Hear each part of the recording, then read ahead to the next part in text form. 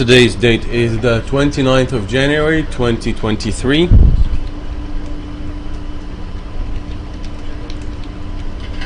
And we are using the Cougar ROV in Fatah Field at SPM 3 PLEM for the PLEM inspection, periodic maintenance. And the ROV is now located close to the east hose of the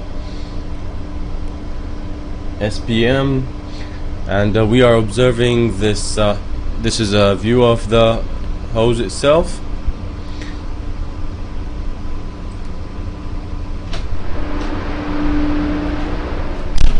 And we are now seeing the member.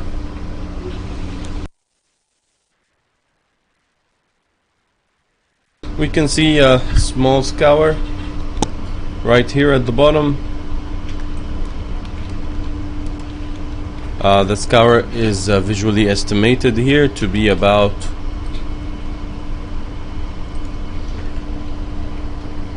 150 millimeters height.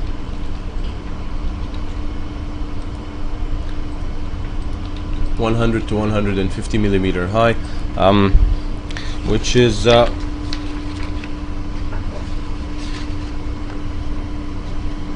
was also seen in the last inspection.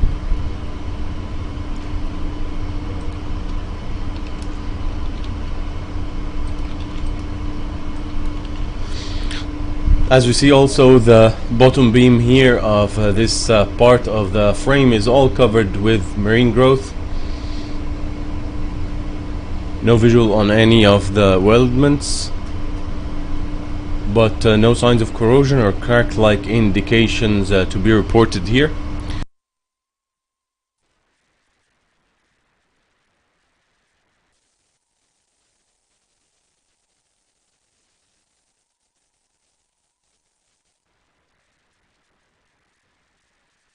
So we can see this vertical post going over the pipeline.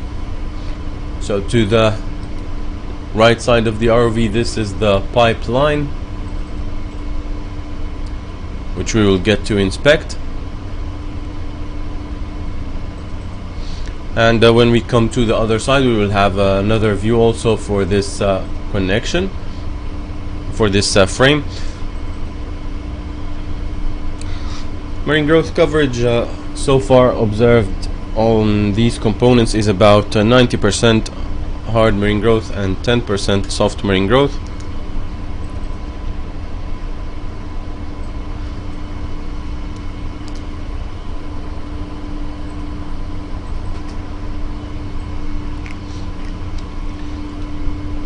And the ROV will now start to come up from the seabed to show the first pile, which is to its left side.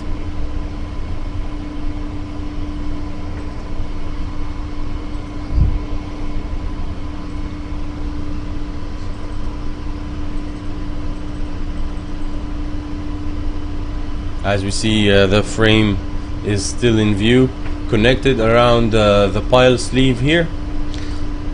So observing here the scour under the pile sleeve. This is pile 1.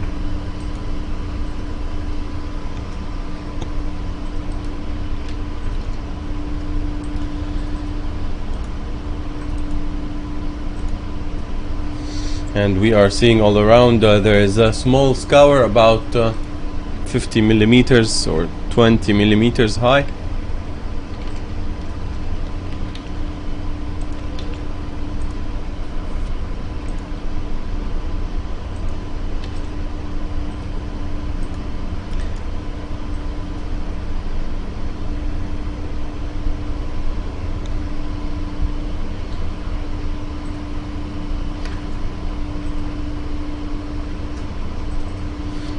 Continuing along this part of the frame, this is BR-1-2-02.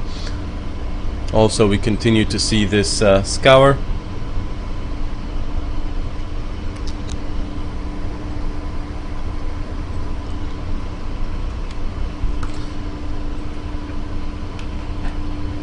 and this is the pile base also at the southeast.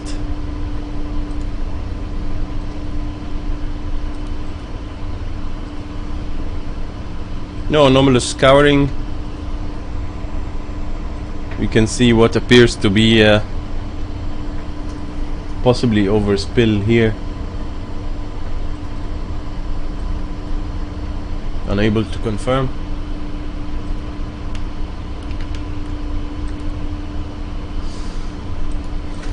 And the RV is now facing BR-1-2-03.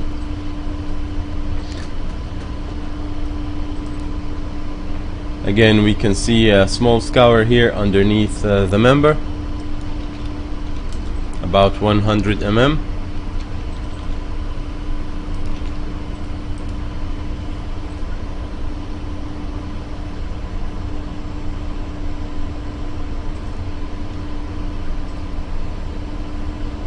And we see again this what appears like an overspill, an area of overspill. And to the left side, this is the southwest pile sleeve. No scouring here.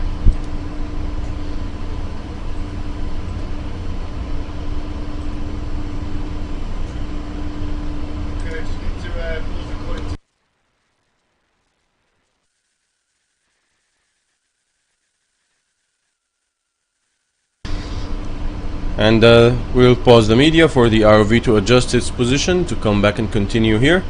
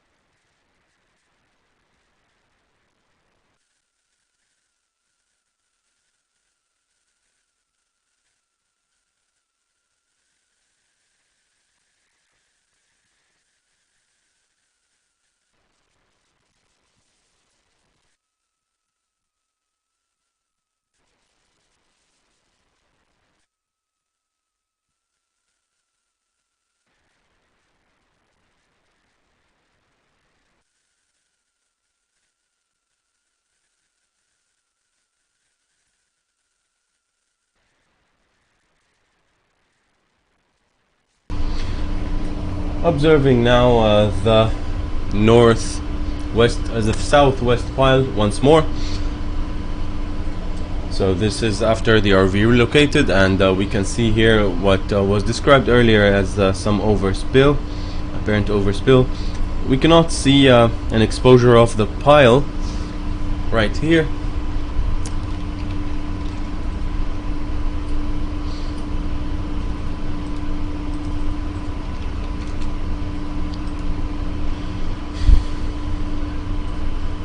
Moving on to the left,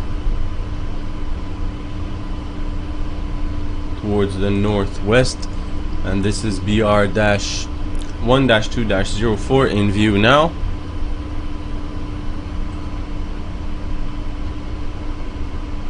And this is the highest scouring seen so far, getting a snapshot of this.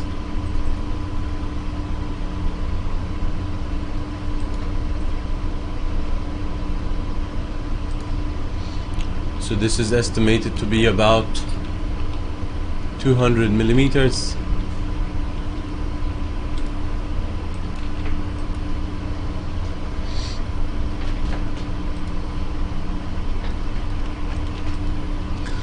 Continuing to the left from this point. No damage observed so far though, and the members or these beams don't seem to be having any buckling or damage. And we are now observing the sleeve for the northwest pile, which might have actually a slight exposure.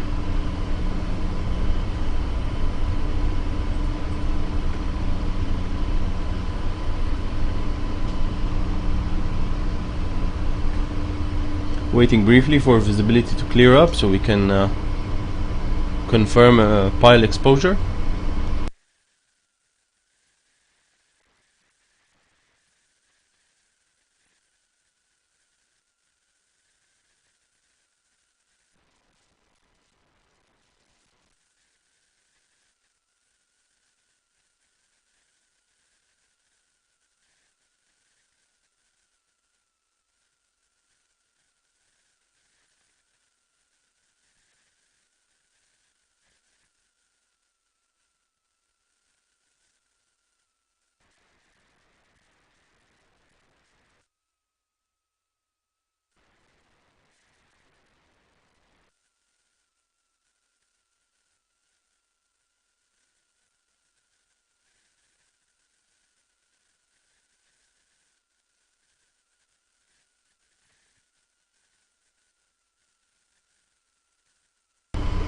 And we can see here what appears to be a scour and a small pile exposure here.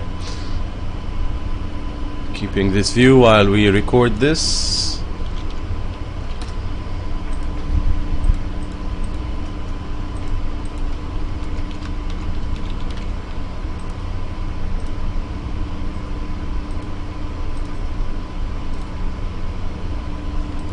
This is a clip at the northwest pile around the pile sleeve with ID LG-02 Lima Golf-02, and the RV is observing the scouring, and we can see here at this pile sleeve we can see a pile exposure here at the bottom and some scouring, and the estimated scour height is about 50 millimeters height.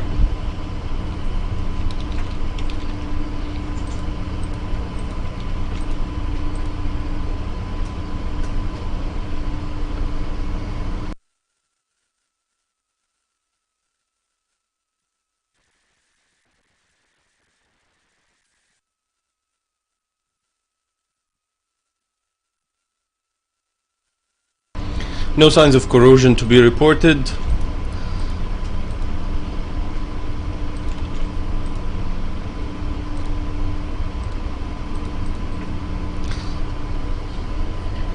So that's this is the record for the scouring here, and we will be continuing now for the remaining part.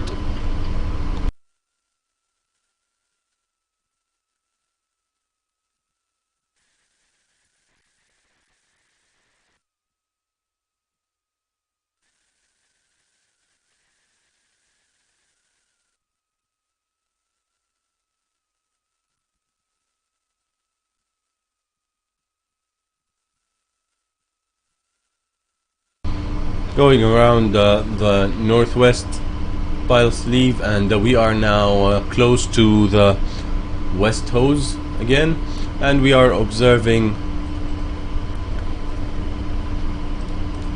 one more time the other end of BR-1-2-01 from the west hose side.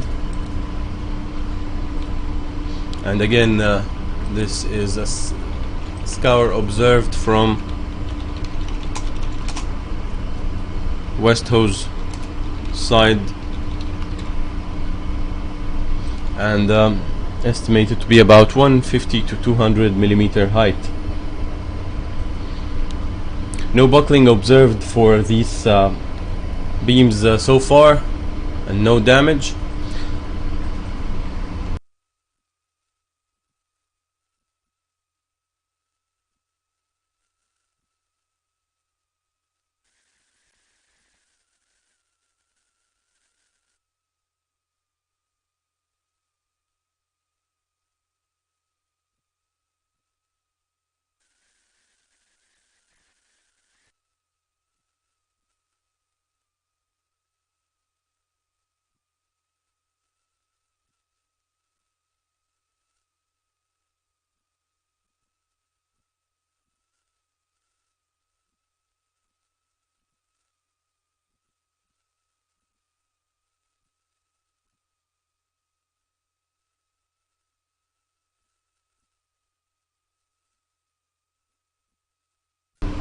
We are showing now the higher component of this post above the pipeline, and we can see here the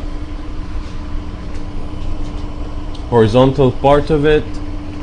No signs of damage or deformity here.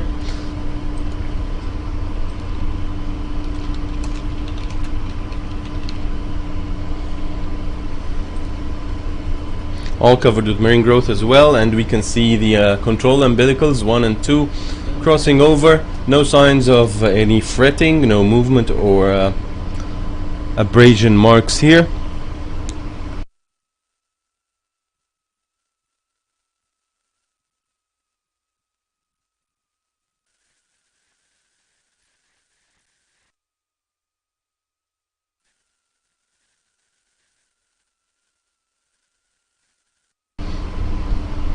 Checking now the connections for these control umbilicals.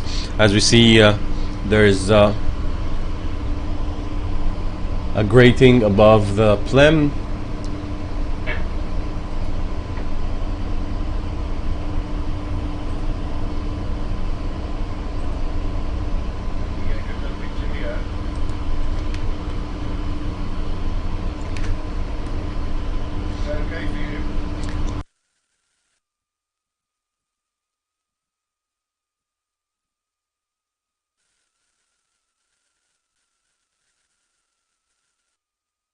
And with this view we are seeing the control umbilicals connection.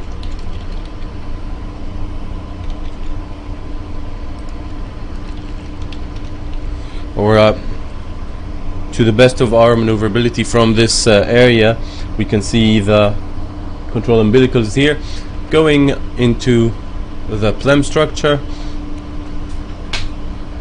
with this block here right at the top, and then a few smaller control hoses or umbilicals to different parts of the plem towards the valves.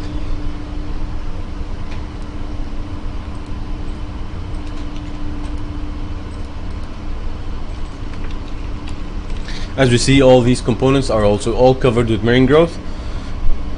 No visual damage and no signs of corrosion can be reported.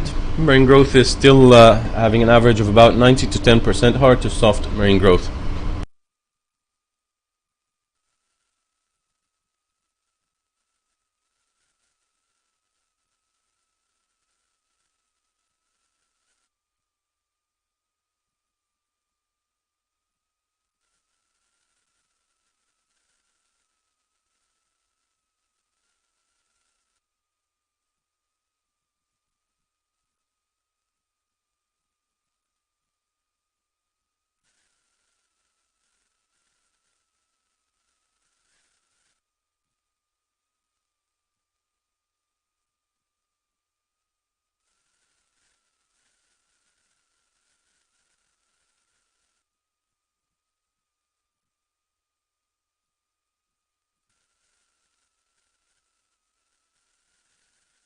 ROV is maneuvering now to start reviewing the components on this side of the PLEM. So we are observing now the south side, or the west side.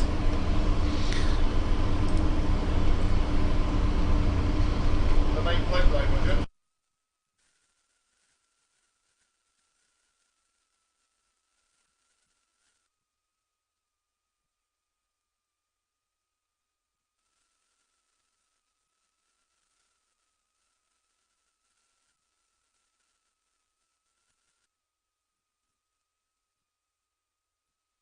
We are maneuvering now to get to the pipeline.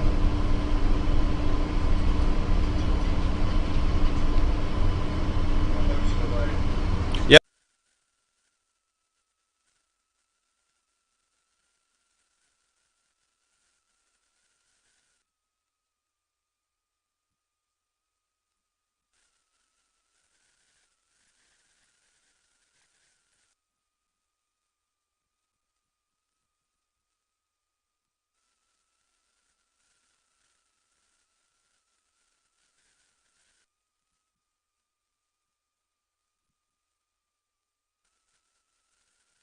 Showing now the flange with ID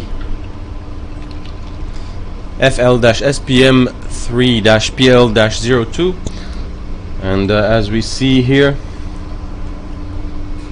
it's completely covered with marine growth.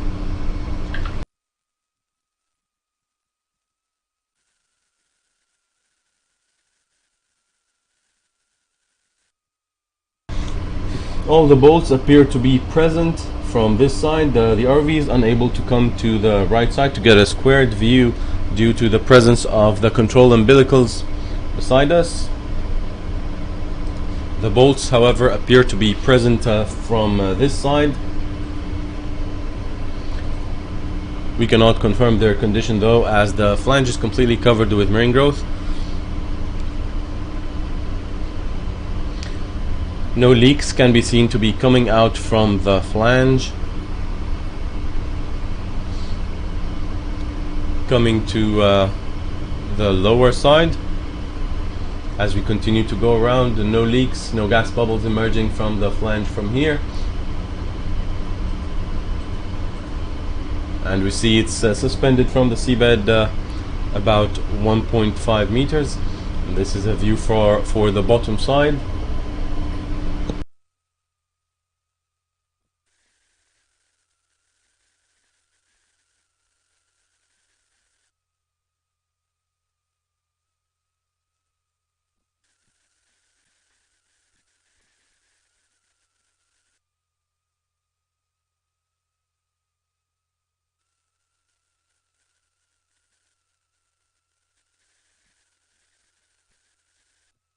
So as we see, just a few fishing lines here entangled around the flange, but no visual damage and no leaks from this side. We will be attempting the CP for the flange from the other side.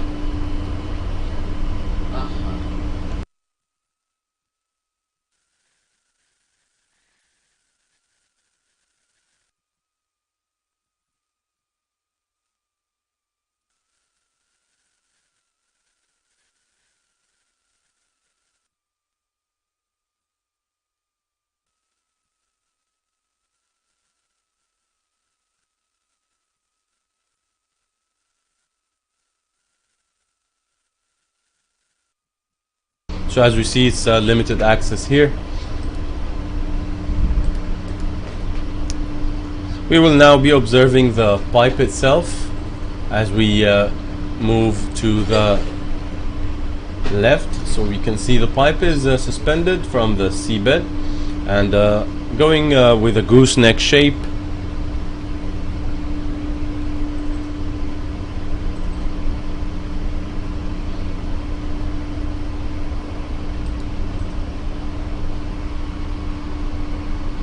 This is the west side of the pipeline. As we see, it's all covered with marine growth as well. And this is the gooseneck.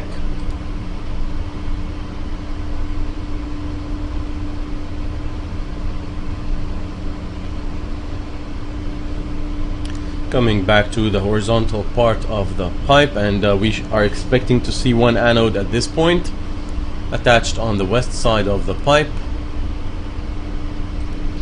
And we have view now on the anode. This is anode with ID AN-SPM3-PL-01.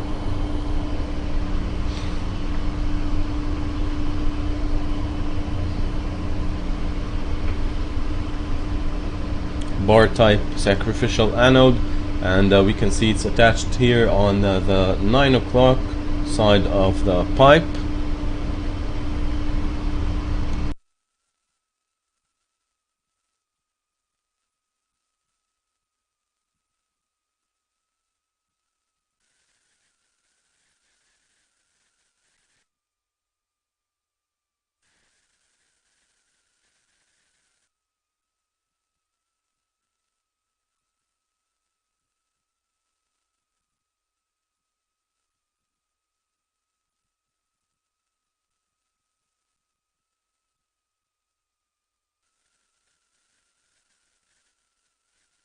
So we can see the anode here having some white oxide pits, slightly pitted, and still securely connected to the pipeline on the west side.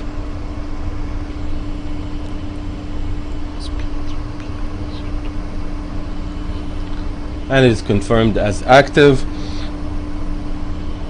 Wastage is between 25 and 50% grade 2 wastage, and it's closer to the lower limit of this range. We can see something connected here around this edge of the anode.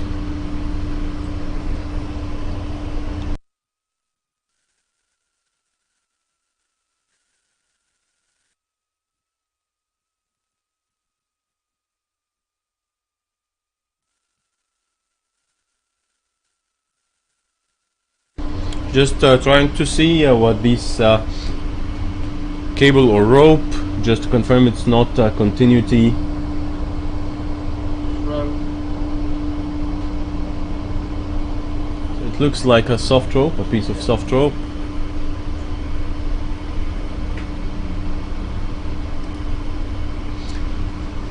No visual damage for the anode.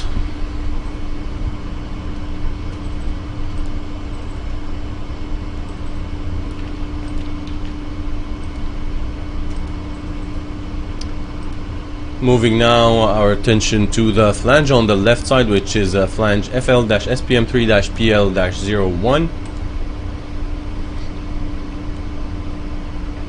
And with this view we can see the bolts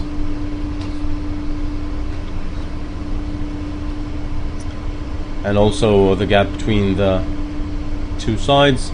It appears to be uniform at this point. We can see those a lot of marine growth.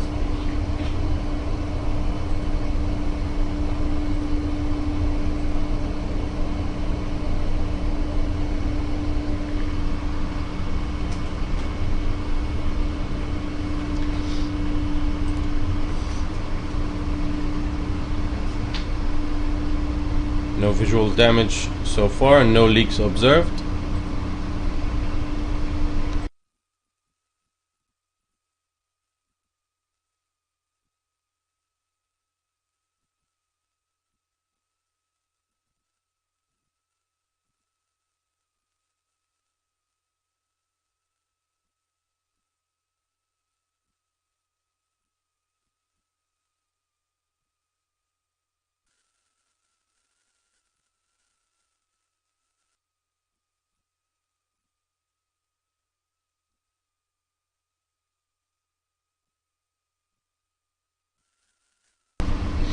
And after we go back to the other side on the east, we will be also getting another look. For now we will be also trying to attempt the CP measurements for the two sides of the flange.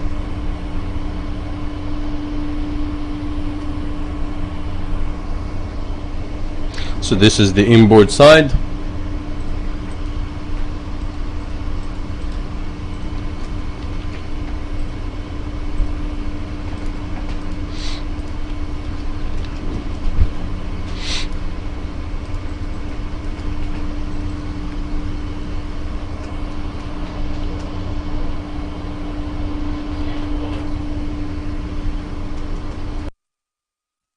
Minus 1043 on the inboard side.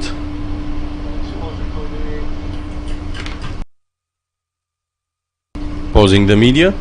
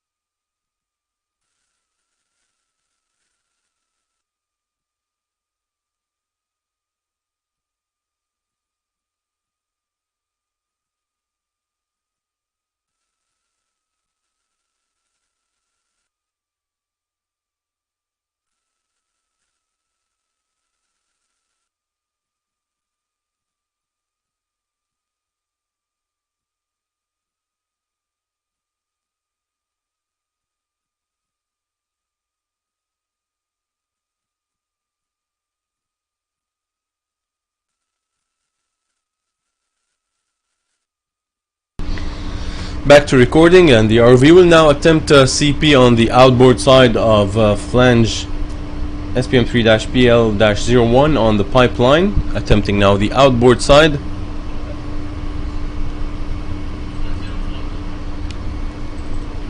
Minus 1042 millivolts.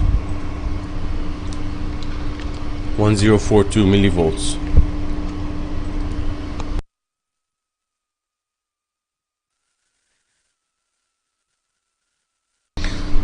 Moving back towards the pile on the plem.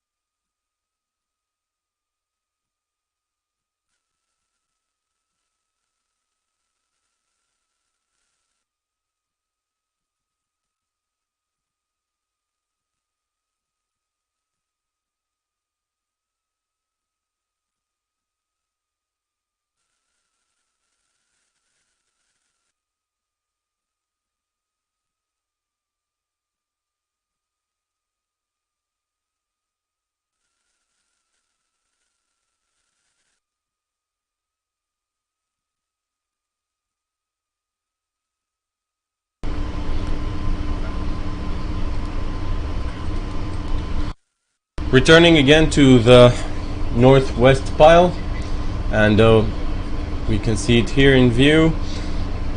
Approaching the pile sleeve for a CP measurement.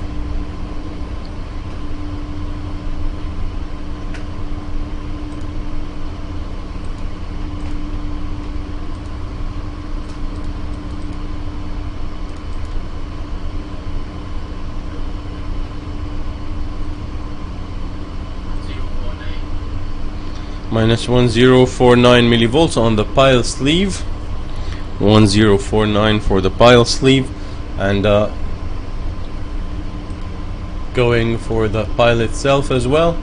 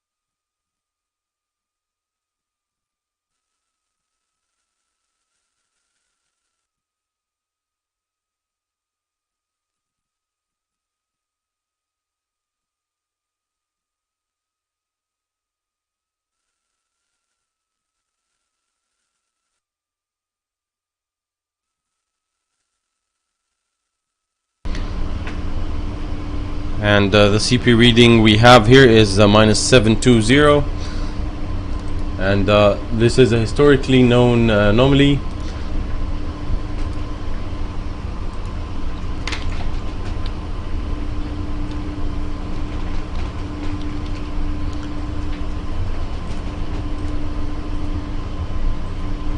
So we have a low CP reading anomaly here on pile number 2.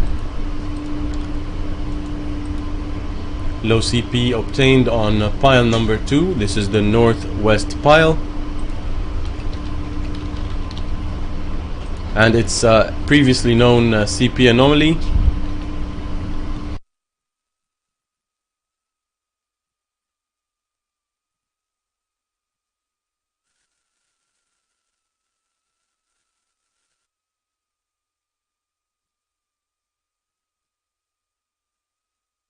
No signs of corrosion observed though on the pile from this view.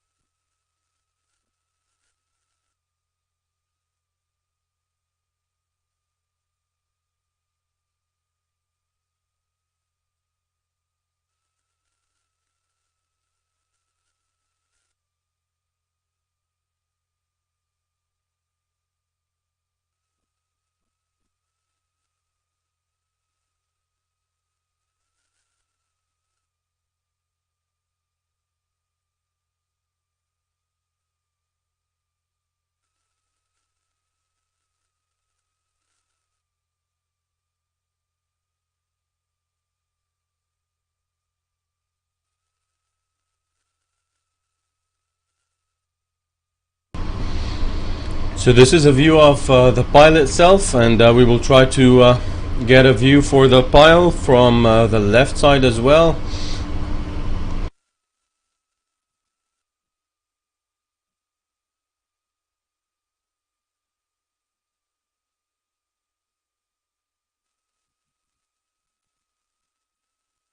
So for the exposed section of the pile here, we cannot report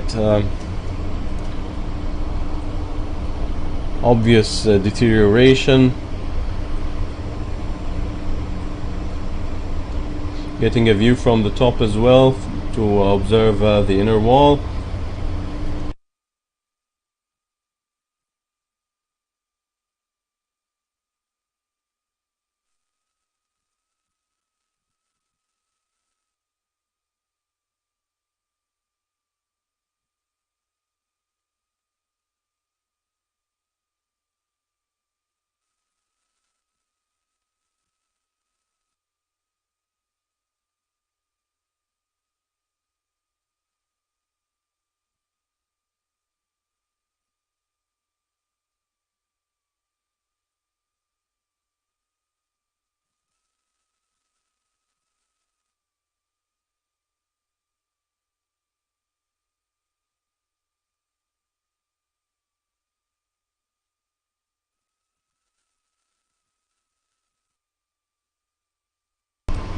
We are observing the inner side of pile number 2 after we have obtained low CP readings. It was a historically known anomaly, and we are also looking at the inner side and suspected corrosion location at the place marked at the moment.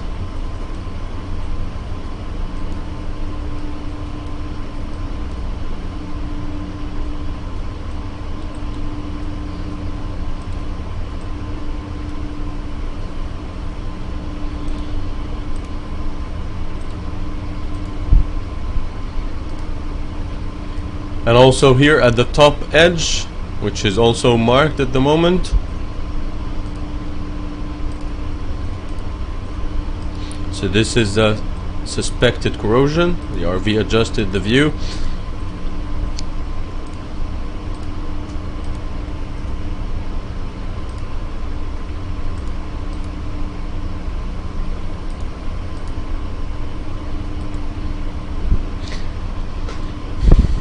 To confirm this finding, it will need to be confirmed after cleaning and a close visual inspection.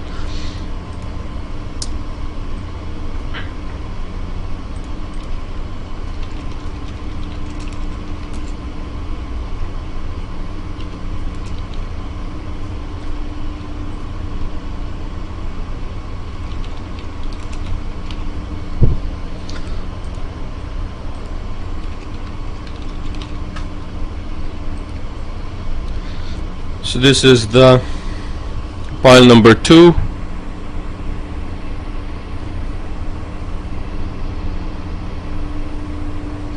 And this is the record for the suspected possible corrosion.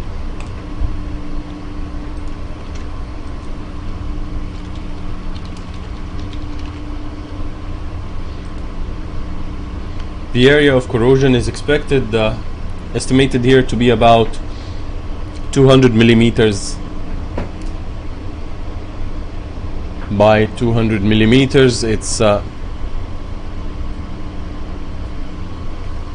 will need to be cleaned for further verification,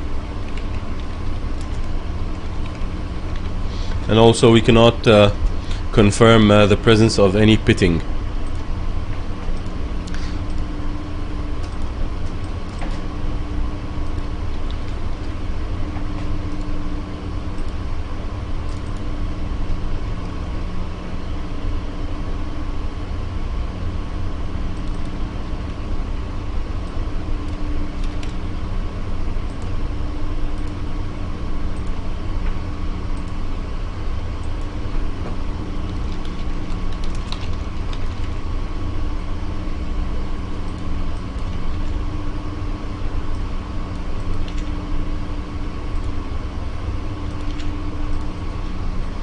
So this is the record for pile number 2, and the pile sleeve which is holding the pile, we'll get to try and observe it again now. As we see, this area doesn't have or show any evidence of corrosion, and also provided a good CP reading of -1049 during the CP survey performed on it now. Also, all these weldments are covered with marine growth. We cannot observe them for any disconnections. So this will be the current investigation done around pile number 2. We have also obtained the adequate CP on the sleeve as mentioned.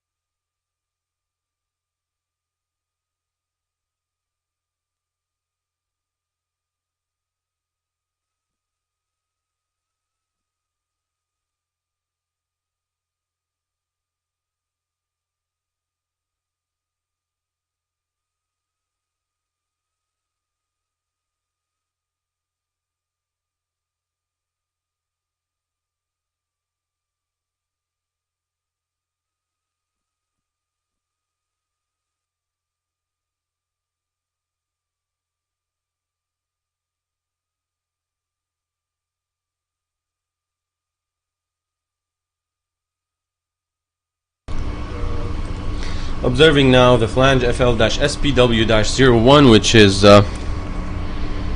connected to the west hose coming out from the PLEM spool. So we can see the flange here is covered completely with marine growth. All the bolts appear to be present, and the gap around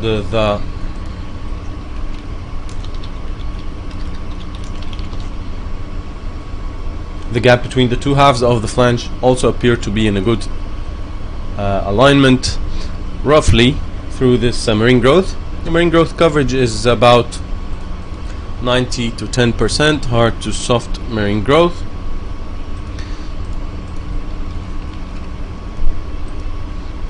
Getting a side view as well.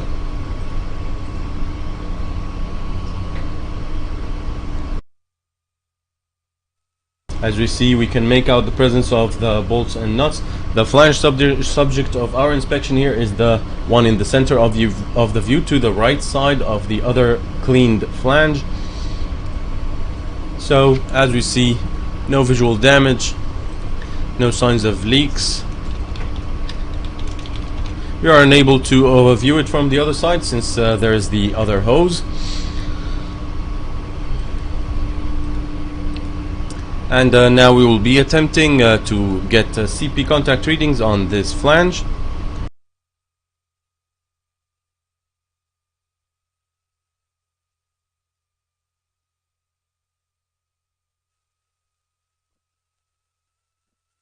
Starting with the inboard side.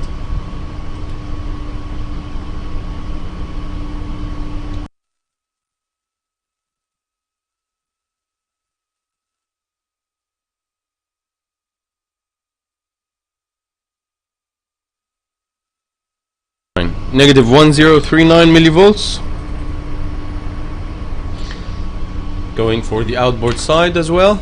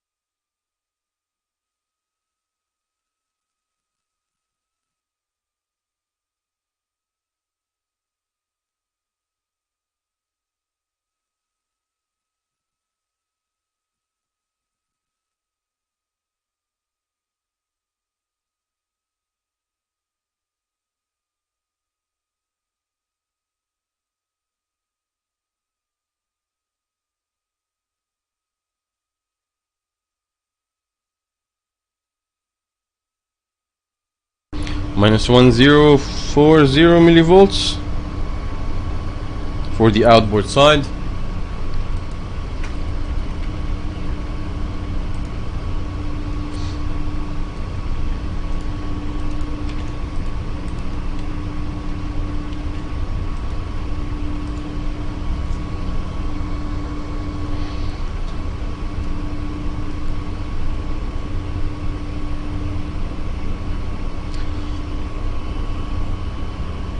And the cleaned flange right in front of us is flange FL-SPM3-01, cleaned recently by divers, and all the bolts were checked and found to be tight.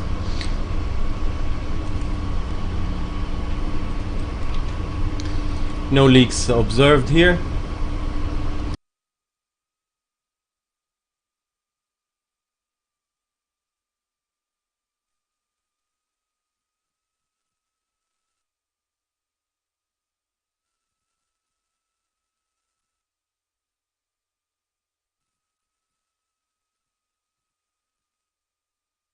No visual damage, and the flange has been cleaned of marine growth.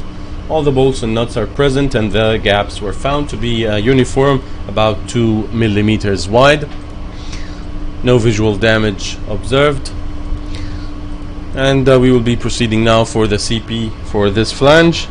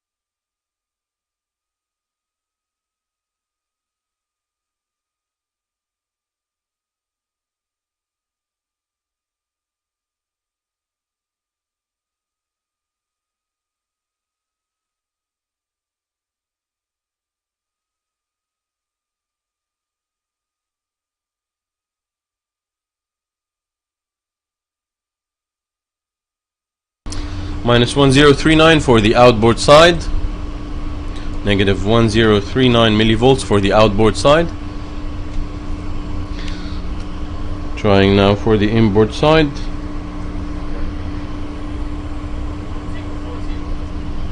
Minus 1040 for the inboard side, minus 1040 millivolts. And these CP readings are good readings and satisfy the requirements for this flange.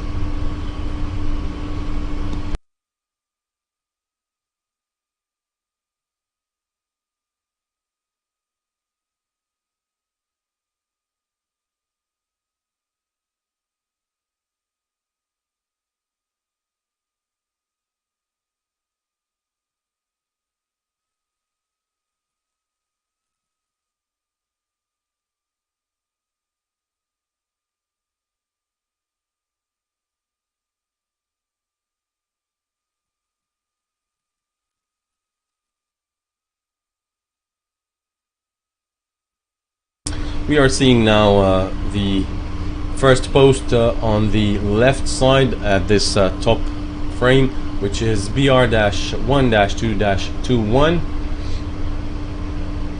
This is the eastern part of it, all covered with marine growth, and it's supported in place by this vertical post here and these vertical diagonals. So the one on the left side is BR-1-2-29, all covered with marine growth as well. No disconnections seen.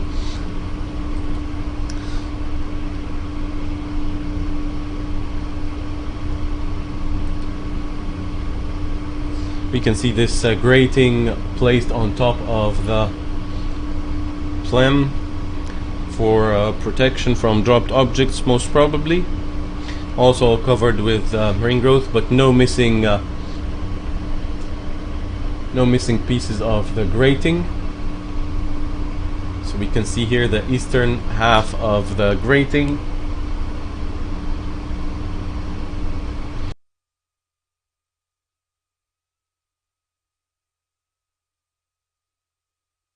We can see the grating here. This is the eastern half of it. No visual damage, no missing pieces of the grating.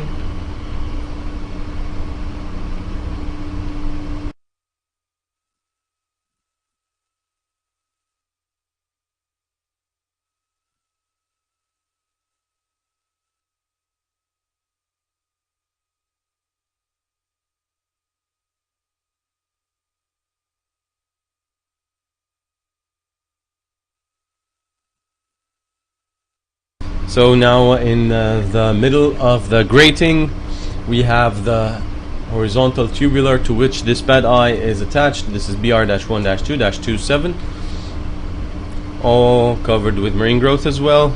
No visual damage to be reported, and the ROV will show it from this side.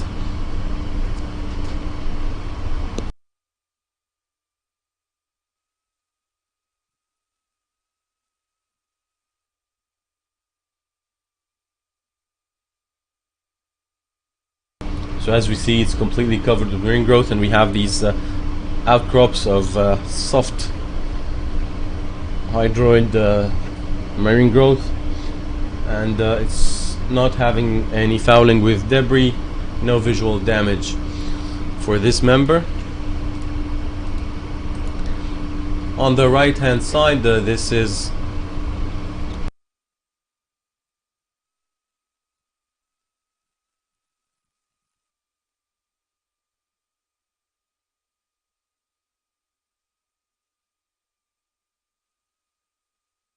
So this is the BR-1-2-25 at the far end of the plem, away from the hoses. Also all covered with marine growth on the outer edge here. No fretting or damage, and we will now show the member to the right. As we see, it's all covered with marine growth. No visual damage. 90 to 10% coverage of marine growth.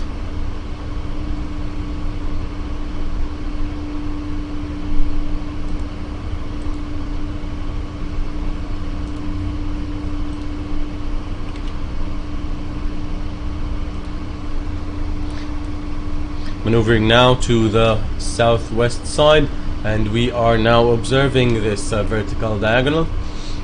This is BR-1-2-32 right in front of us here. On the right side, no visual damage as well, all covered with marine growth, 90% hard and 10% soft. Appears to be straight and secured, no movement. And on the right side, this is another vertical diagonal, which is BR-1-2-24. Same condition, all covered with marine growth, and it is part of the vertical post assembly. Okay.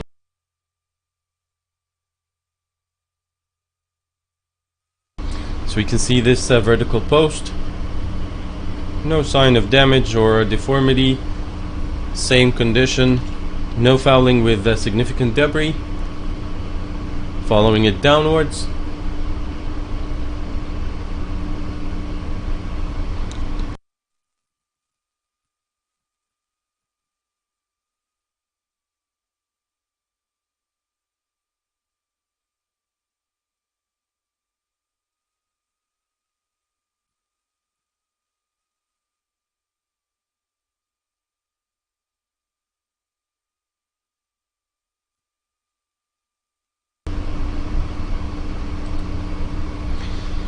And this is the bottom connection of this post and what appears to be its locking pin. No signs of anomalies to be reported, no visual damage.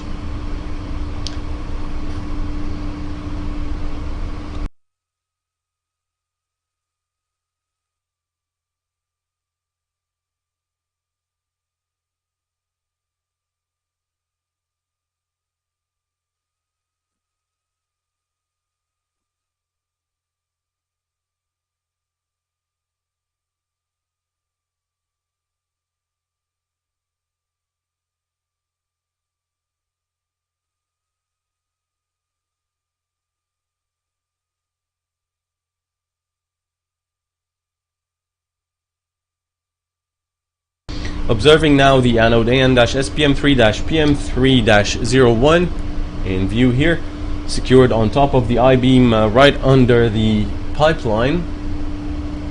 As we see, it's appearing to be firmly secured and no signs of movement, covered with a lot of marine growth as we see, and appears to be active. Wastage is estimated to be about 25%.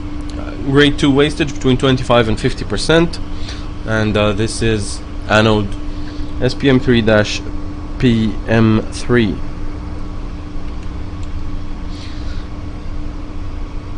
Panning to the right side, we will see the second anode from this side.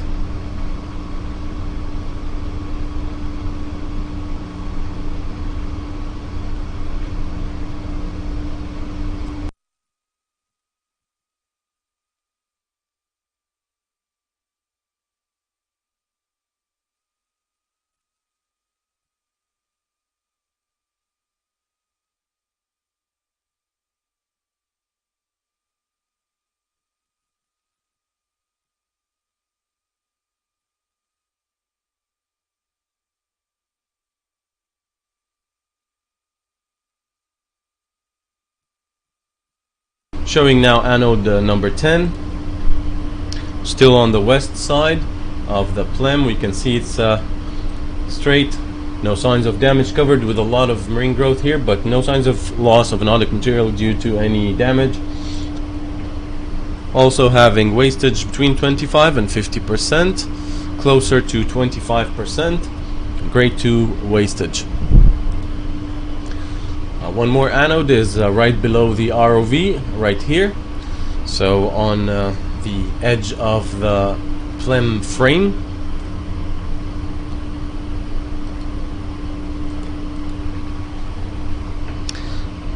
And this is anode AN-SPM3-PM-02.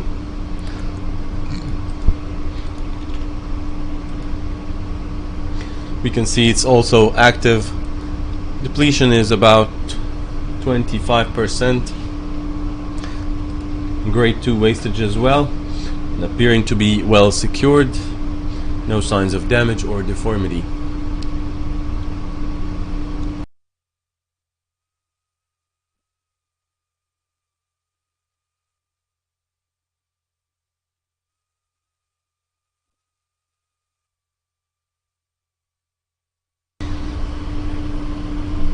The valve first, yeah? No problem.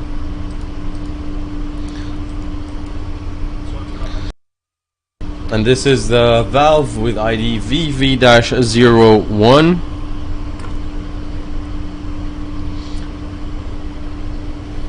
The ROV is showing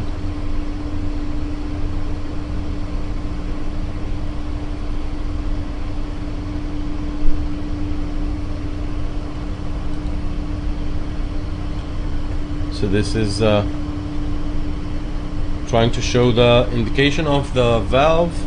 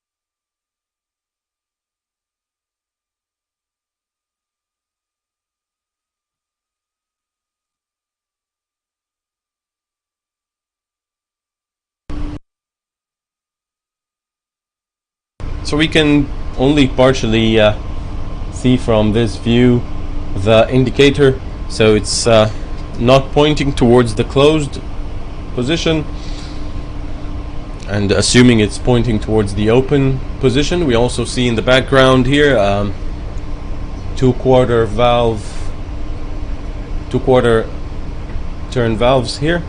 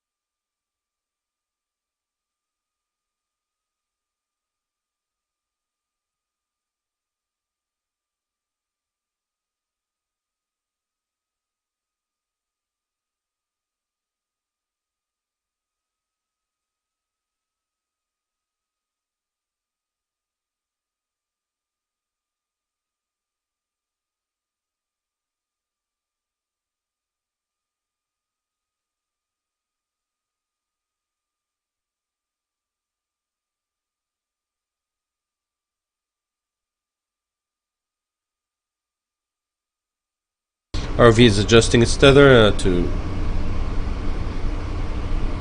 continue with the inspection.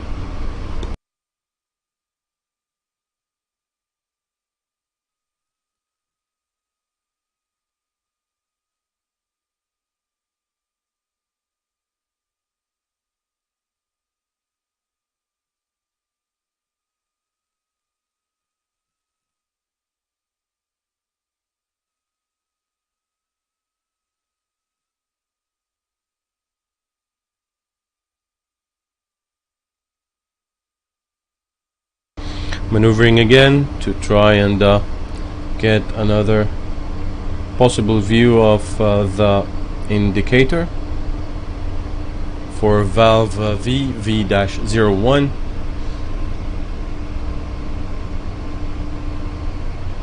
And this is a close view.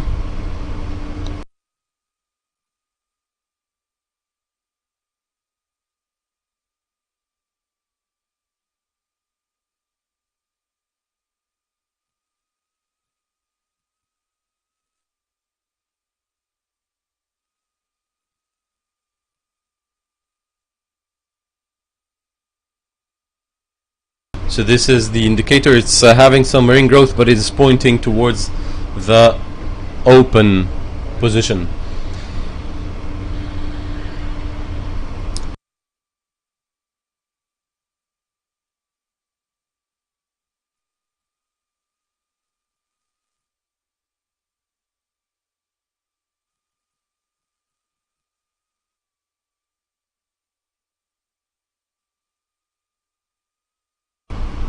Approaching now for the CP measurement.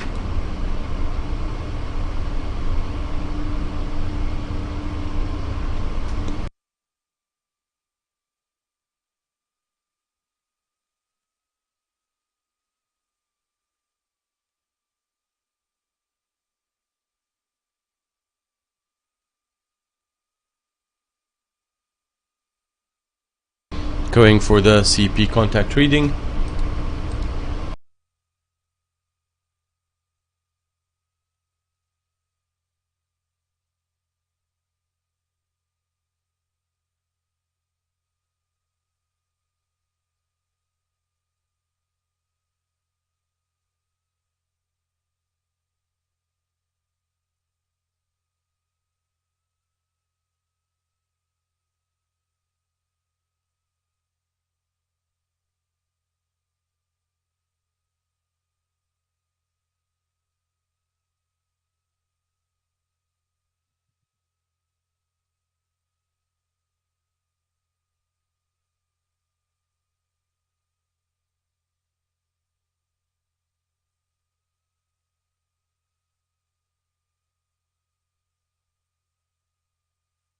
Minus 1040 millivolts.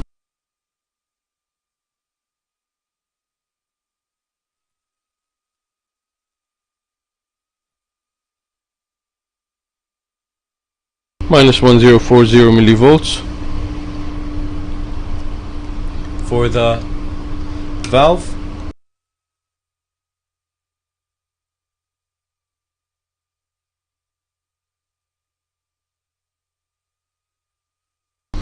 So the RV will show the manhandle wheel here for opening and closing the valve in emergency. So we can see here it appears to be in a good shape. No fouling by significant debris, and we can see it marked here by the diver earlier to count the number of turns. Okay, so that is the GVI for the valve VV-01 for the west hose. We can see also these pad eyes in good form, no corrosion observed. And we will come down for the GVI of the flanges around this valve. So on the right side, this is flange with ID FL-W-1-02.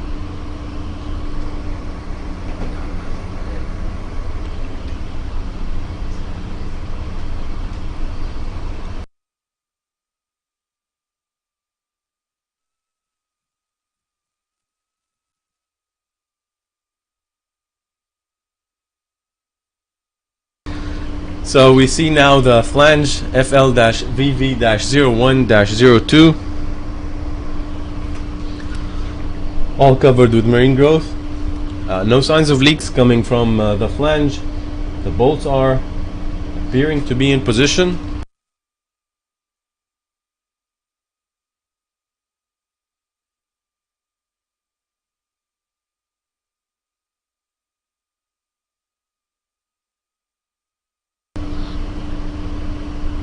No visual damage.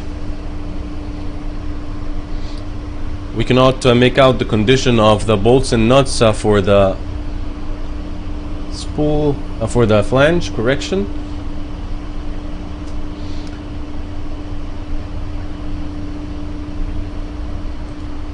And now the RV will get the CP measurements for the flange, starting with the inboard side.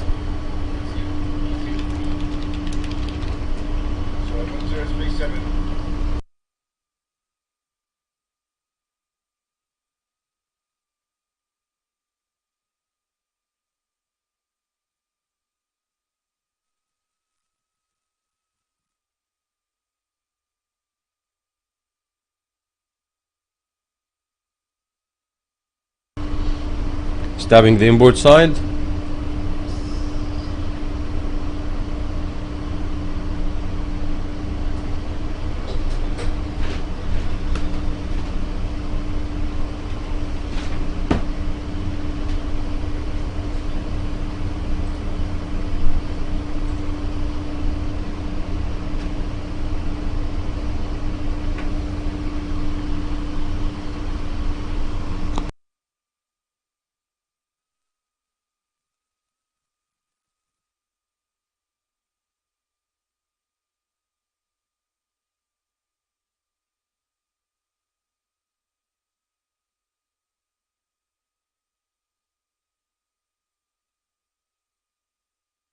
Minus 1041 for the inboard side.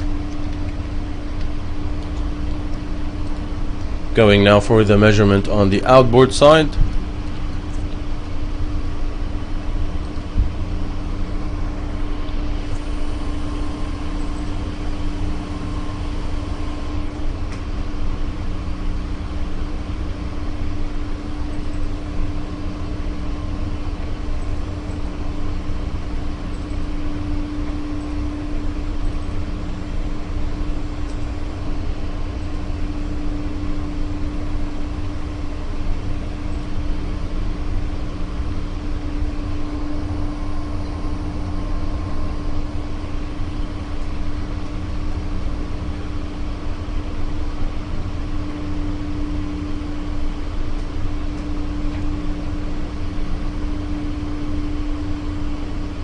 I think it's the valve now.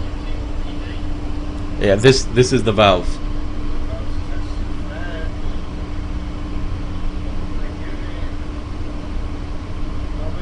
Hmm?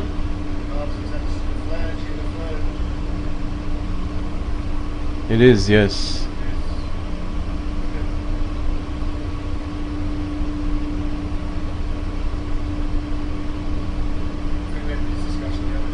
Hmm? Yeah, I know. That's why I didn't continue.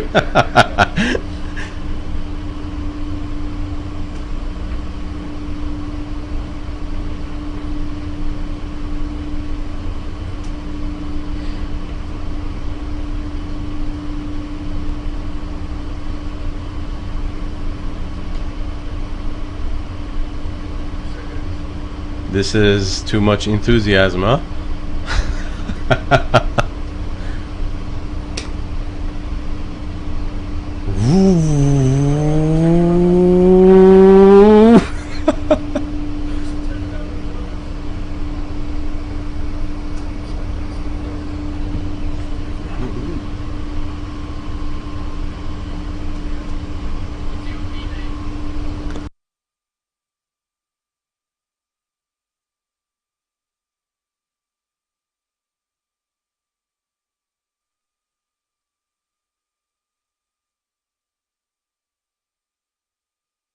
.1041 is the CP measurement for the outboard side of FL-VV-01-02. And before we leave it, we will see the spool coming from the main pipeline to this flange on the right side. As we see, this bend is in a good condition, no signs of any damage, all covered with marine growth as well. No visual damage and no significant debris. Moving to the other flange on the left side of the valve, which is flange FL-VV-01-01. So we can see here the flange, trying to get a clear photo. We can see the flange is all covered with marine growth. No leaks, no bubbles around the flange also, and we can see it's having a fairly uniform gap. We'll need cleaning to confirm, but no visual damage, and it is the closer flange towards the west hose.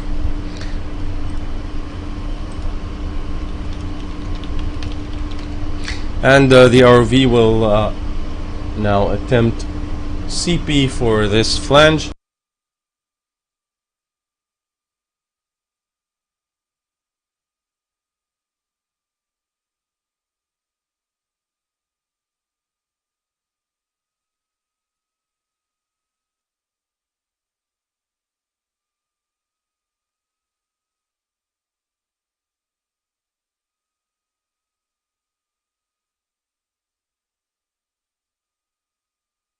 So this flange is having restricted access for CP, as it is in this congested area with the post right here, unable to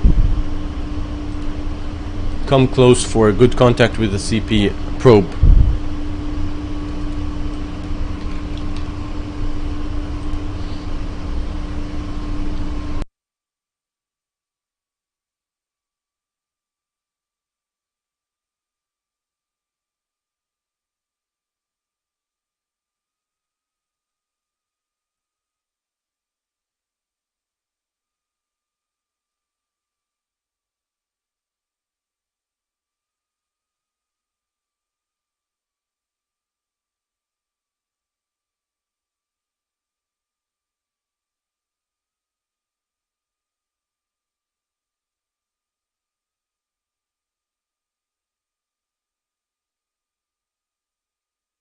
Observing now the pipeline itself.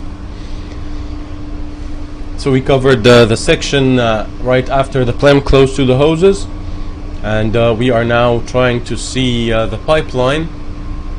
So it is right behind this valve arrangement, and we will try to get a view for the pipeline itself. So this is the branch out towards the west hose, which we looked at briefly earlier. The pipe in view here, covered completely with marine growth and suspended from the seabed. No visual damage. And on the right side of the ROV, this is the pipeline anode. On the west side, this is anode AN-SPM3-PL-04.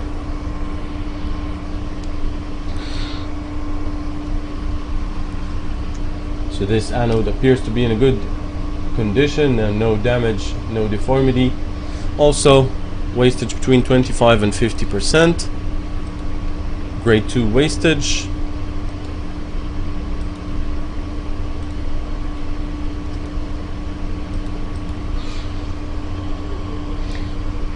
Continuing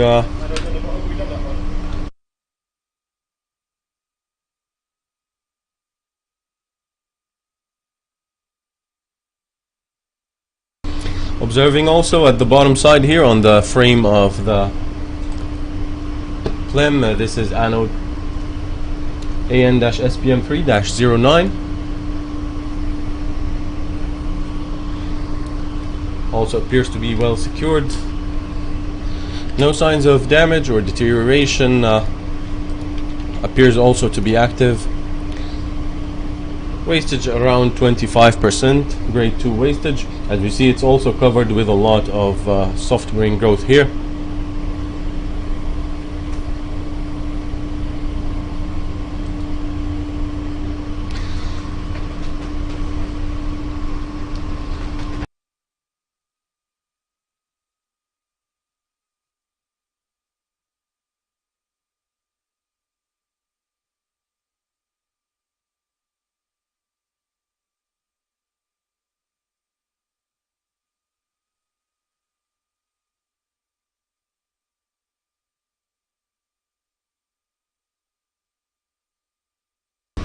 Maneuvering towards the pile on the southwest.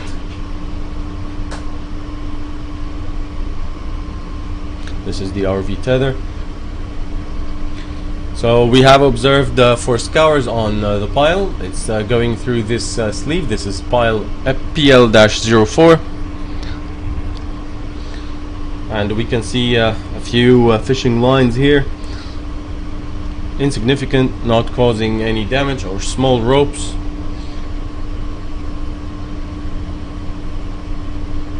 Also for the Sleeve itself, no visual damage. So it's LG-04, the ID for this sleeve. All covered with marine growth as well.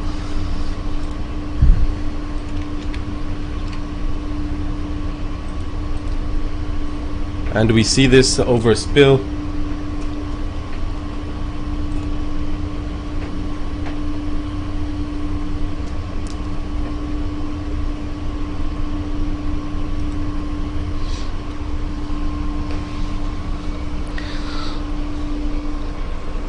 Okay, going now for the CP measurement on the pile sleeve right in front of the RV.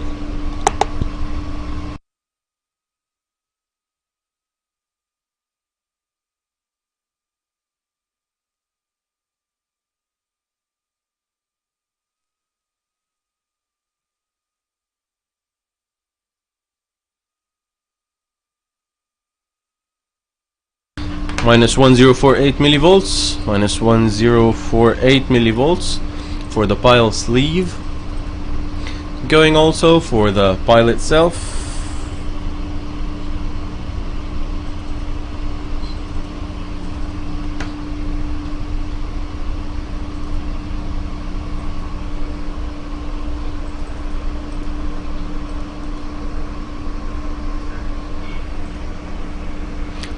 Stand by.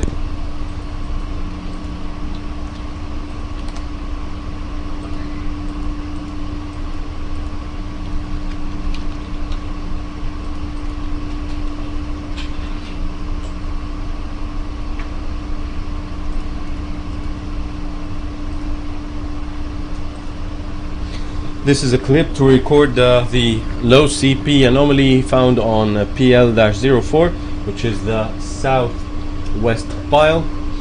So we are getting a maximum CP reading of minus 729 millivolts. This is a previously known location for the anomaly.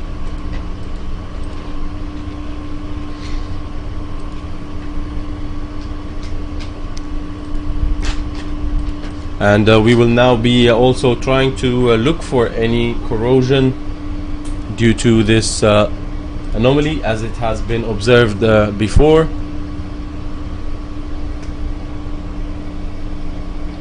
Observing here the inner side of the pile.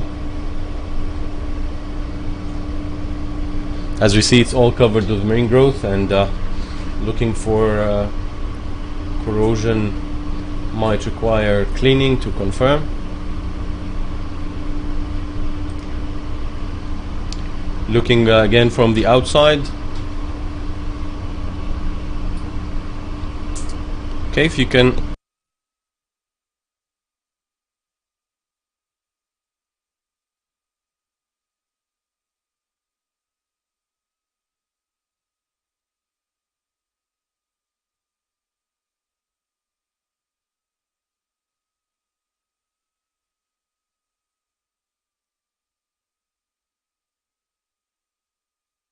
so we can see this patch with reddish brown staining,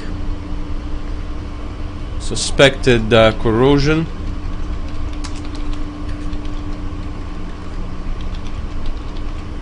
At the tip of the pile at minus 41.9 meters. The RV is trying again to remove the marine growth or get CP here. But a closer visual inspection will require cleaning.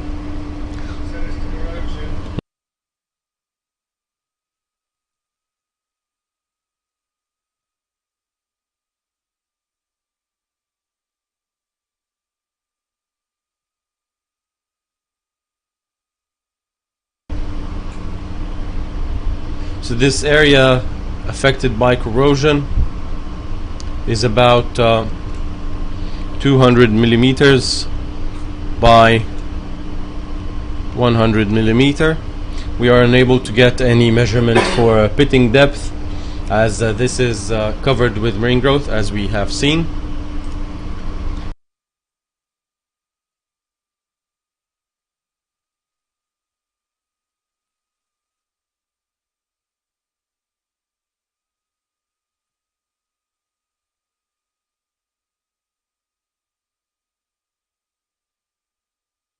Going around now to the right to the maximum allowable extent.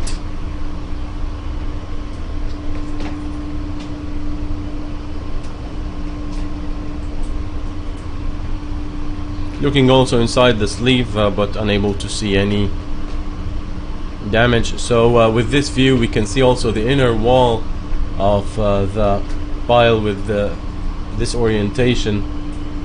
It's possibly also having some corrosion.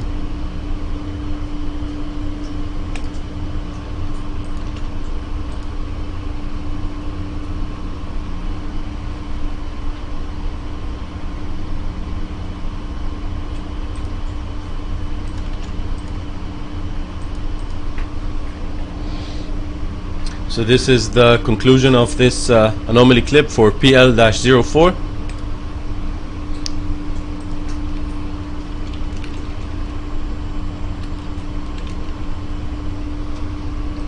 We have observed multiple instances of corrosion.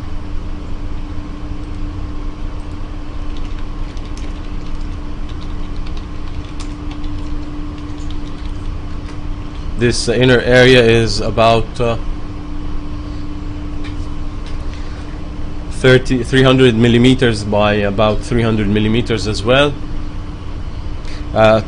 Full review will require cleaning and closer visual inspection to also confirm whether there is any pitting. So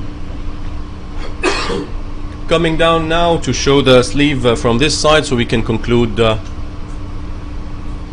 video around the southwest pin pile.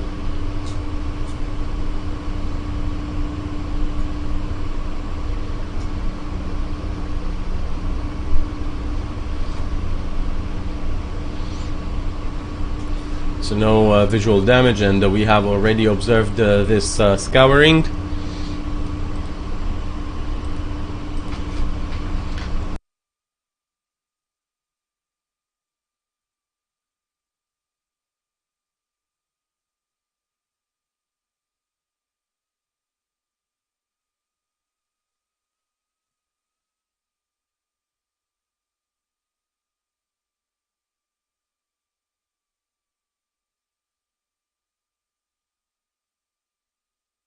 And with that view, we have observed pile number 4.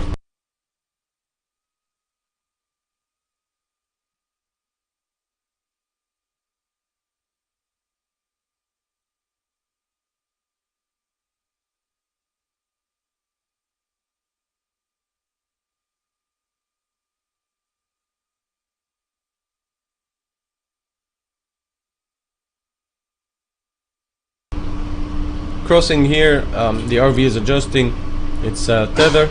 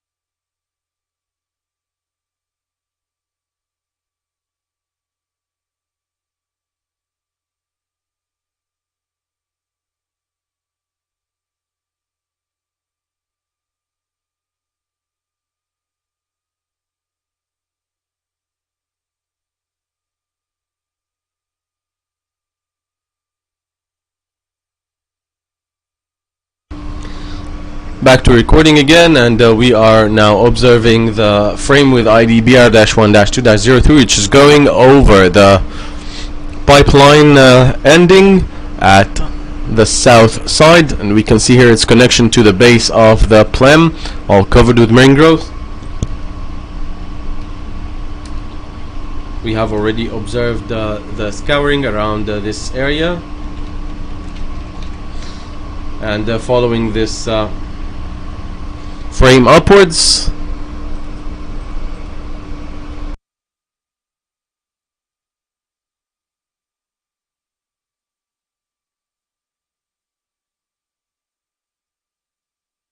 so we can see here this upper connection for this post, which appears to be hinged, all covered with marine growth, no signs of any damage or deterioration, no fouling by any significant debris.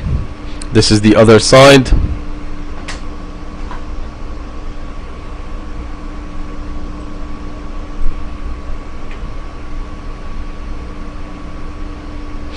And this is the post on the east. Again, this appears to be having a pin or a hinge, unable to confirm here. Moving down, and we can see the east side vertical post connecting again to the base, the south side base of the PLEM. No visual damage, no anomalies. And before we conclude this part of the PLEM, to the right side of the ROV, this is the pipeline termination, so we will also try to have a look at this pipeline termination. We can see it resting in a cradle here, no signs of movement, no signs of corrosion stains, all covered with marine growth as well.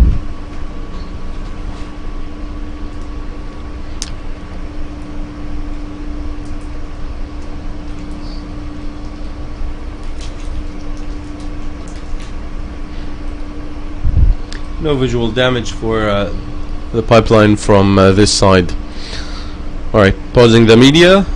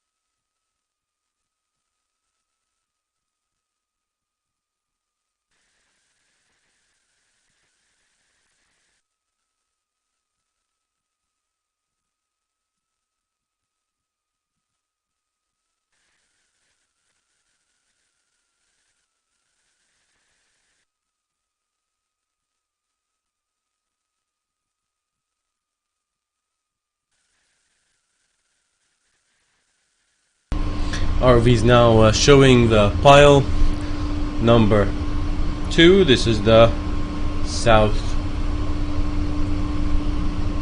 east pile.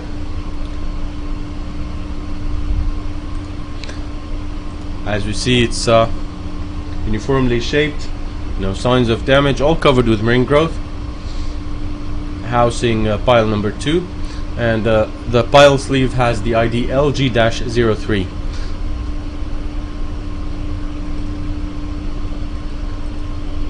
The pile itself is in view here. No signs of bends or buckles or deformation. All the weldments are covered completely with marine growth. Approaching the pile sleeve first for a contact CP measurement with the contact CP probe.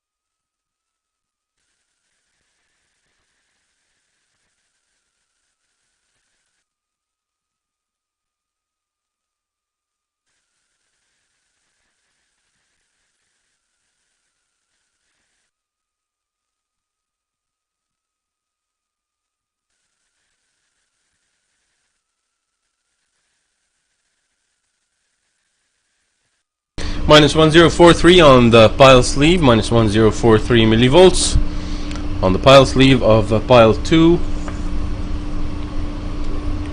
or the southeast pile. Going now for a CP on the pile itself.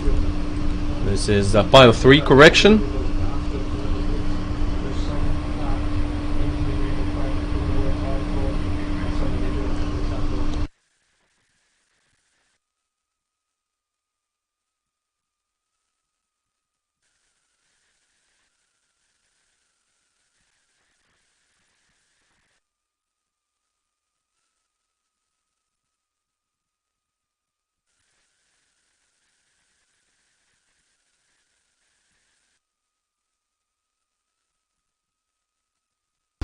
The ROV has obtained a low CP reading on the pile sleeve of a minus 732 millivolts. So this is an anomalous CP reading, and it's a historically known anomaly.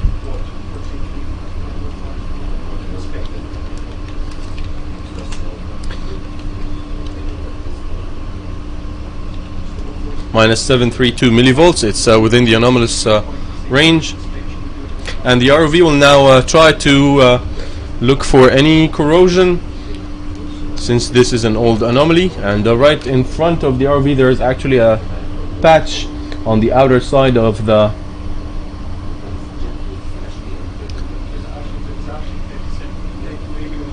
okay, so this suspected corrosion on the outer side, about 100 millimeters by 100 millimeters.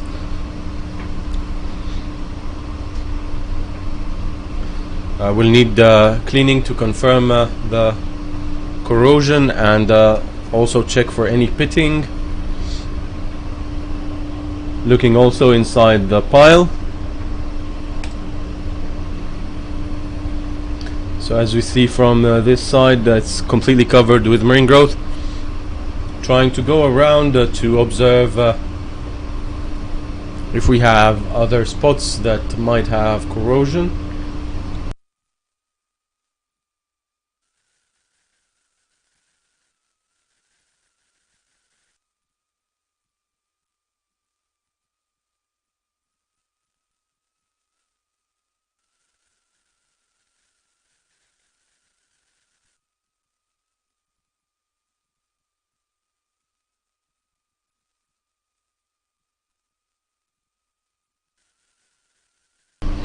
And as far as we can see here, it's all covered with marine growth on the inner side, and a closer visual inspection will require cleaning.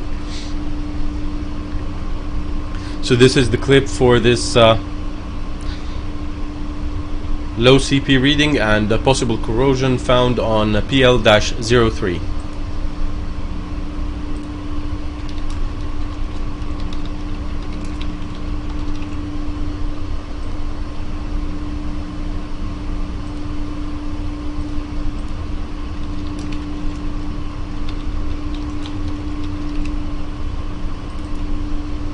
So the RV is going around again from the outer side, and we cannot see any other suspected corrosion locations.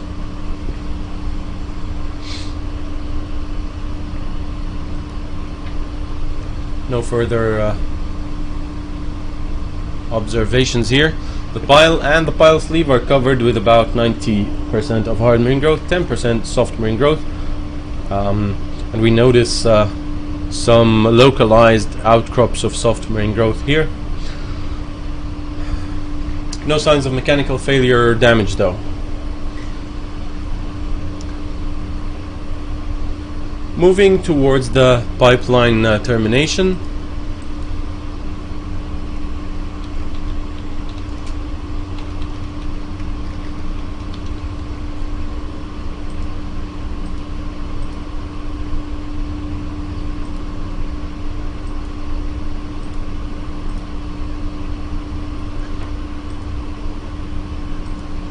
So this is a view for the pipeline from this side, which we already have, and we will also try to see the anode on this side.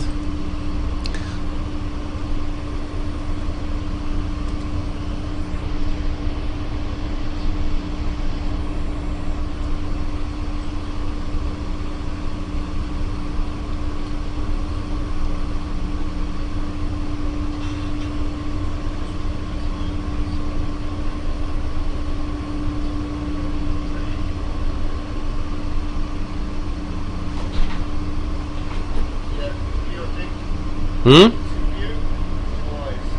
What? Yeah, on the pipe. Yeah, on the pipe. See it further inside. I cannot see it myself.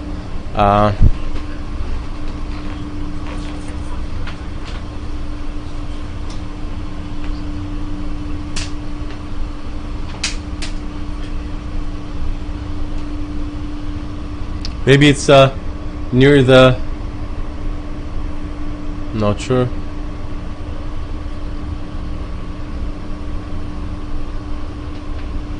Pan to the left a little bit.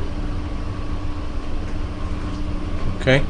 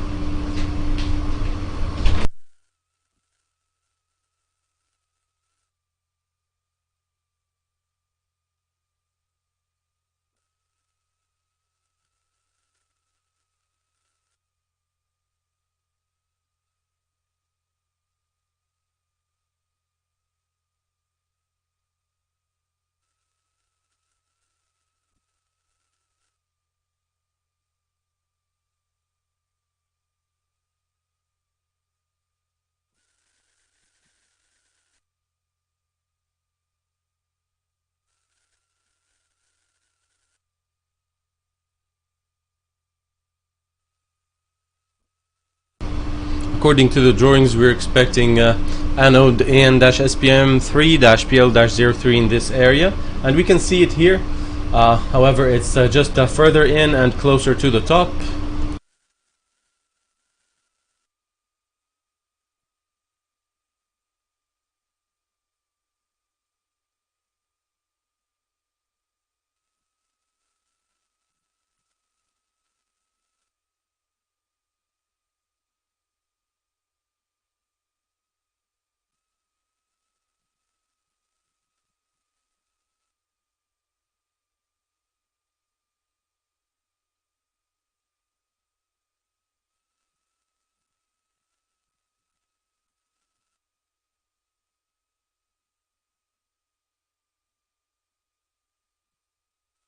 Maneuvering now to try to get the clearest possible view for the anode. We could locate it now, looking with this angle from the pipeline termination point.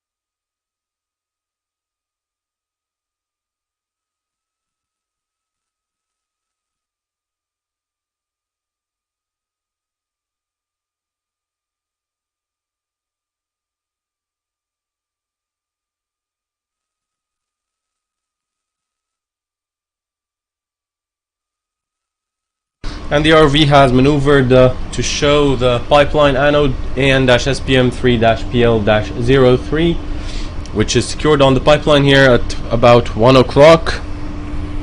Seems to be fairly active, in a good condition.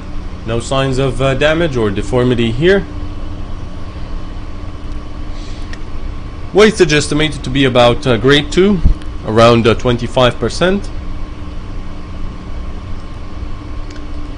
And for the pipeline itself, SPM3-PL-01, we are now also seeing the branching of the pipeline towards the east side to the east hose, to feed the east hose. We will come to inspect the valve and the flanges on this branching later, but this is a view for this branching. Marine growth is covering all features that might be observed from this side. No further observations can be obtained from here due to the limited access, but no visual damage so far. And we will now be turning our attention to the anodes secured to the base of the PLEM itself on this east side of the PLEM.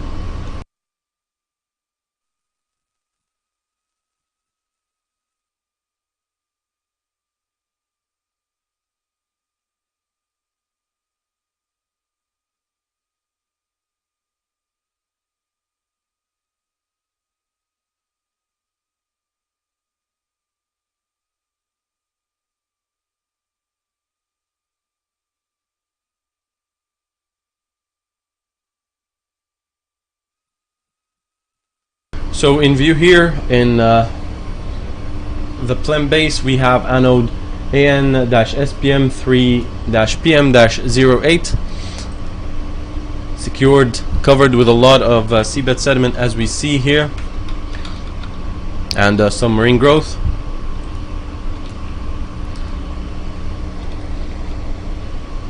Doesn't seem to be affected by any damage.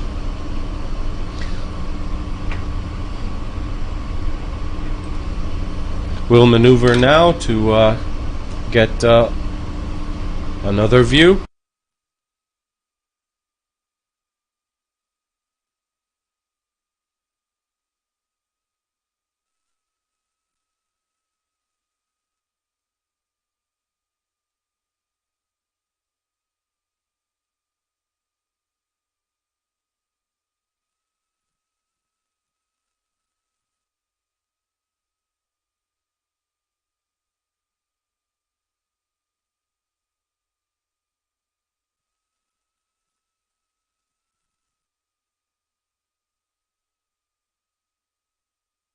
So this is another view of the anode, number 8. No visual damage, and it's also considered to be grade 2 wastage, around 25%. Right in front of the ROV as well, we have another component, which is this beam behind the anode with the ID BR-1-2-09, all covered with marine growth, and we have very limited access to observe it, but no anomalies to be reported.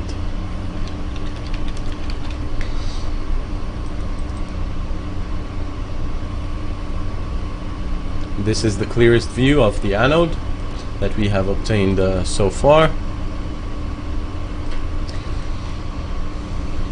Turning slightly to the right side, we are observing the base component of the PLEM, which has BR-1-2-01, covered with a lot of seabed silt and marine growth. And the vertical anode right in front of us inside the PLEM is having the ID AN-SPM3-PM-07, and it is completely covered with marine growth as well.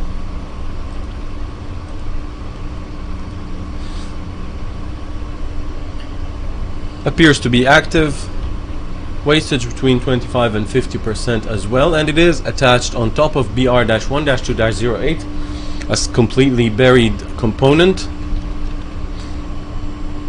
As we can see, no visual damage for that component as it is buried, and restricted access for BR-1-2-11, which is supposed to be right below the pipeline in this location. We cannot get a visual on it due to the very tight access here.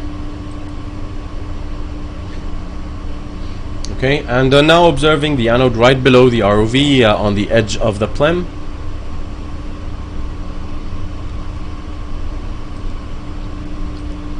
This is anode AN-SPM3-PM-01.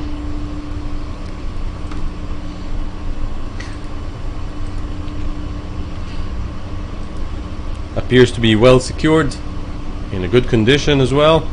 No signs of damage. And also appears to be active, as indicated by these white deposits. It is attached on top of the beam that has the ID BR-1-2-02, which is the I-beam in view, already observed for scouring.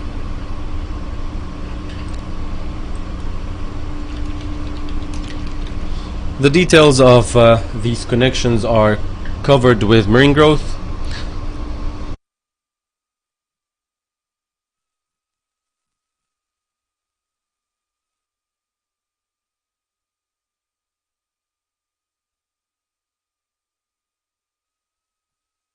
So this is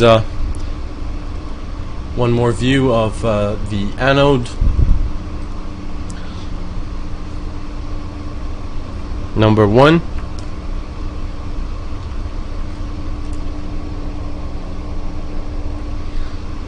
We have 2 more anodes to the right inside 3 more anodes. So we have the first one right in front of us right here, which is coming in view now. This is anode AN-SPM3-PM-06 inside the frame. We are talking about the anode closer to the ROV now. And this is a clear view of the anode.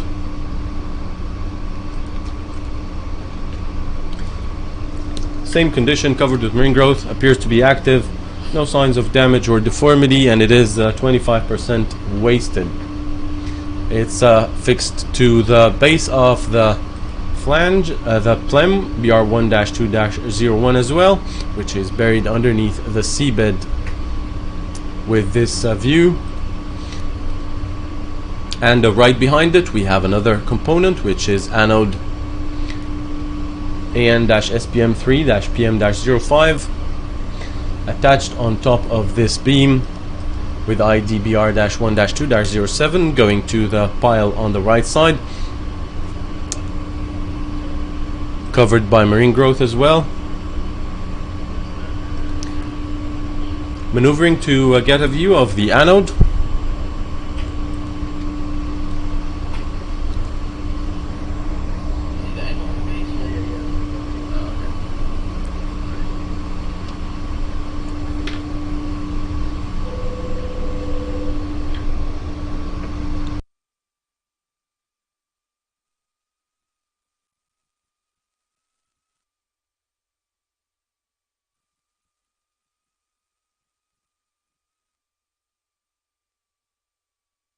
So as we see, we have limited access, and this is the best view we can get for the anode from here. It is 25% depleted.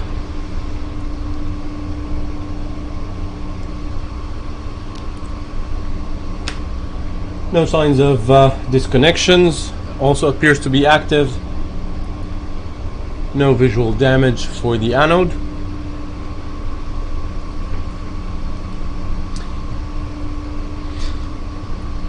So these are the anodes attached on the bottom side of the PLEM that can be observed from this point.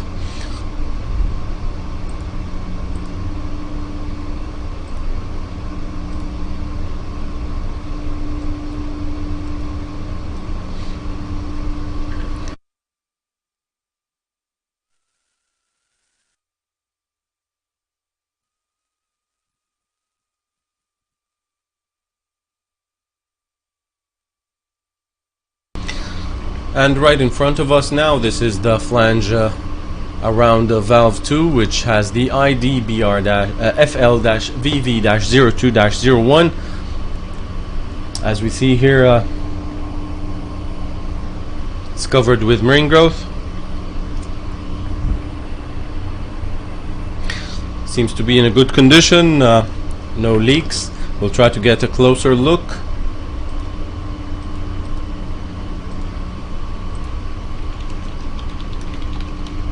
We can see these control umbilicals right above, but no damage apparently happening, no signs of fretting or movement or abrasion.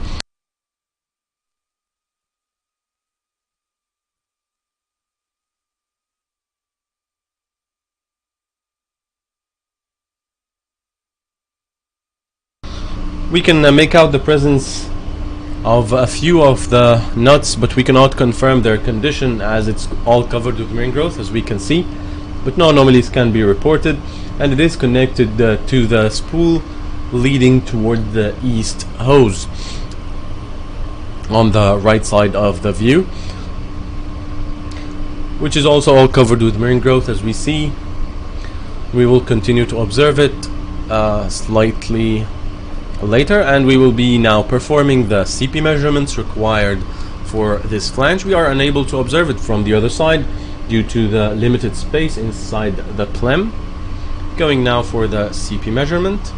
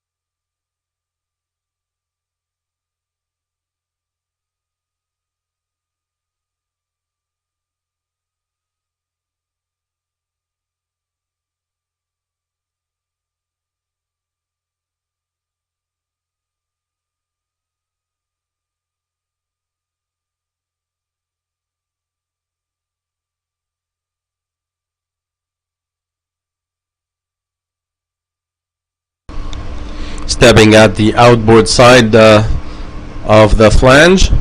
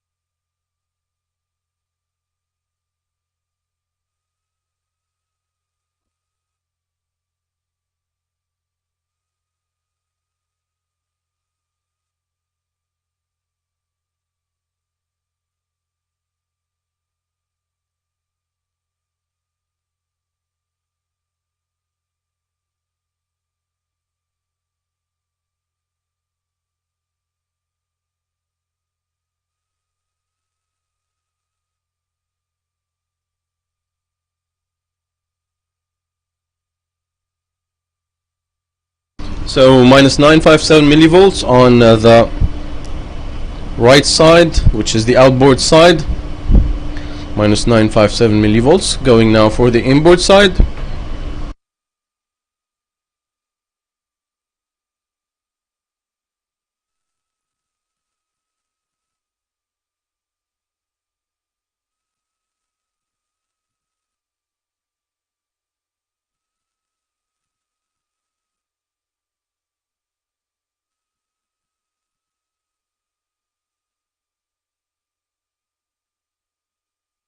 Minus 957 millivolts on the inboard side as well.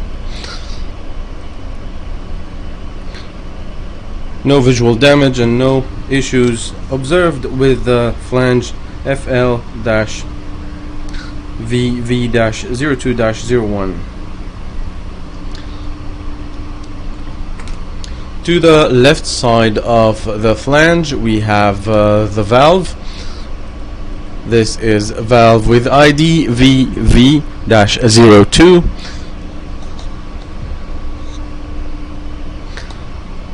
So this is the bottom side of the valve, and we can see these control umbilicals going in.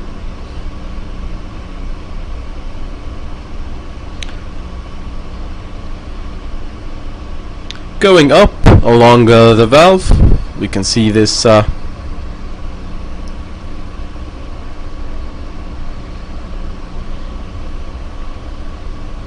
these are the valves or hoses coming from these quarter turn valves, and we will try now to get a closer view at them.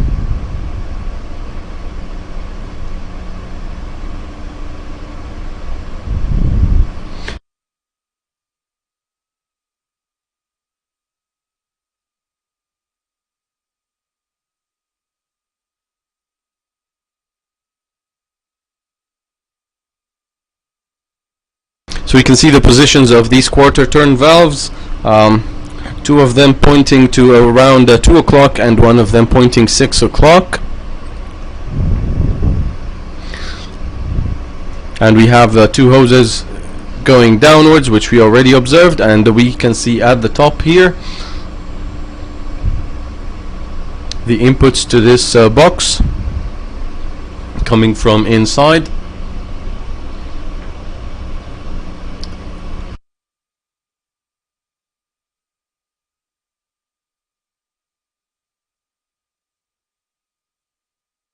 So we can see here these interconnections, some tubings. Unable to see them in good detail due to this marine growth coverage.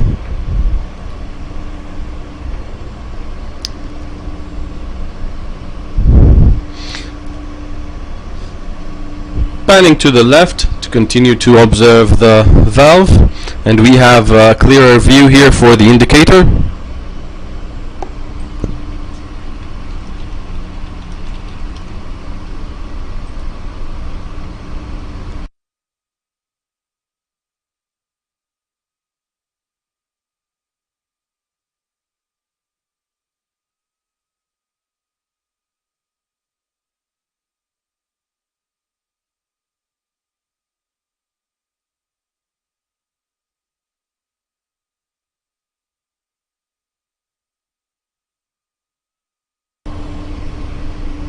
These valves have been cycled recently, and we are trying to confirm the markings. So we can see it pointing towards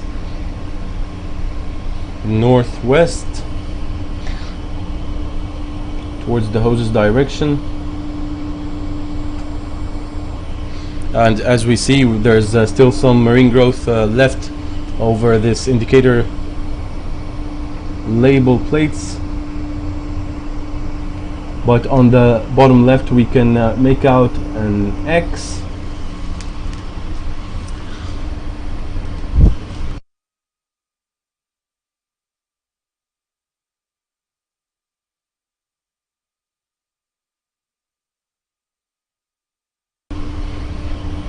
So this is an open valve, as far as we can see through this marine growth.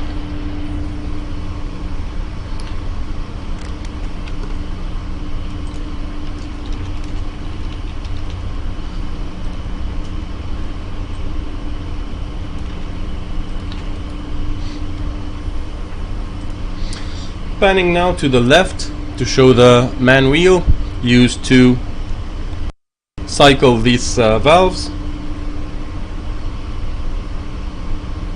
As we see several tubings for the actuation of the valves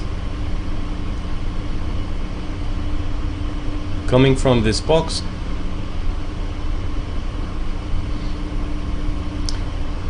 Continuing to the left, and we see also here what appears to be another quarter turn valve.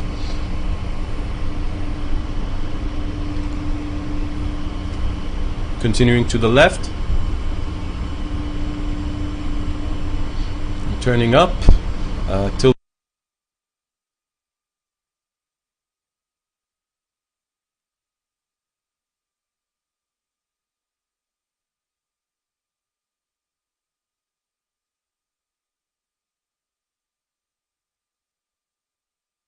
So this is a view of the manhandle, and we can see this tie wrap placed by the diver to count turns during the operation and valve cycling. No damage can be seen here. It's covered with marine growth. No visual damage. The marine growth coverage is about 90 to 10% hard to soft marine growth respectively. And we will now be performing a CP measurement on the valve assembly VV-02, which is connected to the east hose. Going for the contact CP measurement now.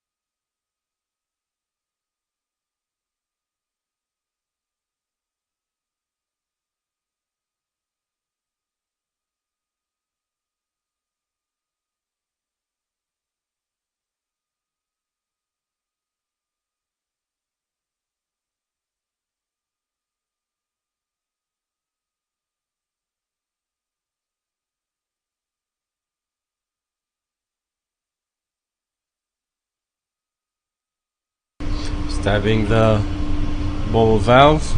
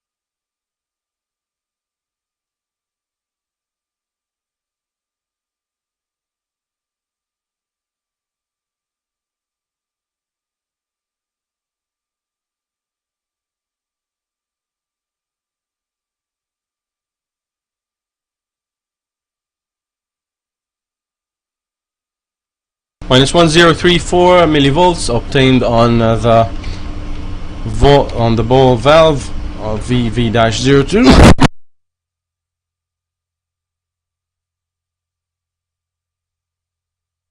Minus 1034 millivolts, excuse me. and that fulfills the tasks required for the valve assembly VV-02. We are now back again observing the spool coming from the flange on the right towards the hose. So as we see here, it's covered with marine growth.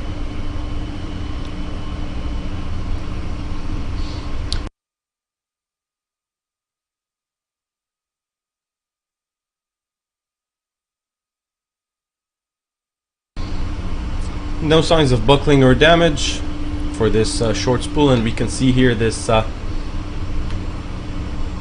support.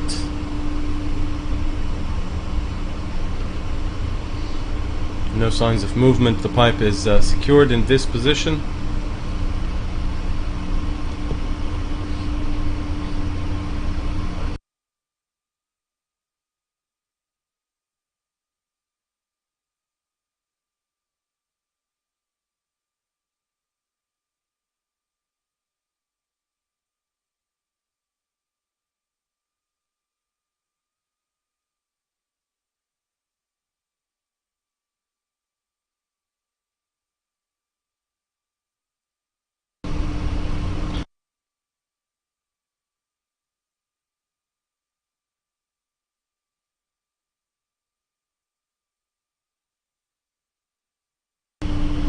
We are now observing this short spool turn upwards where it is connected to the first plem side flange on the right side of the view. Alright. This is the connection of this short spool to where the to where the east hose starts.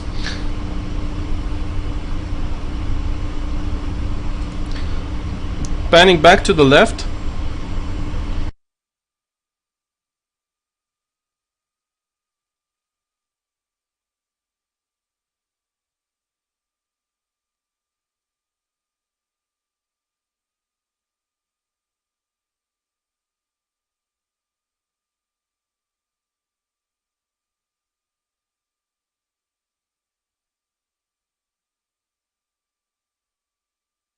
so we can see on the right side the control umbilicals coming in into this tray. So this is the arrangement that we can see here for this the control umbilicals. As we see, everything appears to be secured. There's no movement of these hoses.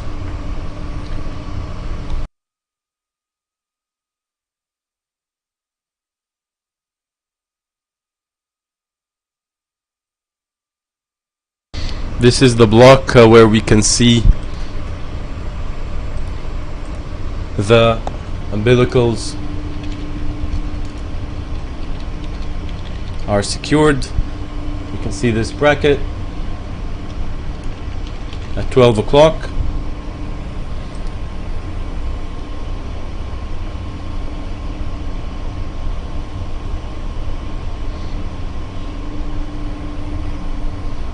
No signs of movement or kinks, no visual damage.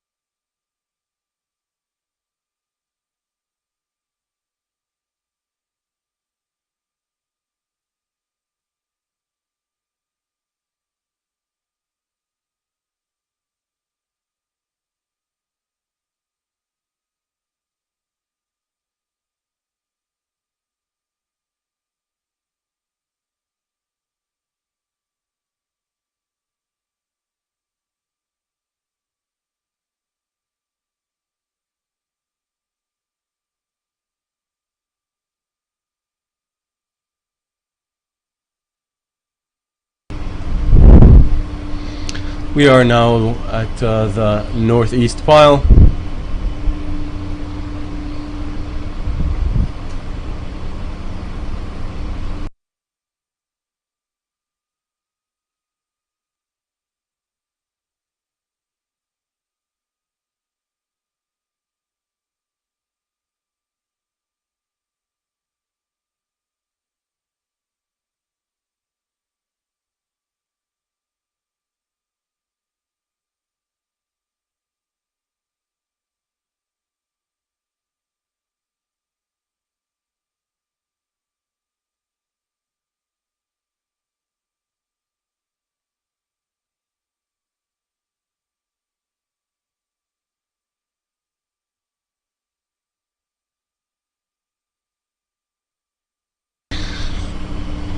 Observing now the remaining framing components for the PLEM holding up this the surface deck grating, or the top deck grating, which is providing some protection.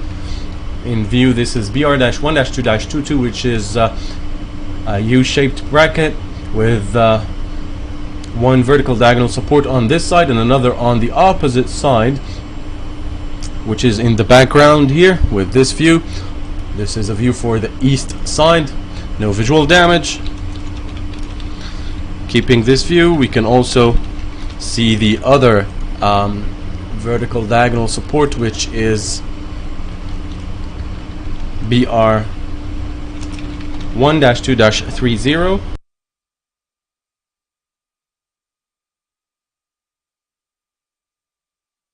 So we can see here the component all covered with marine growth.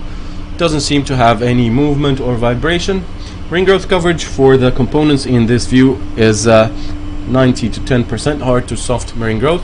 And on the right side of the view, we can see a horizontal beam which has the IDBR-1-2-21, which we observed half of from the west side. Coming up now to observe the components on the top of the PLEM holding the grating.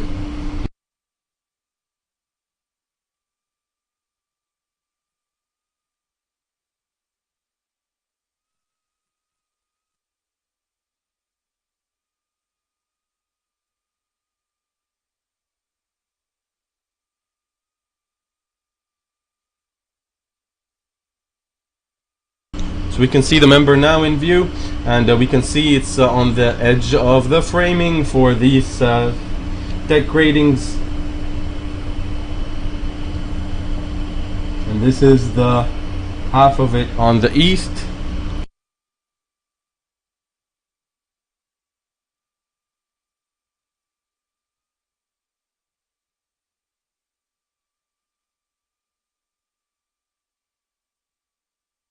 As we see, this is the remaining length of the member. It appears to be in a good condition, no signs of damage or deformity.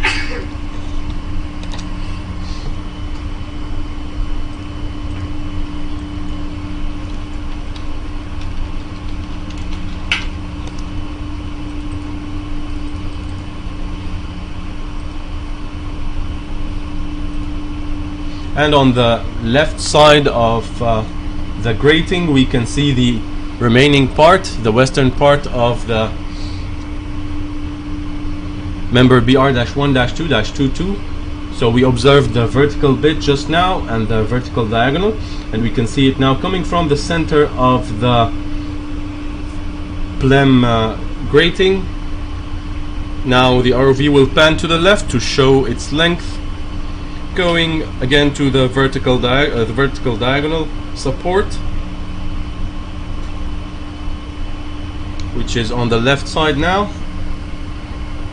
And this is the last point of this member, so no visual damage here either. Observing now the border of the PLEM. Okay.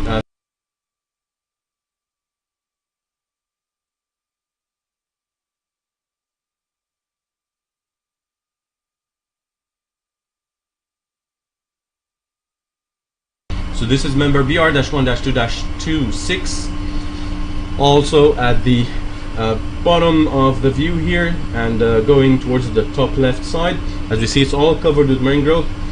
So these framing components observed so far are completely housing the deck gratings on the surface, protecting the PLEM from any dropped objects, and no pieces of grating are found to be missing. We will now move along this member. Okay.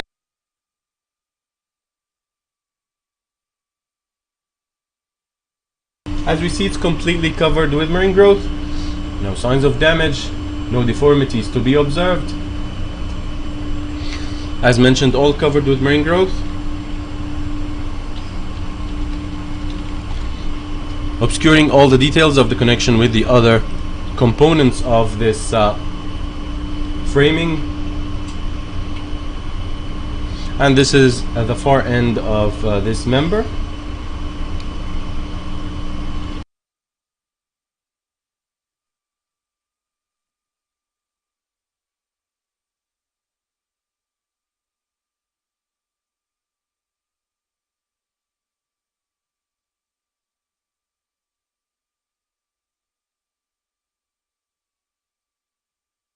Observing now BR-1-2-23, which is close to the center of the view here, where we see this soft marine growth outcrop, and the ROV will now try to show the member more close.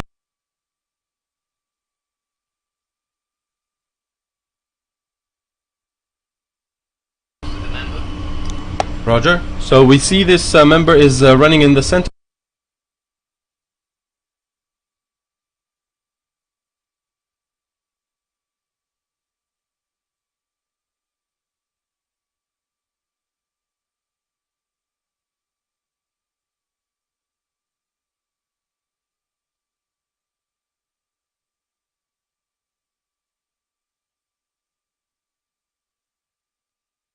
So we see the member now more closely, and we can see this bad eye seems to be in a good condition. No corrosion can be reported here for the member itself. No missing bits of the grating.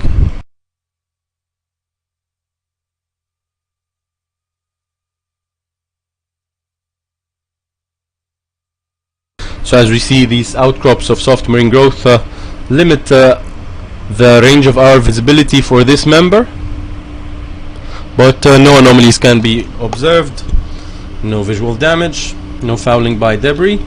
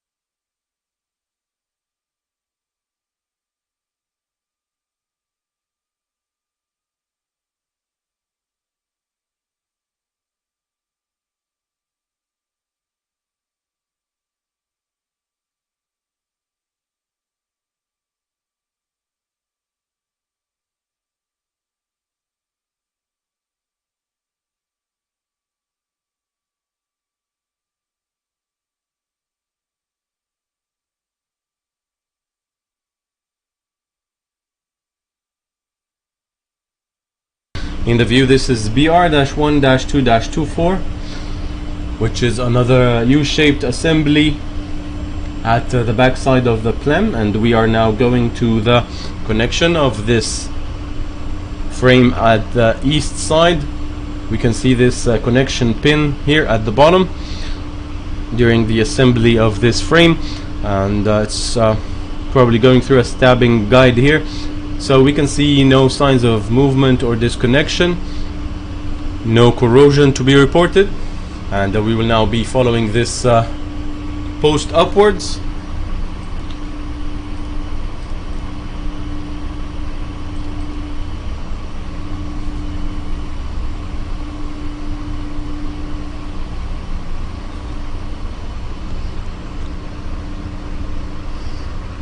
No visual damage.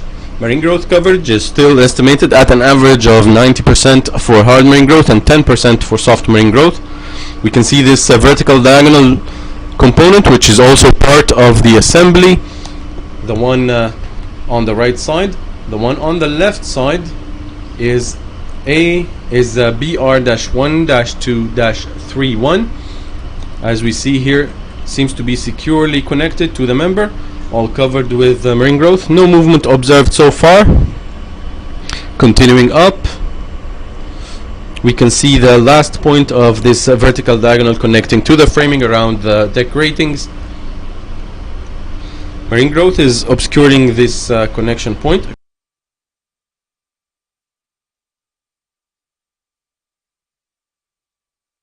So we can see here this last point for BR-1-2-31 at the outer node. No visual damage is mentioned. And turning to the right again, so we can continue with the vertical post. Continuing to go up, and we continue to observe the same consistent condition. No signs of damage or buckling for this vertical post or the vertical diagonal support, knee brace like vertical diagonal here. Going up,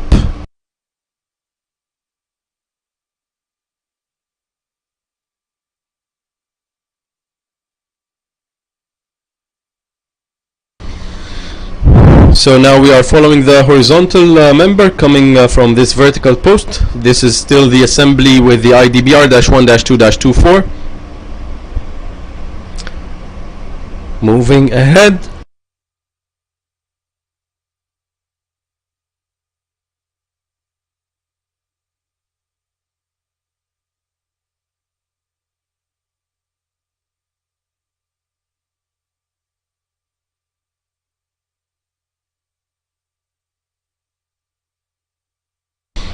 So as we see here, all the connections of this member to other framing components is obscured with marine growth.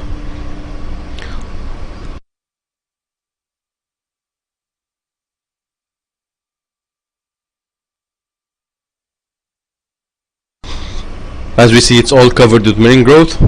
No signs of movement, and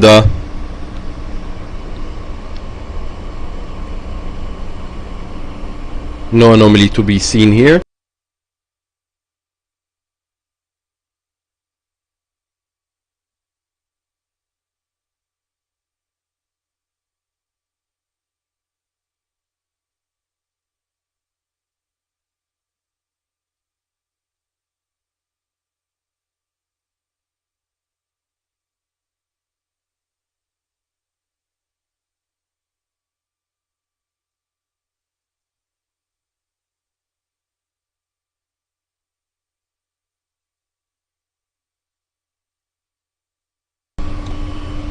As we see, the member is framing the deck ratings on the right and on the left. Its connection towards the center tubular is obscured by a lot of marine growth, especially with this longer soft hydroids, but no visual damage to be reported. Panning to the left side with this view, this center horizontal is BR-1-2-27, and we come to the outer edge, which is BR-1-2-25, coming from the base of this current view and moving in. Already inspected and no visual damage observed.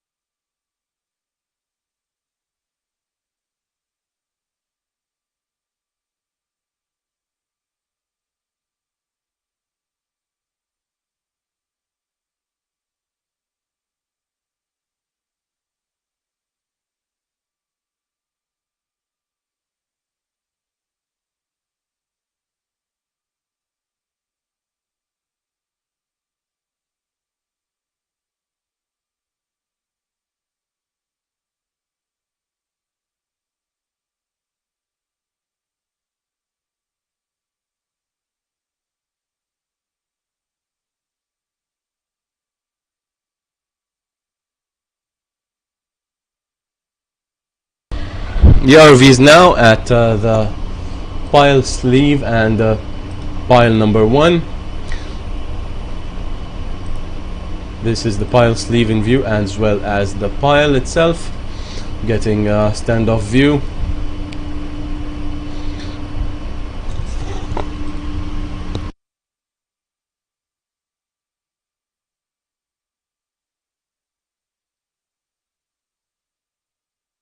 So we have already observed for scours around the bottom side of this pile. We don't seem to be able to see here any bends or buckles or damage from any dropped objects, no distortions, and the whole arrangement is covered by marine growth, about 90% soft marine growth and 10% soft marine growth, 90 hard and 10 soft.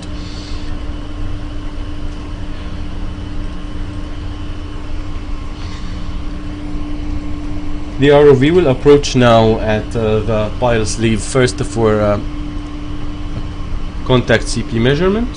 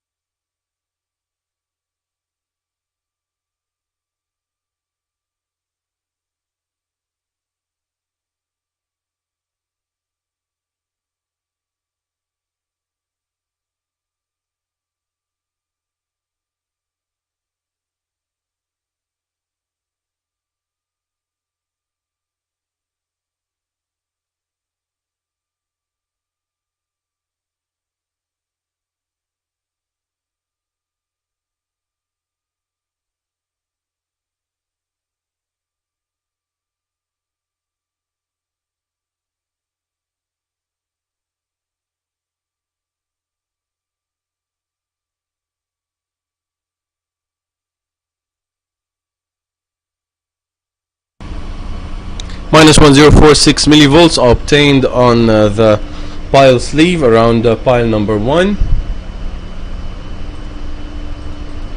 Minus 1046.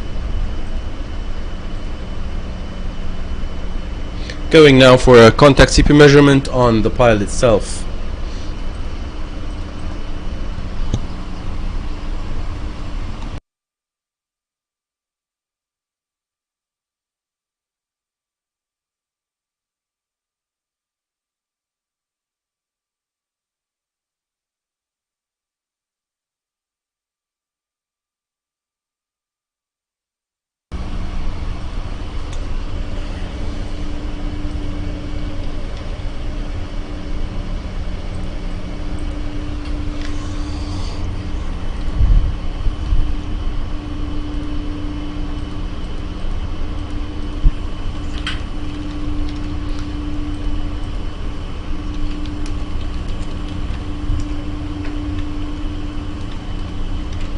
The RV has been now performing the contact CP measurement on pile number 1, which is the northeast pile, and we have obtained a low CP reading of minus 7 to 7 millivolts, and this is a historically known and previously reported anomaly.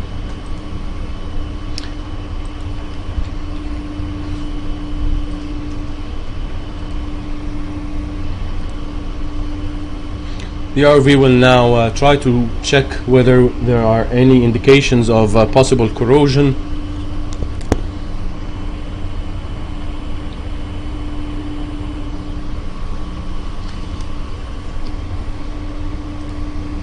Getting a view here, and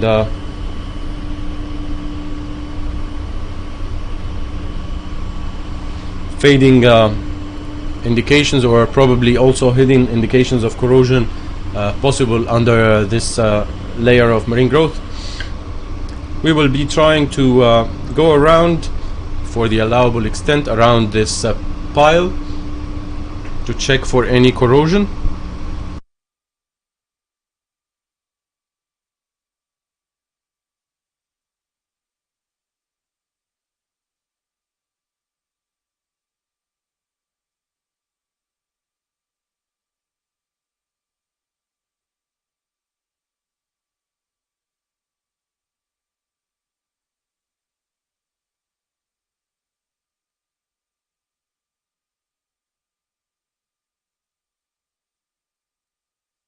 So we are seeing now also partially the inner side of the pile.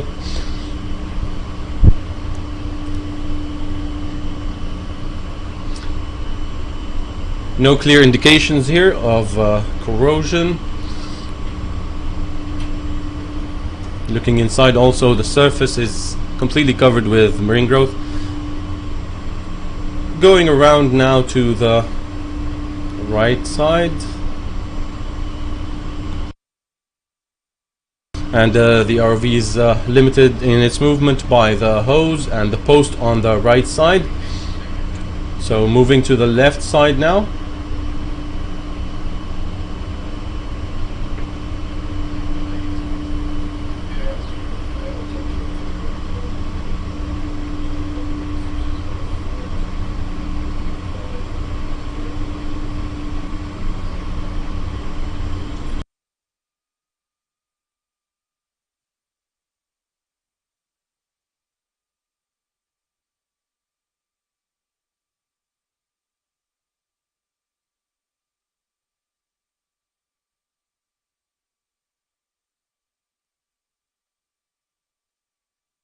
Moving around to the left.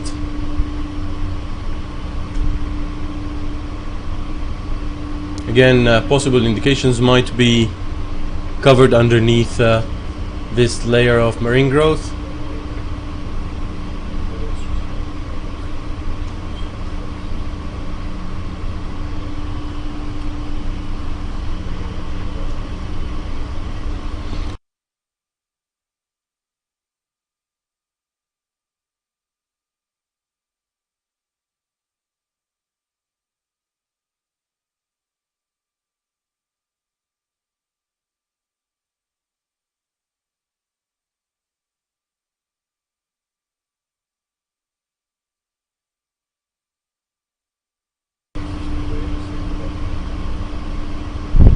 Still going around, trying to look for any evidence of corrosion.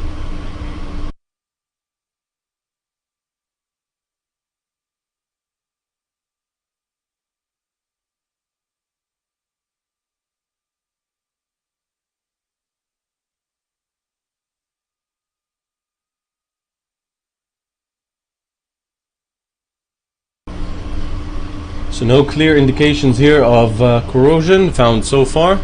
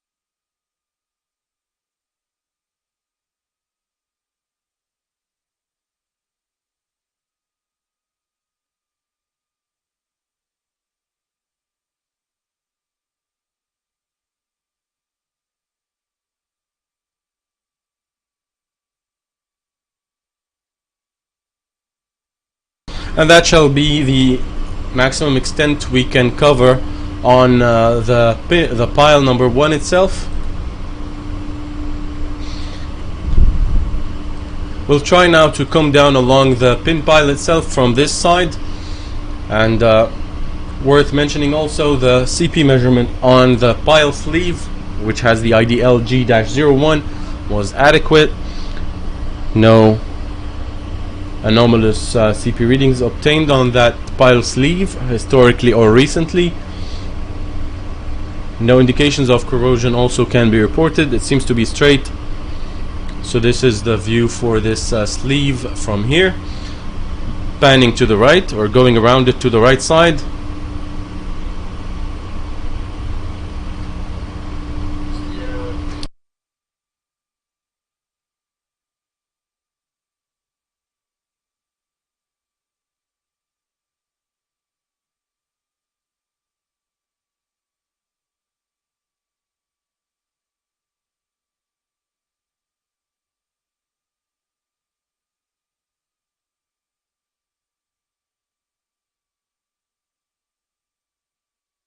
As we continue to see, this sleeve itself has no observable defects.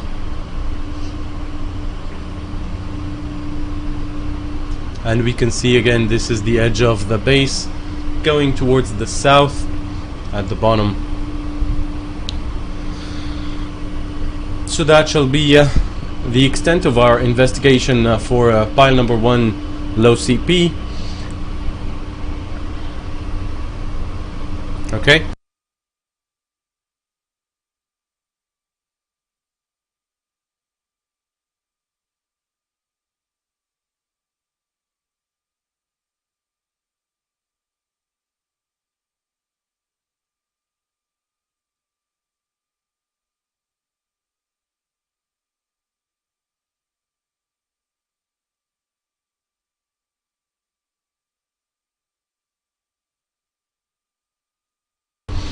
We are again observing the base of the PLEM BR-1-2-01, and right here, right below the the east hose, we can see the anode with IDN-SPM3-PM-04. So as we see, it's in a congested area. We'll try to get the best possible view for this anode.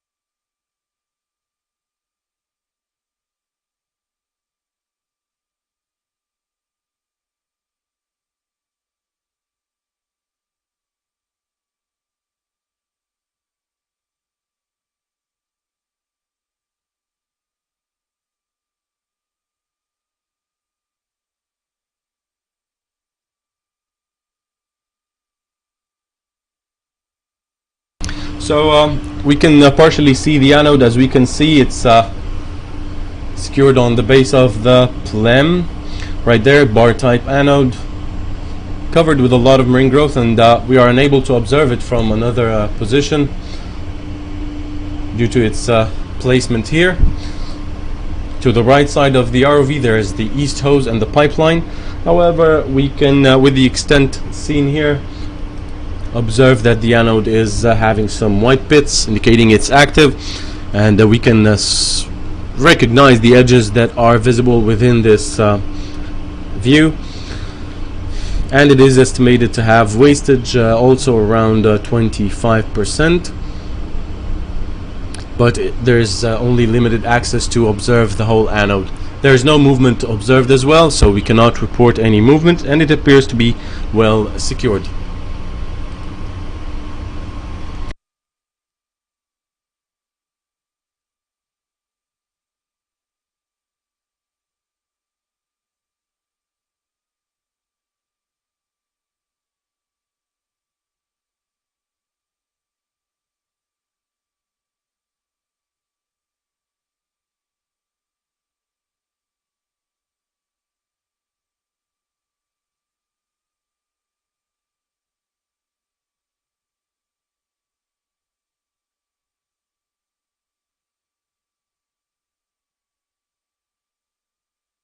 Coming in view here, this is the flange FL-SPE-01, which is the flange on the left side or the bottom side. It's covered with marine growth, as we can see. This is a closer view. The flange is at about 42 meters, and the bolts are completely covered with marine growth here. We cannot comment on their condition, but they seem to be present. The same for the nuts, and we have this swivel on the left side for alignment, probably during installation.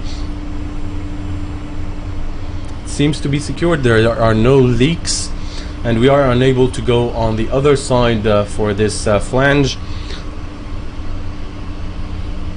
due to the presence of the pipeline and the west hose.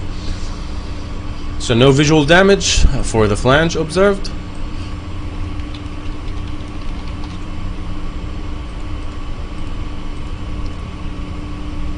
It's covered with 80% hard marine growth, 20% soft marine growth.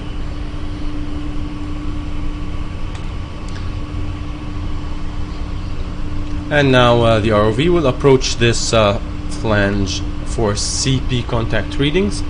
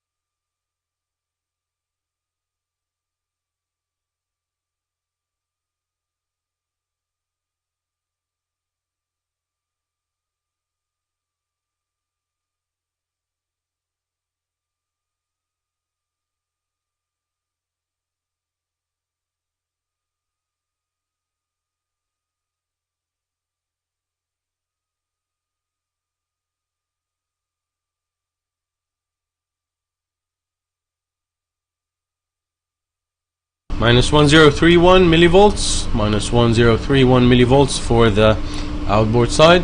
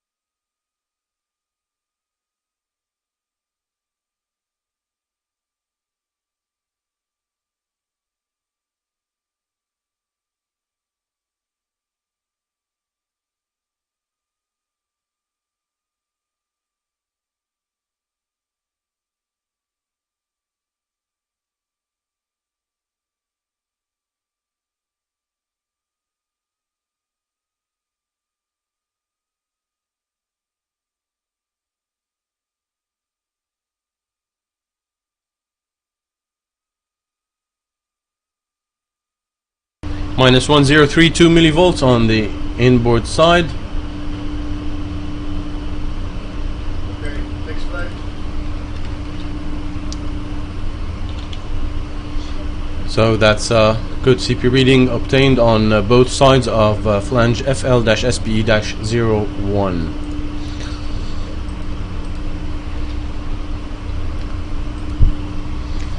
Right above this flange we have the next flange, which is FL-SPM3-08.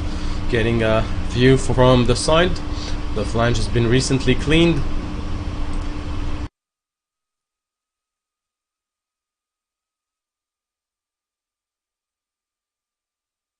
So as we see with this view, the flange has been recently cleaned. All the bolts and nuts are present with this view and confirmed for tightness.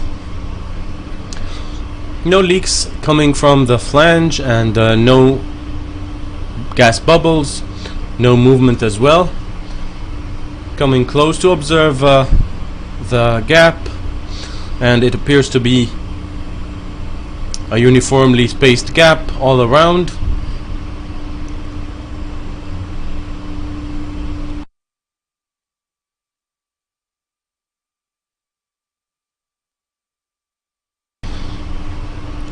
So the RV is showing the cleaned bolts and the gap, and all around we can see it's in a good condition. We also see the numbering made by divers earlier during the tightness checks. As you see also, there are no anodes installed on this flange. No signs of corrosion or damage.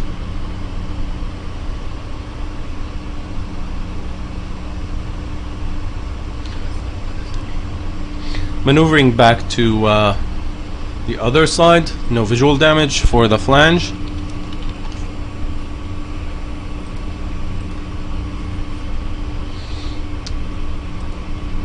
The flange is at about 41 meters water depth.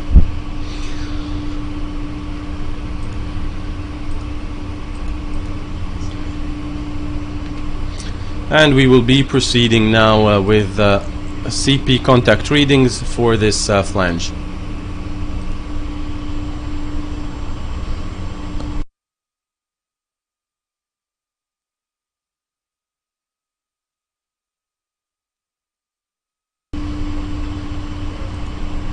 Stabbing now on the 1036. outboard side, minus 1036 millivolts on the outboard side, minus 1036 millivolts.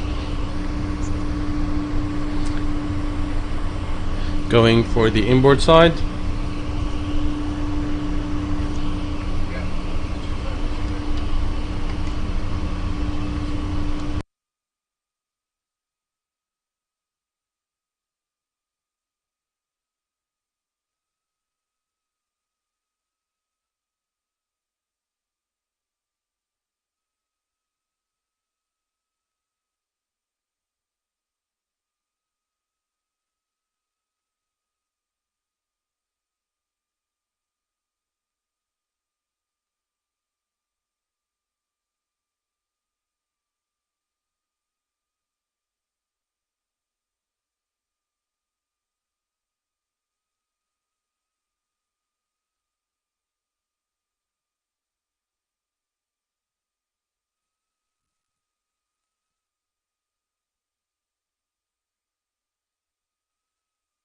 minus 1039 millivolts.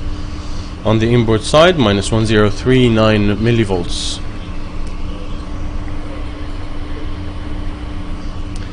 So good CPU readings for flange 08 as well.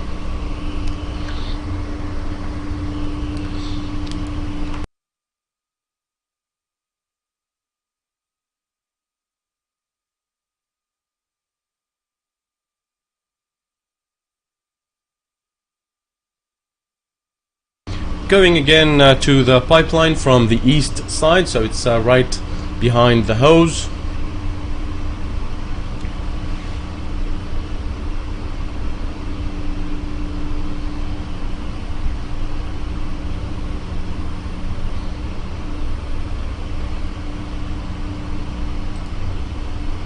And on this side we don't have control umbilicals, so we have a clearer view of the flange itself. This is the flange SPM3-FL-PL-02, and we can see here the bolts also all around, covered with a lot of marine growth.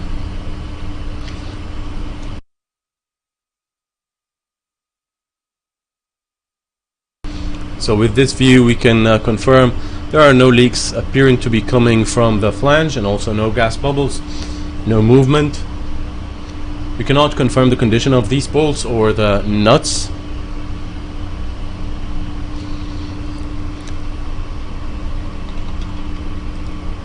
We can see though that it appears in a good condition with no visual damage. Trying to get a view also from the bottom side.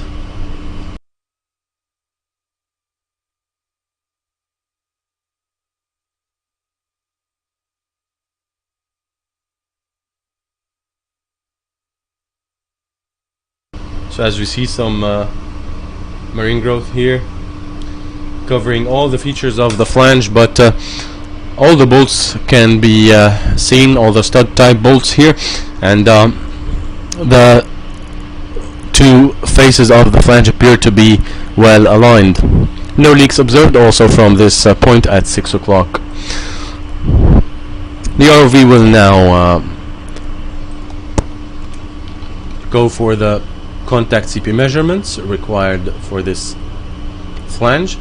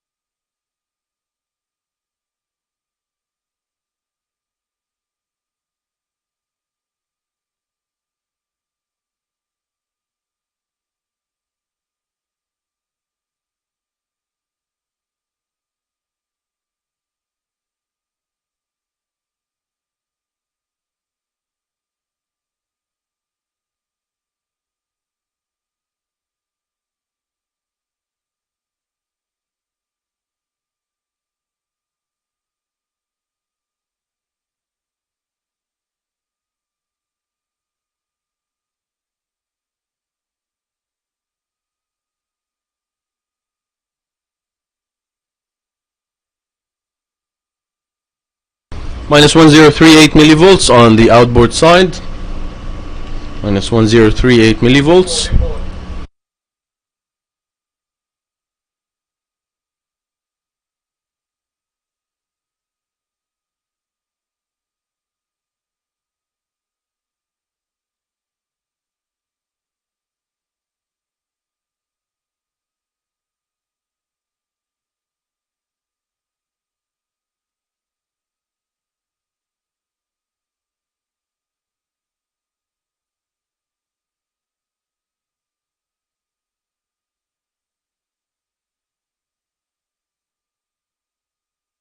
Minus 1041 millivolts.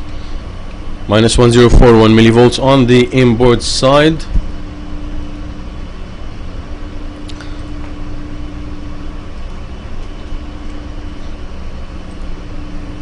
So these are the CP readings for the flange FL-SPM3-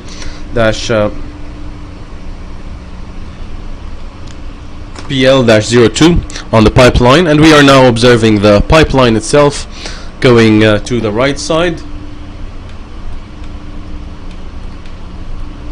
We still see the pipeline suspended from the seabed by about 1 meter for this part before the gooseneck, and we are starting to see the gooseneck.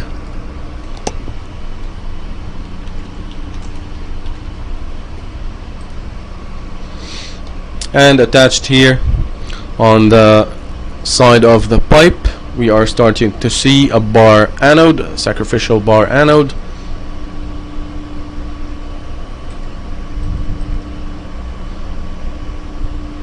This is anode AN-SPL3-PL-02.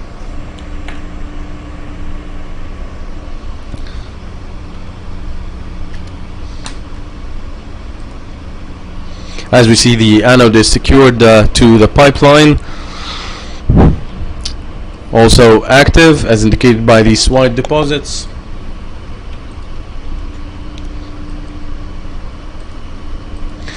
Seems to be in a good condition. Fairly wasted, about 25% wastage. Moving along the anode and the pipeline to the right side.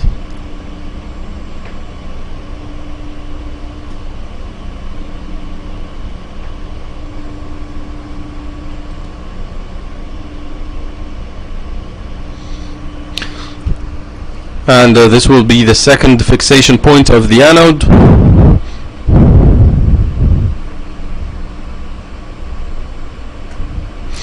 As we see here in view, no movement observed, the anode is secured and in good condition. And from this side we can also see and get a view for the pipeline flange FL-SPM3-PL-01. We got the CP readings already from the other side, but we are now trying to get a view from this side as well.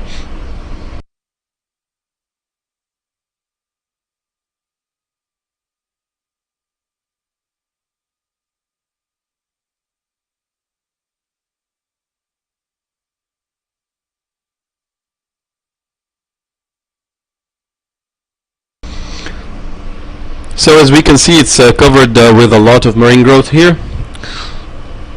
We can make out the presence of the studs and the nuts.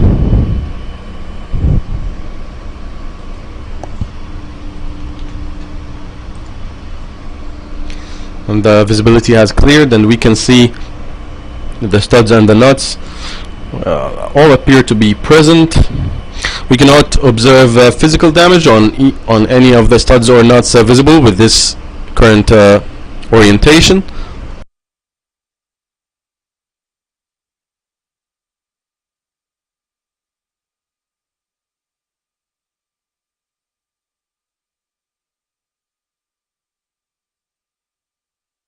So we can see here at 12 o'clock also, same condition, the flange is appearing to be well aligned. No leaks from this side as well. All the stud bolts are present and appear to be in a good condition.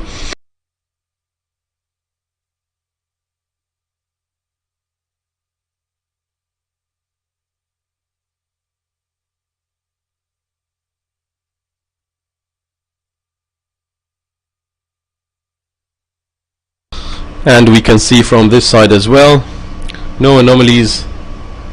We can see one nut on the side for each per side for each stud type bolt. We will now move downwards with this view to see the gap. It appears to be a uniform gap, about 10 millimeters between the two halves.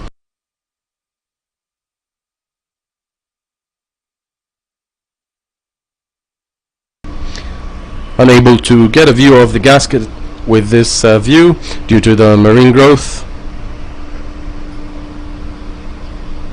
And as the ROV keeps on moving around the flange, so far we can see uniform gap. Marine growth coverage for the flange is about 90% or 80% hard marine growth and only 10% soft, 10 to 20% soft marine growth. And at the bottom side here, it still appears to be suspended slightly from the seabed, about 0.2 meter suspension.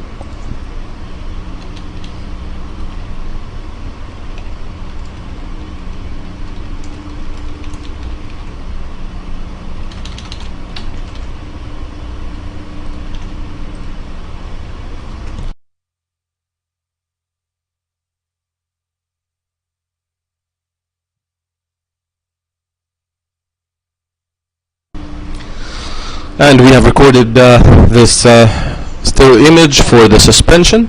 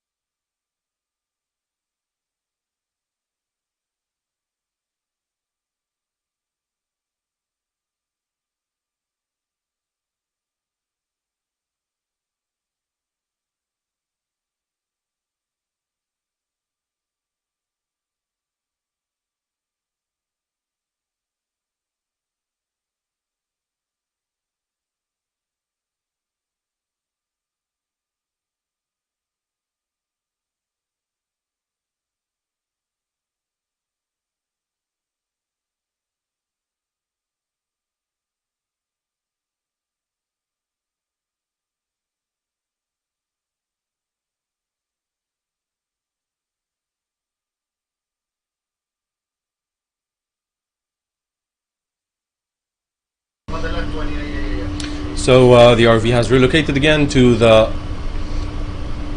valve assembly VV-02 to perform GVI and CP for the flange FL-VV-02-02 on the left side of this view. And we can see the flange here covered completely with marine growth, about 90% hard marine growth, 10% soft marine growth, obscuring the details.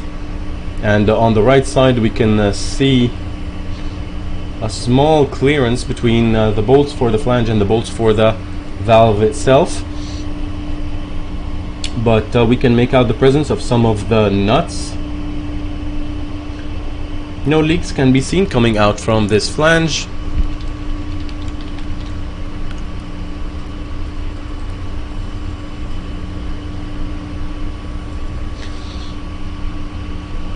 And it is connected to the main pipeline by means of this elbow or pipeline bend to the left side, which we already checked. Limited maneuverability around the flange here for more positions and more angles. No visual damage can be seen. It's at depth of 42.2 meters.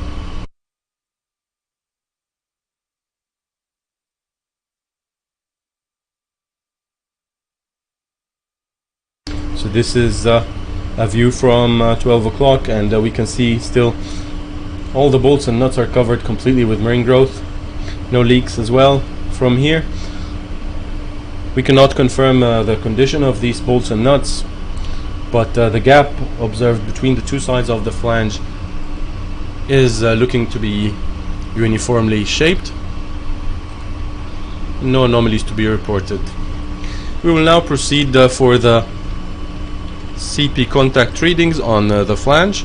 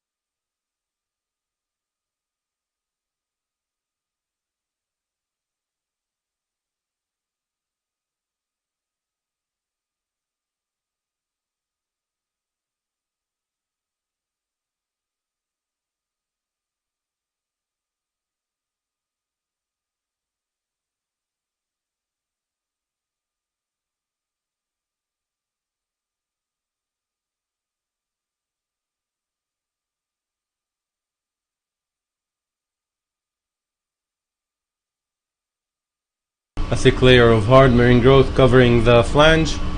Still trying to get a good contact reading.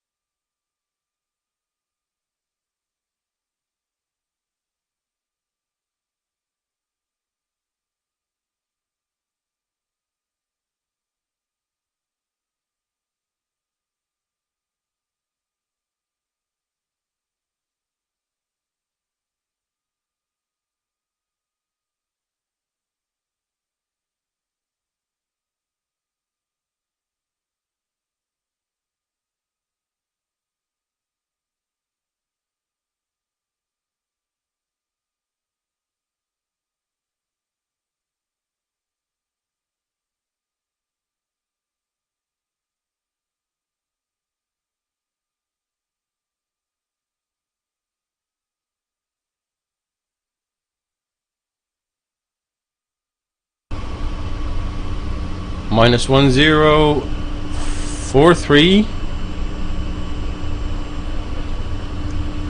on the outboard side.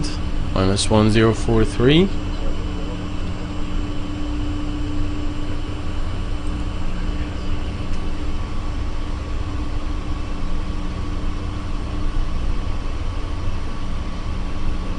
Going for the inboard side.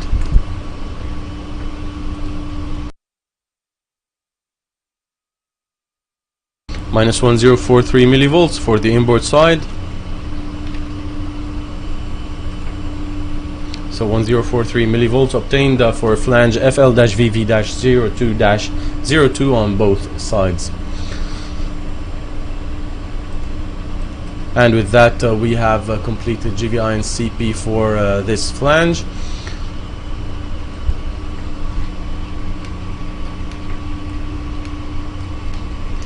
And we have also completed the required works for the periodic inspection of PLEM of SPM3. We have confirmed the previously known CPO, low CP anomaly, for the 4 pin piles on this flange, this PLEM, and we have also suspected corrosion on 2 piles, which are pile 2 and pile number 3. The media will be paused now for the RV to proceed to the next position. Alright, gents.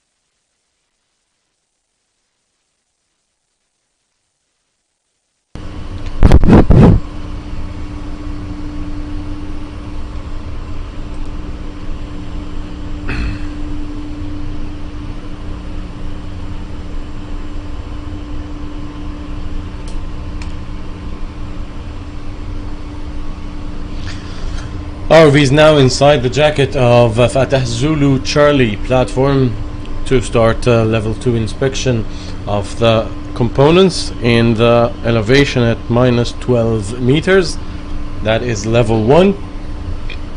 Starting with this member in view, which is BR-1-2-16, which is horizontal diagonal coming towards the bottom left corner of the view, and right ahead is its connection towards the horizontal on row 2.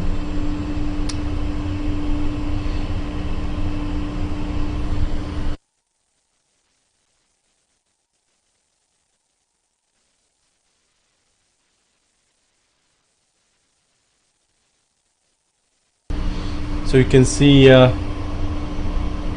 connection point here at this node is completely covered with marine growth. No visual on the condition of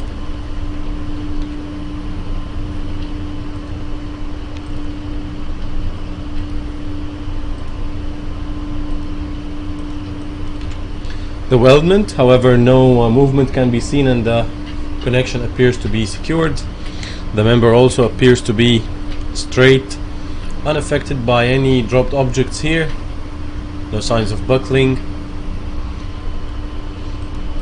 And the ROV will continue along the member for the GVI and proximity CP.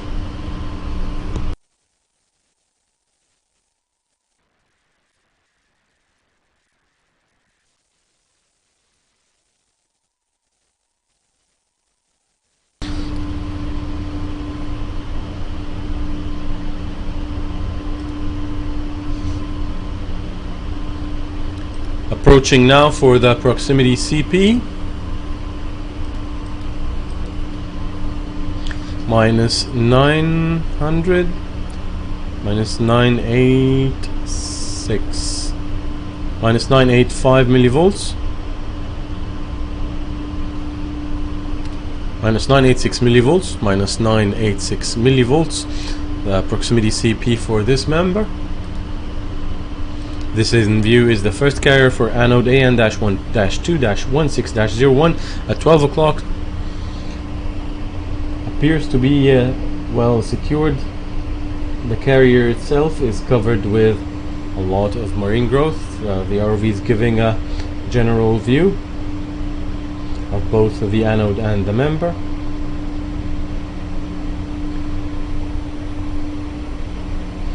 No signs of damage to the carrier.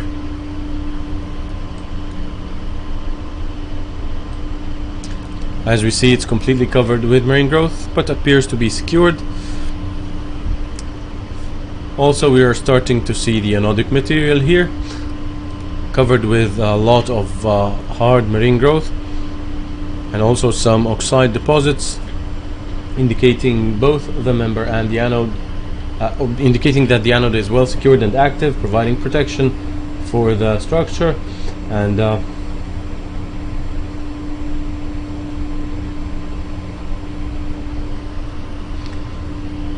the anode appears to be heavily pitted. Wastage can be estimated to be about 50% to 75%, and that is grade 3 wastage.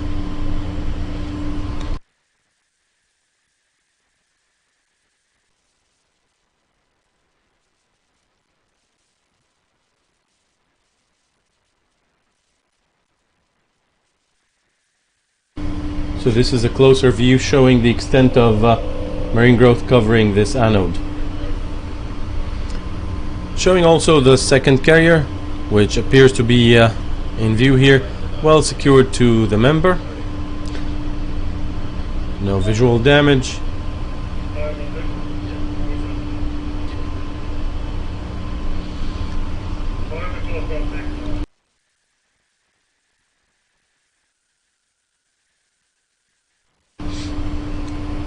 So no visual damage for the anode.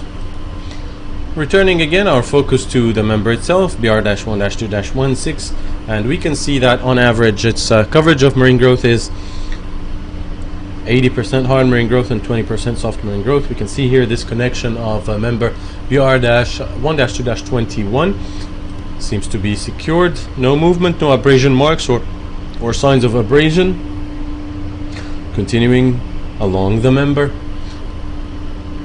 and we can see it here at the K node with BR-1-2-05 on row B. No fouling by debris found at that connection. As we can see, it's also all covered with marine growth.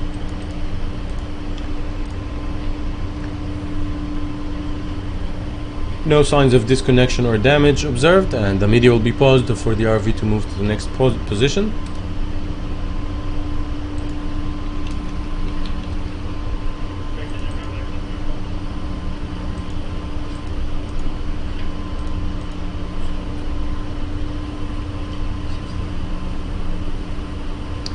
Okay, that one coming from the horizontal diagonal, that is 2-1. 21, yes.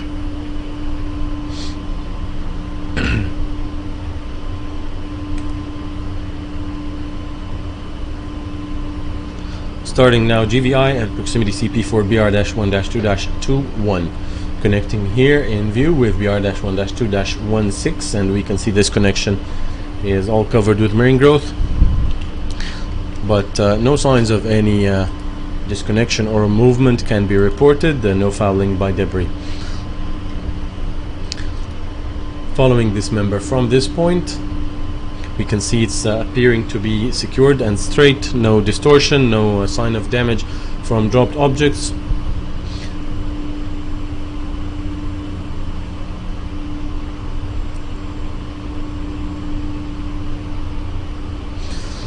At a suitable point, the ROV will attempt the proximity CP.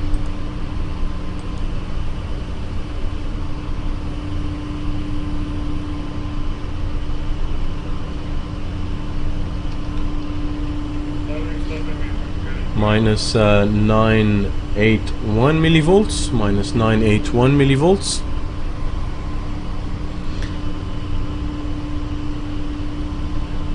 You can see here the connection of the short member around the conductor number 1 on the left side. This connection with the current view is also all covered with marine growth. No signs of movement observed. Another short stub behind the conductor, which is also appearing to be well secured with no anomalies to be reported. Continuing towards the conductor frame.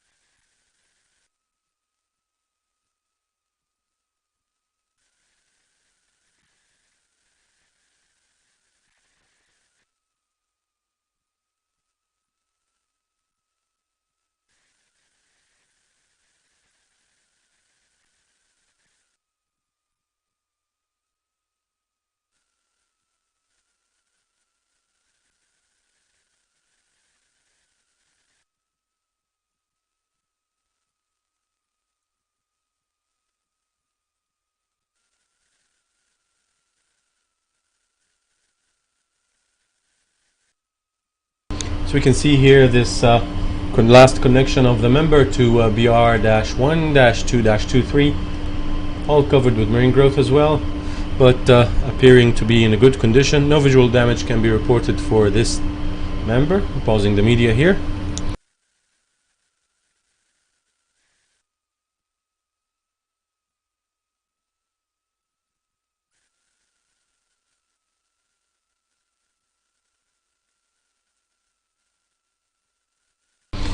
Starting now, GVI and the proximity CP for BR-1-2-22, which is this short horizontal member, which is framing conductor number 1 at level 1. We can see the entire member now in this view, and it's completely covered with marine growth from end to end. No signs of any dropped objects or disconnection to be reported around either end, and it is appearing to be in a good condition, well secured. And no fouling with debris, about 80 to 20% hard to soft marine growth. respectively. And we will be attempting to see if we have access for proximity CP. And proximity CP is minus 979 millivolts.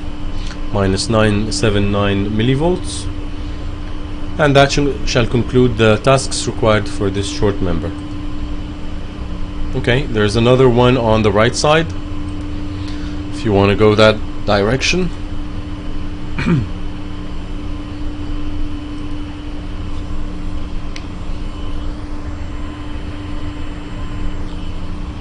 Who put that conductor there? Anyway. ROV is in position and we are now observing member BR-1-2-20, the short member in view, framing around conductor number 1 at level 1. We can see the member in its entire length here, all covered with marine growth, 80 to 20% marine growth percentage respectively, and no fouling with debris, no visual damage to be reported here, and it appears to be secured, no movement. On the inner side we can see this fender. There's no sign of abrasion to be reported or any fretting against the conductor. We will be attempting now a proximity CP on this member.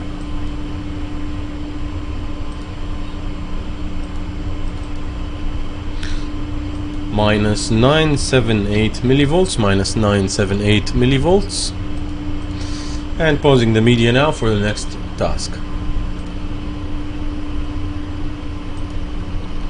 This one here is a long one or it's 2 halves? It's probably a long one, a very long one, yeah. From row 2 to row 3. To row 1. So it's one piece. What's that one there? These ones, they are, yeah, the usual, similar to Zulu Alpha. Yeah. So there's a little one there. Sorry? There's a little one in front of us. Yeah, yeah, we can catch that one. CP. Yeah, I see that. No problem. And that conductor's moving. ROVs in position for the GVI and CP proximity for BR-1-2-36, which is the short member here on the east side of conductor number 7. And we can see here that this member is all covered with marine growth. It appears to be secured. Marine growth coverage is about 80 to 20%.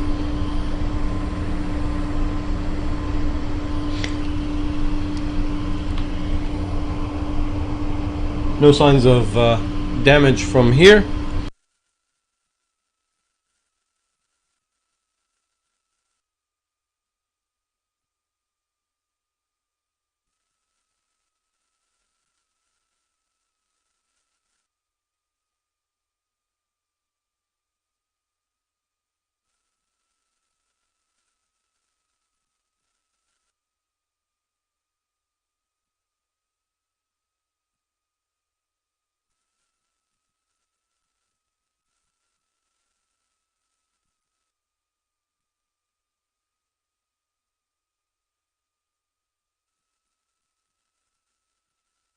We are trying to see if there's any abrasion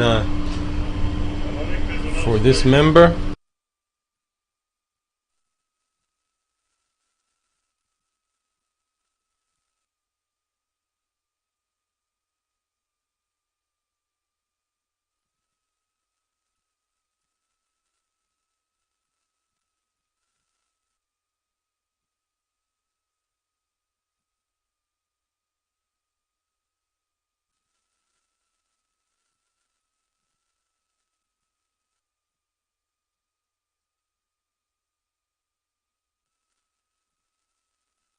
So with this view we can see there's a fender welded on the inner side of the member. This is the best view we can get. However, there's no sign of fretting or damage or abrasion here.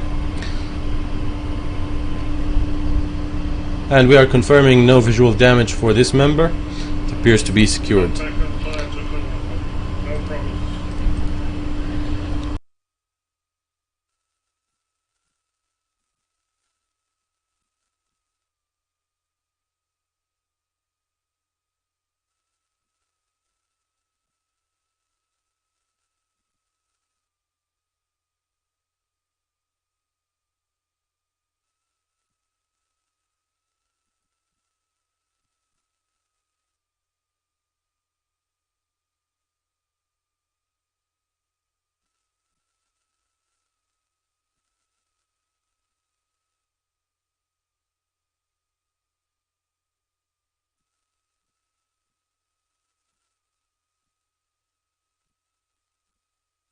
So this is another view we're trying for from above, and we can see the water gap between the conductor and the member. No marine growth removal or abrasion, so that is confirmed. We have no anomalies at this point.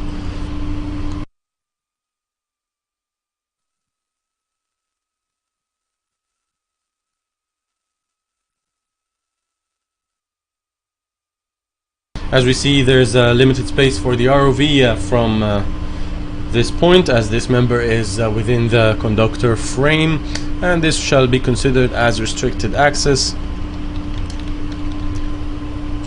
for the proximity CP. Pausing the media.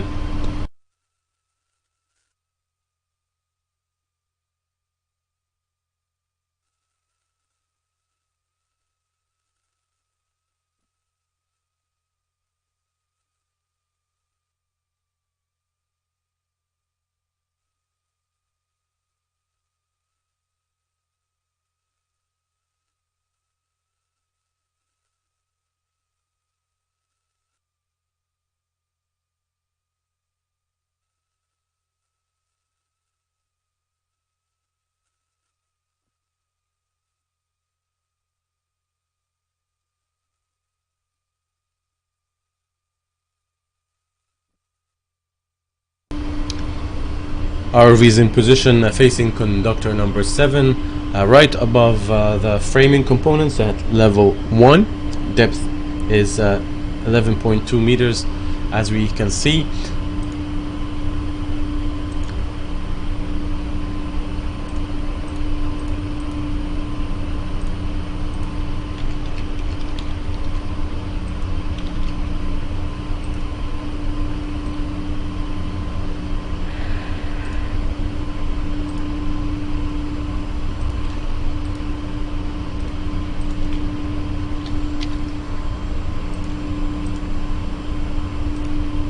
So this is a clip showing conductor number 7 moving here within the framing components at level 1.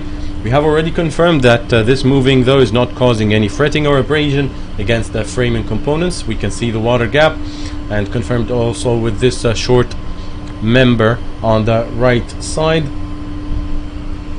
that no friction or fretting, no marine growth removal or abrasion was also observed. And the range of movement is estimated to be about 100 millimeters.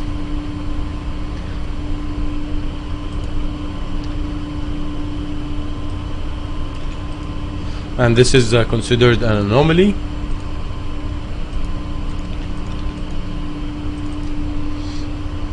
The media will be paused at this point, as we have confirmed this anomaly for conductor number 7 at level 1.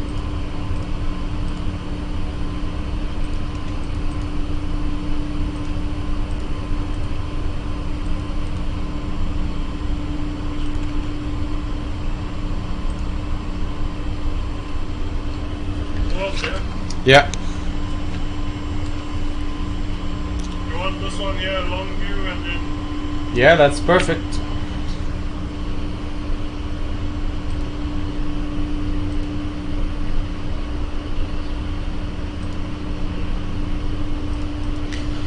ROV is in position. We are now observing the member BR-1-2-37, the long member that we can see here.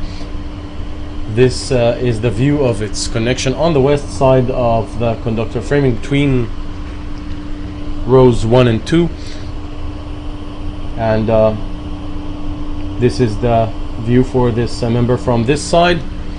We can see it's all covered with marine growth. We cannot observe any movement of the member itself.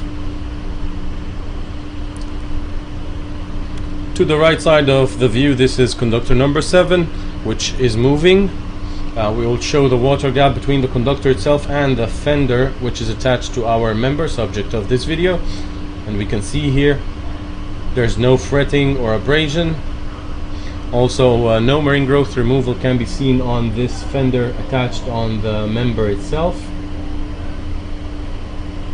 We can also see the connections of the short stubs connected to the member here.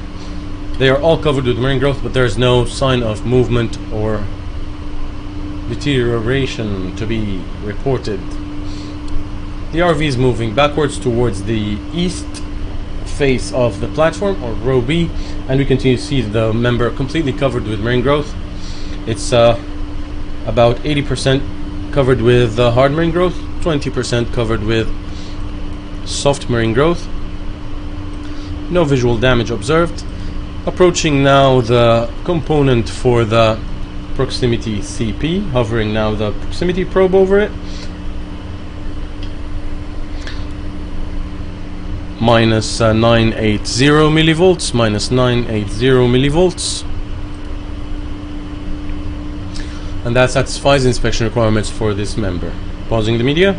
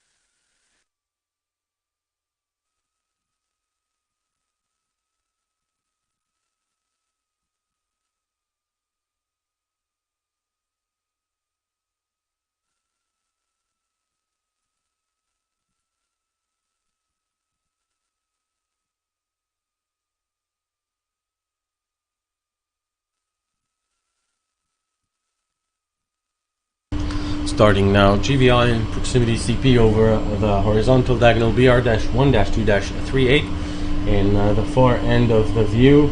It is the horizontal diagonal coming towards the bottom side of the screen at the center, and we can see it's connecting at the K node, or this node in the middle of row 2 at minus 11 meters water depth.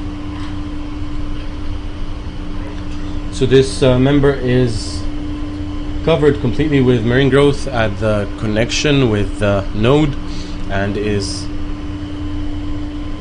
as you can see here, it's not possible to observe the weldment for any detailed commentary, but the member itself appears to be secured. No visual damage, no movement at the connection point. Appears also to be straight, no sign of damage with this view from any dropped object, and no fouling by debris. To the right side of the ROV, this is riser 1. Continuing along the member, as we see, covered completely with marine growth, and the percentage of coverage is estimated to be about 80% hard marine growth, 20% soft marine growth. Continuing to follow the member, and we are now at its connection with BR-1-2-23, which is on the outer or the eastern side of the conductor framing. So this is the last connection, and we can see it's also all covered with marine growth. Not possible to give detailed commentary, but it seems to be secured. No movement observed. Approaching now for a proximity CP with the proximity CP probe.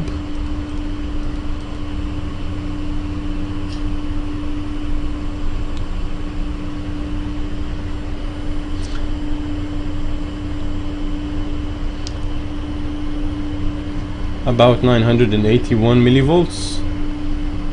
It's a limited access reading due to the presence of the riser number 10 beside the ROV. So minus 981 millivolts with this available access, and we shall be concluding this video.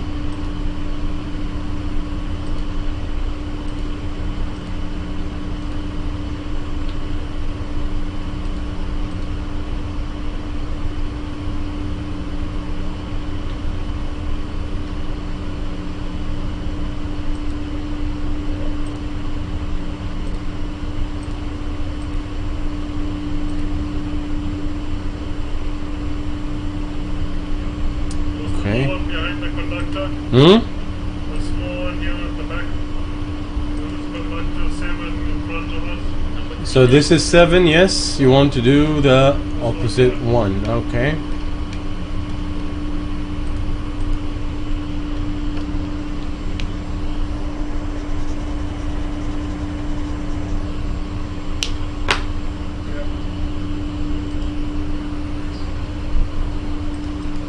ROV is now observing the member BR-1-2-3-4, which is the member in view here, the short member beside conductor number 4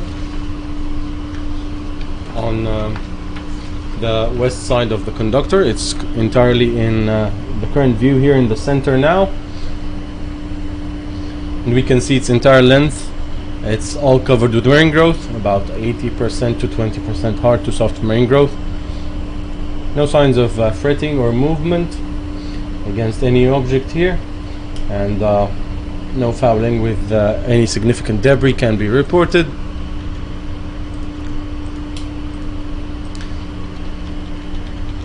No visual damage. As for the proximity CP, it will be considered as restricted access, as the member is within the conductor frame. We have no access to reach it.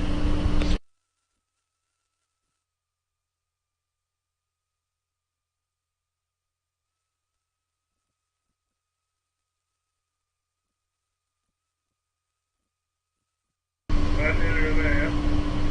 So this is the conductor and the member.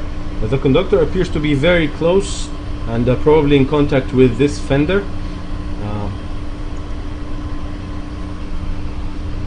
But we can see a very thin water gap here, so no hard contact to be reported here. No signs of fractures as well.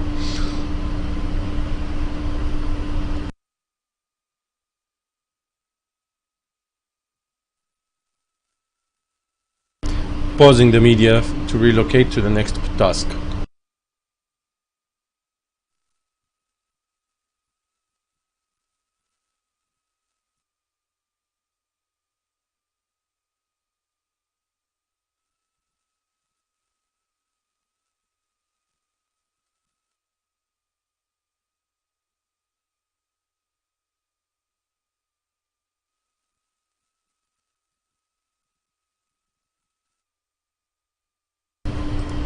Starting now, GVI and the CP for BR-1-2-32, which is on the east side of conductor number 6, the short member in the center of the view now. As we see, no signs of any fouling with debris, and it seems to be well secured, all covered with marine growth. About 80% to 20% hard to soft marine growth respectively, and seems to be uniformly shaped. No sign of damage from a dropped object.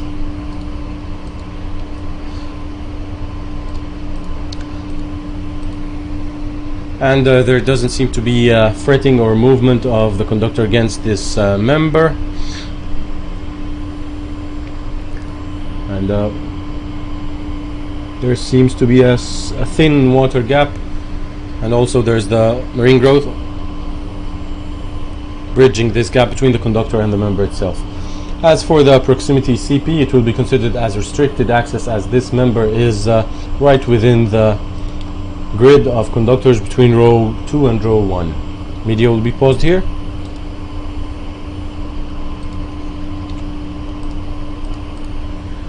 Okay. So there's another one opposite of this one. That is on your right. If you turn to the left, Turn to the left. yeah, That one will get from the other side of this. it's of the fine. river. Up to you. I want to be wedged between those two. Okay.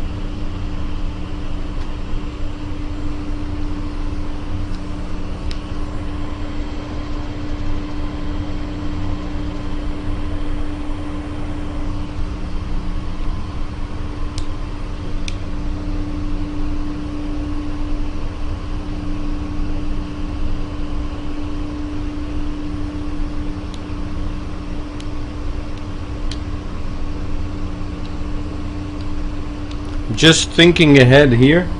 So you have riser 1, which is the 18-inch on your drawing, and the one beyond the middle of the platform when you come at it this way. And we have riser 10, which is the 8-inch, close to where we came in, close to 16. Yeah. So just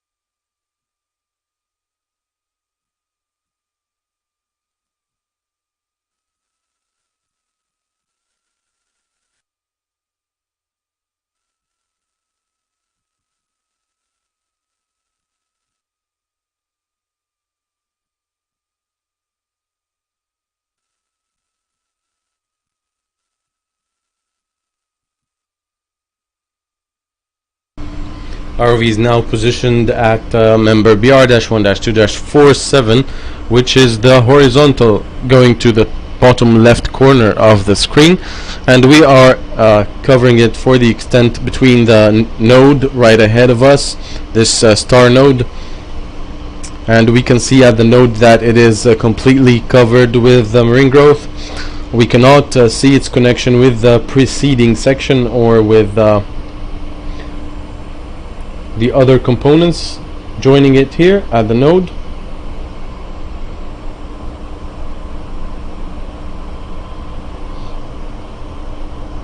But there's no movement observed in this view.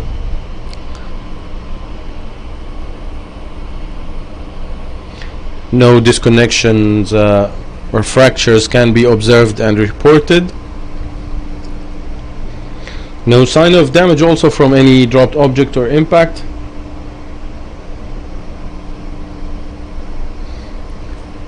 As we see, the member is secured and coming out of the node straight towards the bottom left side, and it is completely covered with marine growth, about 80 to 20% hard to soft marine growth percentage respectively. And we will be following now the member for the extent defined by BR-1-2-47,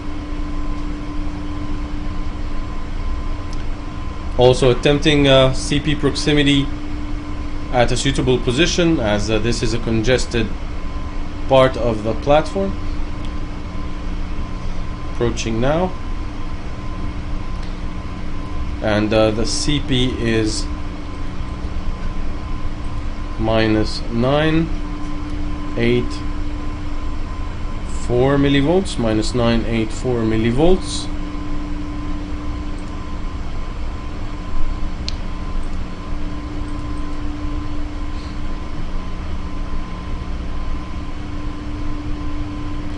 No signs of any abrasion marks as well. Nothing to report. Continuing along the member, and we have reached the following node. According to the supply drawings, this is the end of BR-1-2-47, and as we focus on this node, we can see that all the connections to this member are obscured with a heavy layer of marine growth, but no signs of any fracture or crack-like indication, no movement.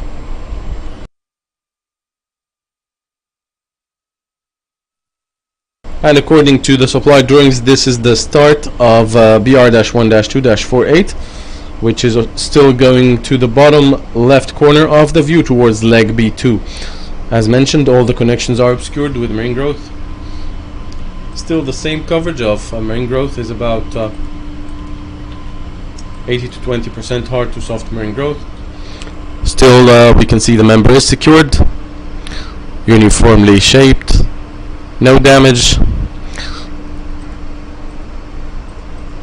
and at a suitable point the ROV will attempt proximity CP.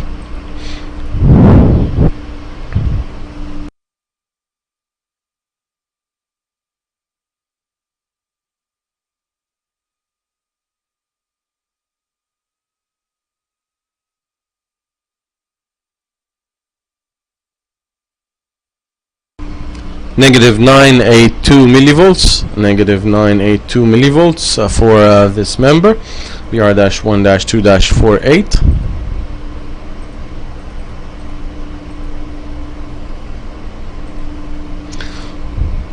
Panning to the left, we can see the member continuing towards leg B2, and here is its connection to the leg. No debris hanging on this connection, and we can see that it is clear from fouling. All covered with marine growth as well, but seems to be secured. We cannot see any movement here, and no visual damage. Pausing the media.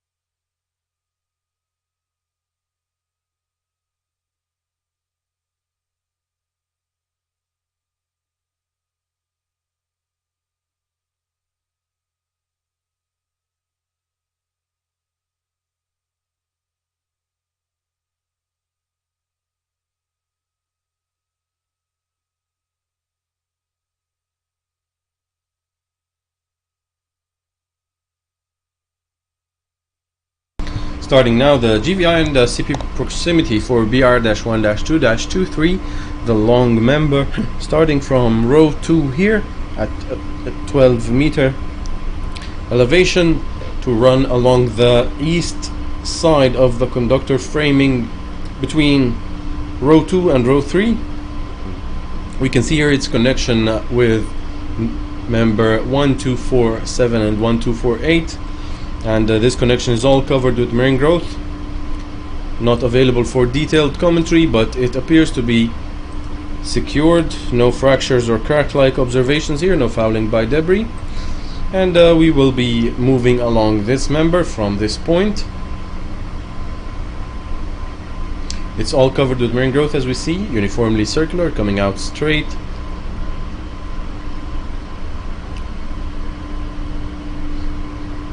The average marine growth coverage for this elevation has been found to be 80 to 20% hard to soft marine growth, and this is connection 4, clamp 1 of riser 10 to the member, which will be inspected separately, but it appears to be a secure connection here. No fracture to be reported and no movement. We also see these other components of the elevation connecting to the member, and they appear to be secured as well. No commentary can be given on the weldments. Continuing to observe the components of the conductor frame here. No disconnections to be reported and no anomalies. To the right side, this is conductor number 1.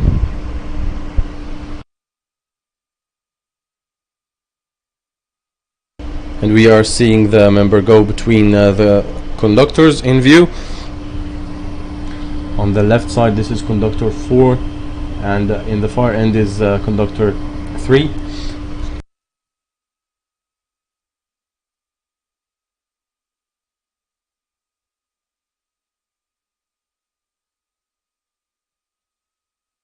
The RV will relocate to the other side to continue with this GVI.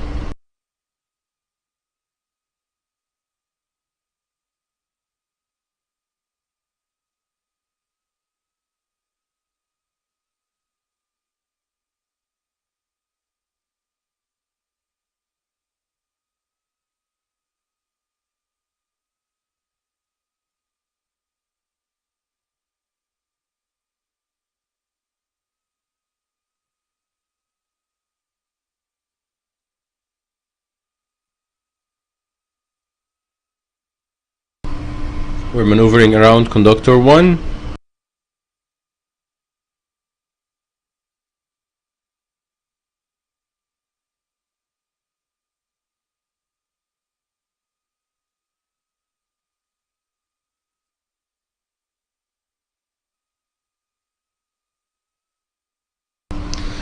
And we're back at the member, approaching it for a proximity CP here, minus 977 millivolts, minus 977 millivolts. This is conductor 1 again in view here, and we have the member on our right side. No disconnections to report, no fouling by debris so far. Continuing to follow the member. Still we can see the framing components here appearing to be securely connected to the member.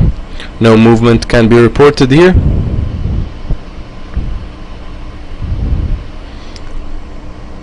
And we are starting to see the connection of the member towards the row 3 bracing.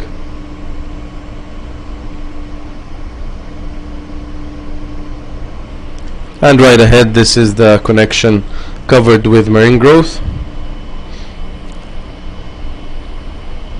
To the extent that can be reported, it's appearing to be secured. No visual damage. No anomalies to be reported for this member. Pausing the media here.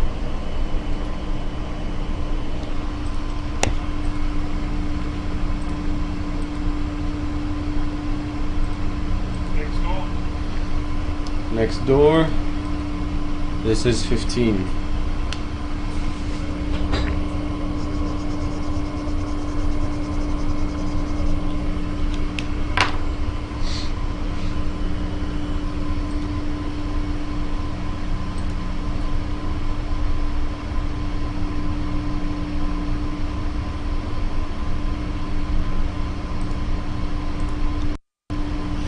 RV is in position now, facing row 3 from inside the jacket at 12 meters, and we have in the middle of the view member BR-1-2-15 going towards the bottom right corner of this current view. And at the connection we can see a lot of marine growth covering the weldment, and we are unable to give it detailed commentary, but it seems to be well secured. We have this miscellaneous item resting on the member, doesn't seem to be moving.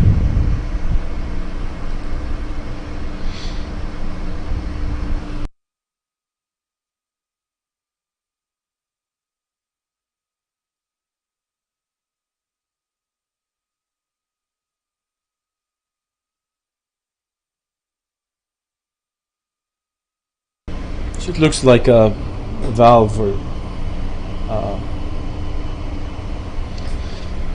but no, it doesn't seem to be moving, and no fretting can be reported for this item. So, recording a short clip for it.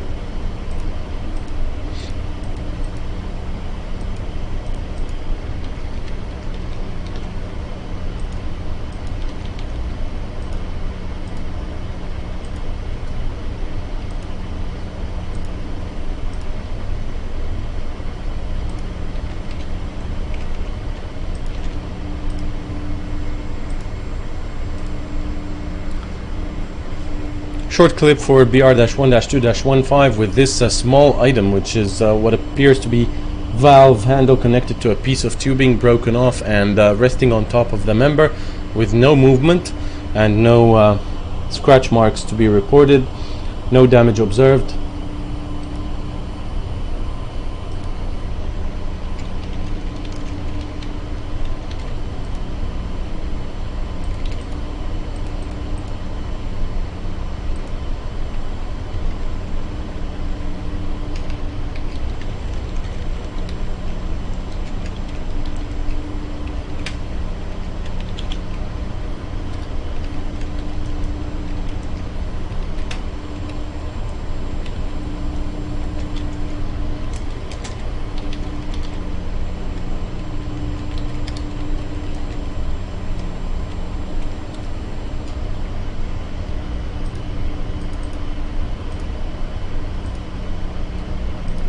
So this is a record for this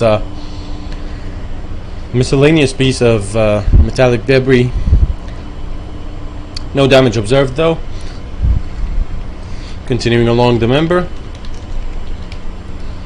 and we can see it's uniformly shaped, no signs of distortion or buckling.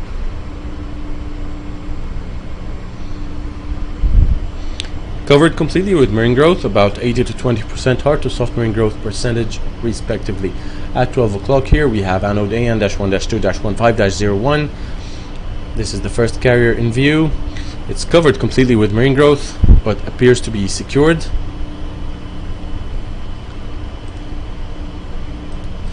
Well shaped, not subjected to damage from any dropped object or otherwise.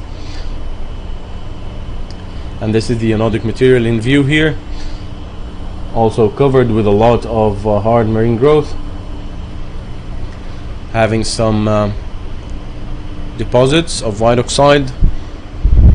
We are moving along both the anode and the member with this view.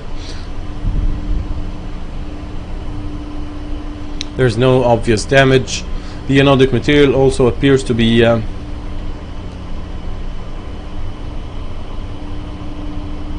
heavily pitted.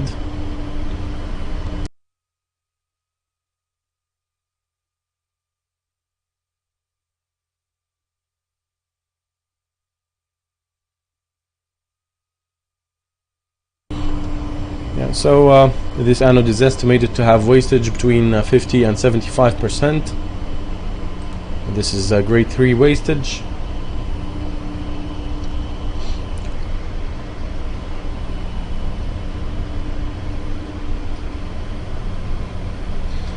Continuing along the member,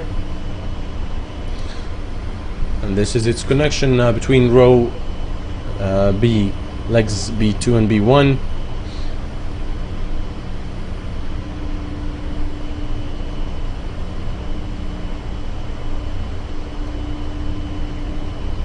right ahead.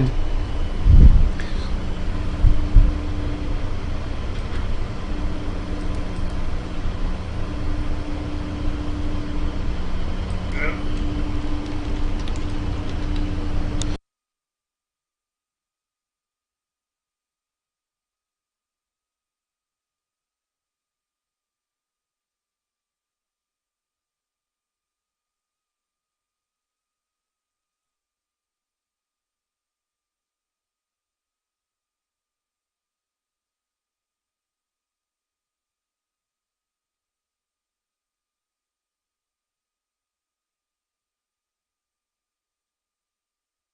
Approaching the member for CP, and it's minus 987 millivolts, minus 987 millivolts.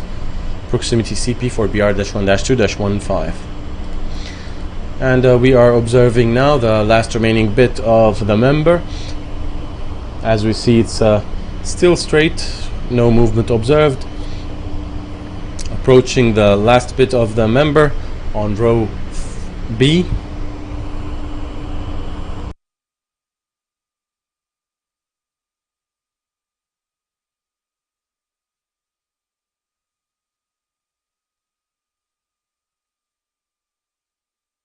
And this is a top view of this connection. We can see it appears to be secured. No fractures or crack-like indications, no visual damage at the connection.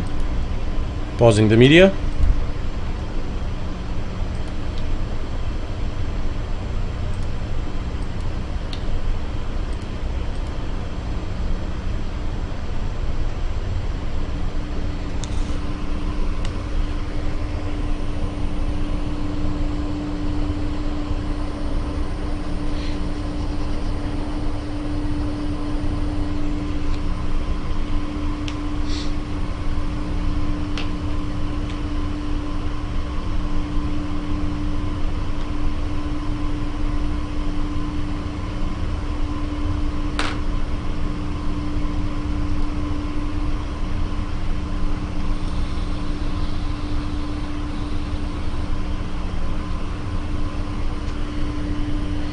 So there's a long one also on this side of conductor 1, the one that is outside the grid. Before we get dirty here. We'll do that one later. Okay. To relocate because of It's on your left now, it's not on the other side. my left. Yeah. Yeah, we'll do that when we return round. Okay. That's what I was planning to go for that one. We might as well do some of this little one. Yeah, no problem.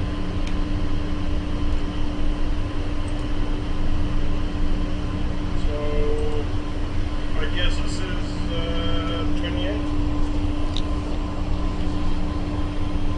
It seems so, yes.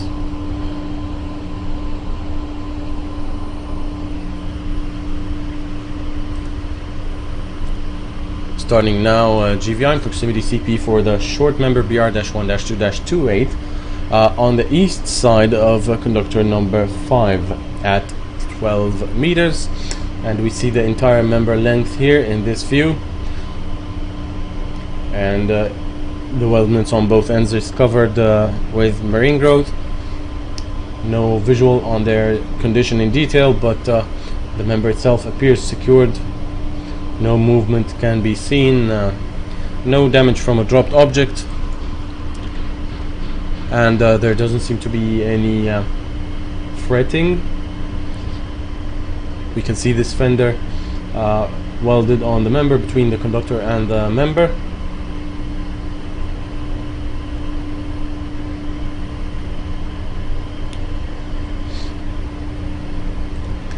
As for the proximity CP,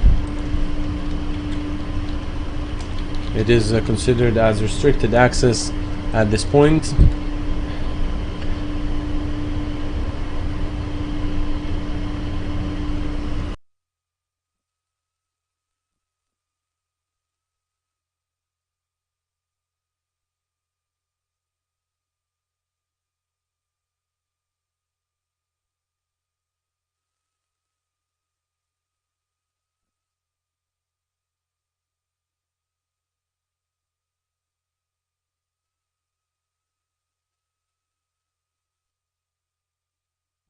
So there appears to be no, we have a water gap between the member and the conductor.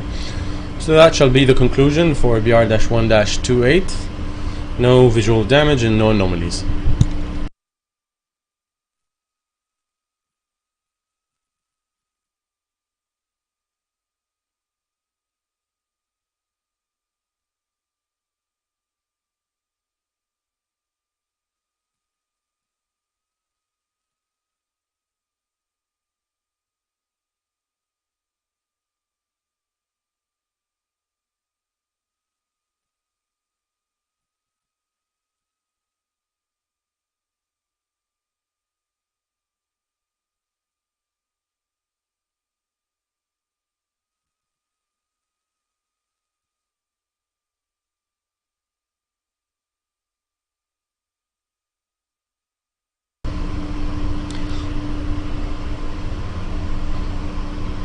ROV is in position now to start GVI proximity CP for BR-1-2-19 on the north side of conductor number 19, and we can see it here at the connection point with member number 23 at 12 meters, and we can see here the member is well secured.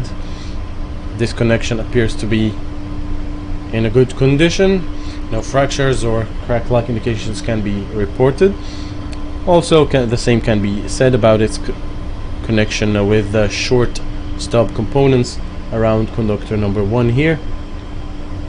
The whole member is covered with a lot of hard and soft marine growth. It's going towards the left side of this view.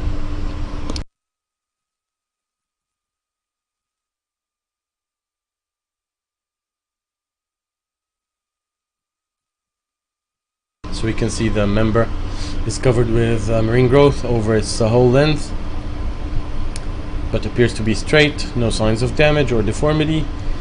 Marine growth coverage is at about 80 to 20% hard to soft marine growth.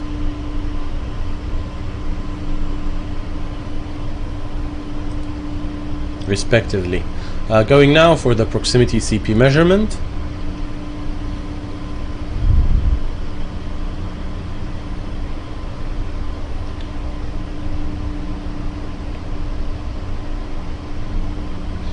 Minus 985 millivolts, minus 985 millivolts.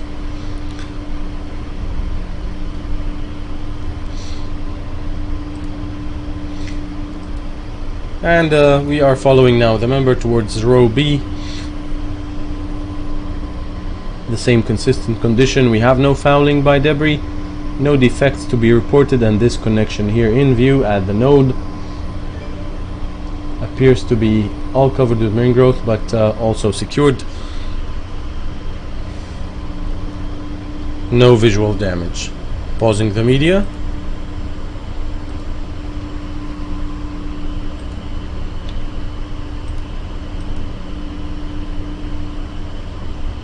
Take a break. Yeah, I was thinking the same thing.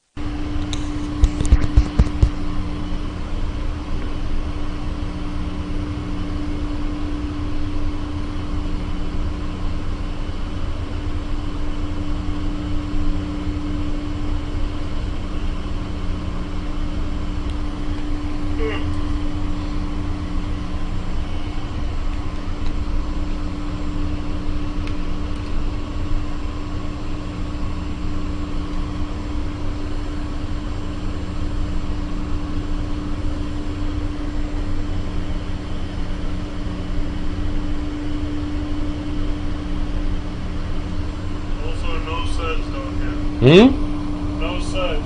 Okay, so it's all good, yeah? So that you brought the TMS a bit lower? Yeah. Okay. For a fresh start.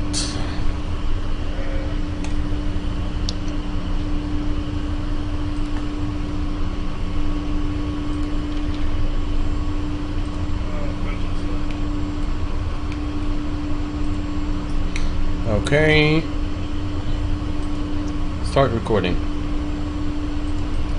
In view here, the ROV is present inside the jacket of Fateh Zulu Charlie at minus 30 meters, and we will be starting here with BR-2-2-16, which is the horizontal diagonal connecting at this node right in view and coming towards the bottom center of the screen now. It appears to be connected to this member between row 2 legs, closer to the east side on member 4-8 and 4-7.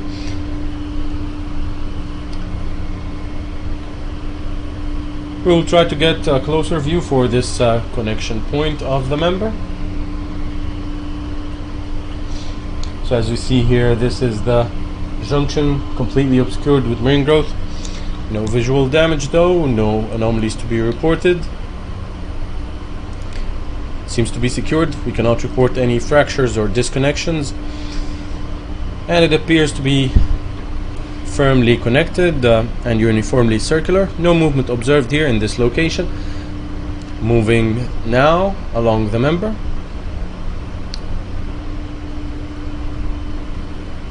And also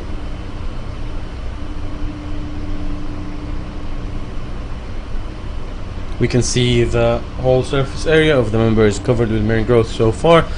No abrasions or fretting. It seems to be uniformly tubular, as we see, with no distortion due to dropped objects. Marine growth coverage is estimated to be 80-20% hard to soft marine growth respectively, and going now for a proximity CP measurement. Minus 999 millivolts, minus 999 millivolts.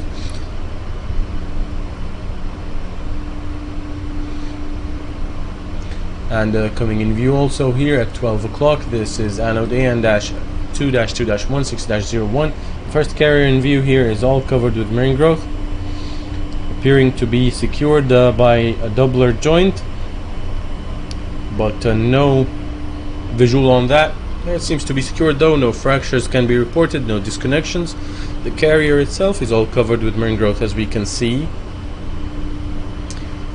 And the same also for the anodic material, the sacrificial anodic material. No fouling by debris. We are continuing to observe both the anode and the member with this view.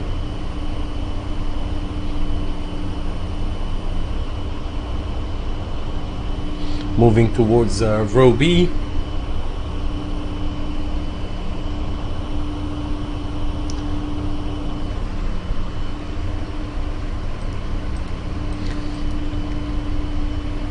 The anode is confirmed to be active, as we can see these anodic material deposits, and we are having a close view here for the anodic material, and it is estimated to be about 75% wasted.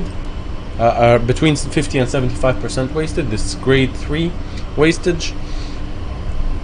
Second carrier in view, also covered completely with marine growth, no visual damage, no disconnection. And with the same view we have now, this is the connection of member number 21. No disconnections or movements to be reported. Continuing towards row B.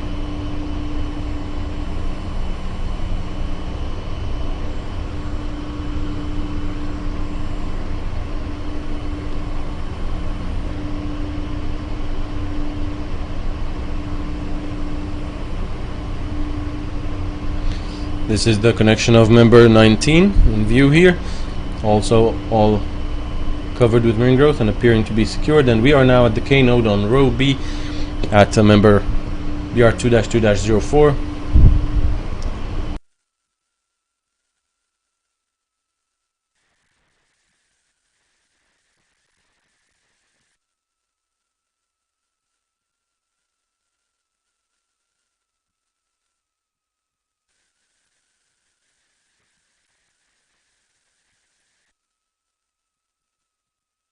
So we can see here the member connecting to this K node.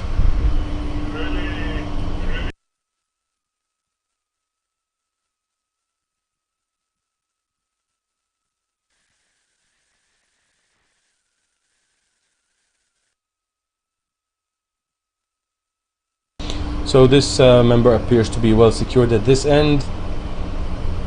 We have not observed any anomalies and no visual damage during this video. The media will be paused now for the ROV to move to the next position.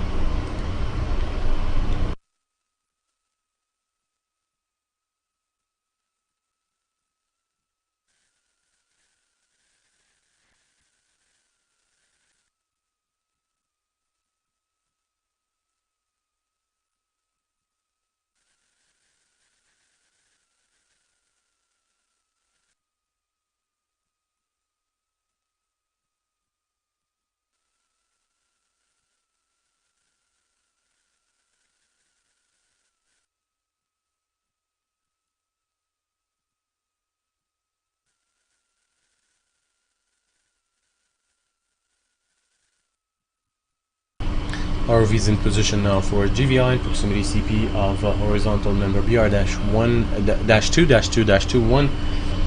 It's the horizontal in view going towards the bottom left corner, and we can see here its connection with member number 16. The connection is all covered with marine growth but seems to be secured. No anomalies to be reported, and no defects, no disconnections. Remember, at this view is all covered with marine growth, but seems to be free from damage or distortion, uniformly shaped. And we will start to go along the member now for the GVI and CP proximity tasks.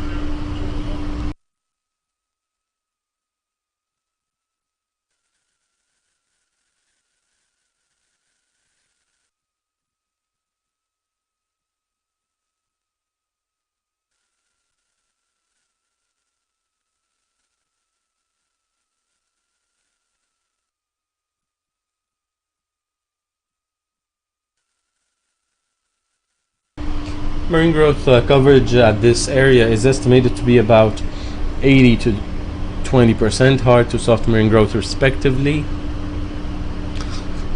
Non-excessive depth, thickness.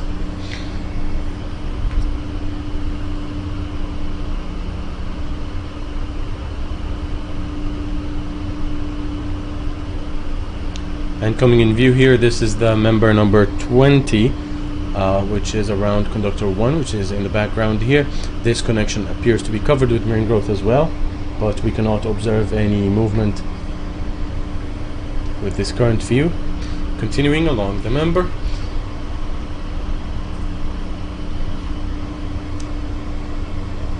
and the conductor appears stationary at this point. We have this fender welded on our member.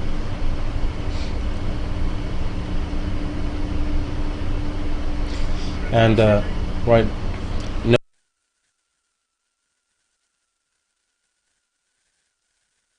approaching the member at this point for proximity CP, and it's minus 990 millivolts, minus 990 millivolts.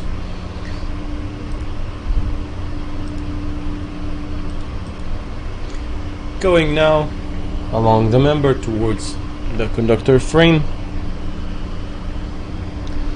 In view here, this is the weldment towards the member number 23, and it is completely covered with marine growth, as we can see. No disconnections, and no fouling with debris, no visual damage as well. Pausing the media.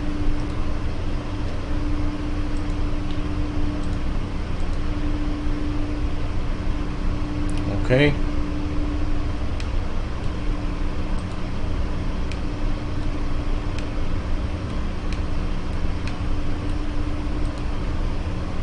This one? Yep. 20. Yeah.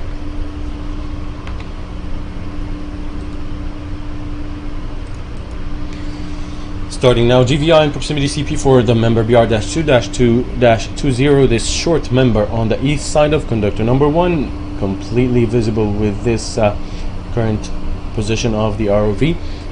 As we see, it's all covered with marine growth. About 80% of the surface is covered with hard marine growth and 20% covered with some soft marine growth as well. Connections on both sides of this member appear to be secured. We cannot report any fractures or disconnections here. No visual damage.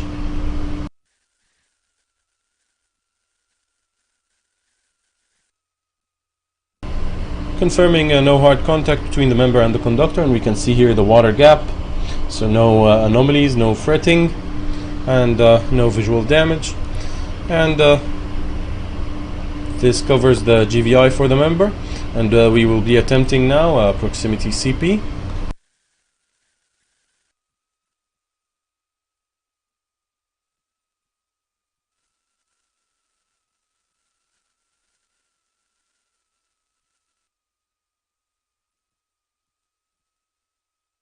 Going now for a proximity CP of the member.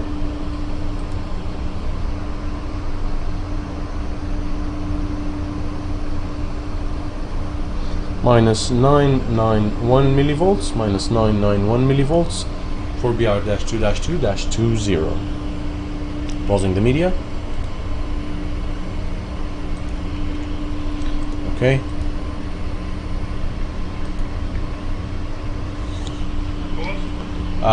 For the conductor? Whatever you want. Yeah, but the best thing is if you can just get rested completely on the member so that it's not tricky to see what is moving. That's ready. Okay, stand by.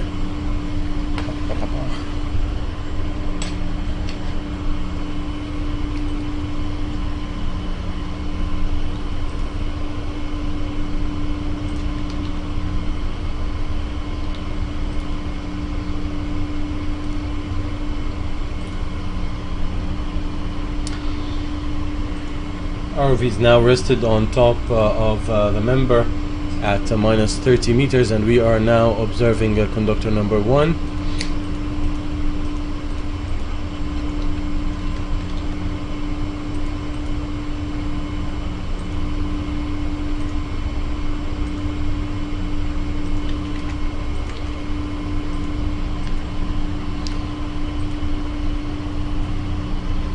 So this is a clip showing conductor number 1 moving at minus 30 meters.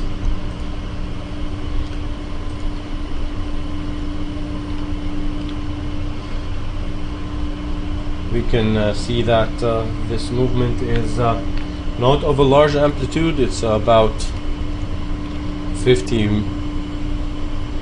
millimeter range.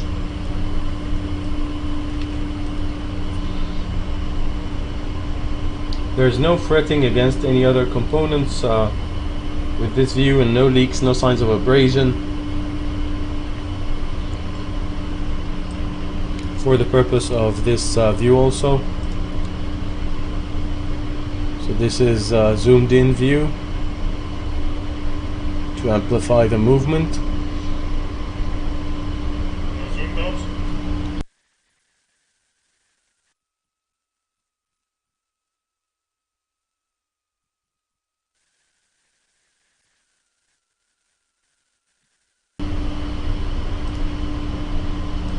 And this is the record of movement for conductor 1 at 30 meters water depth. Alright, I'm clear.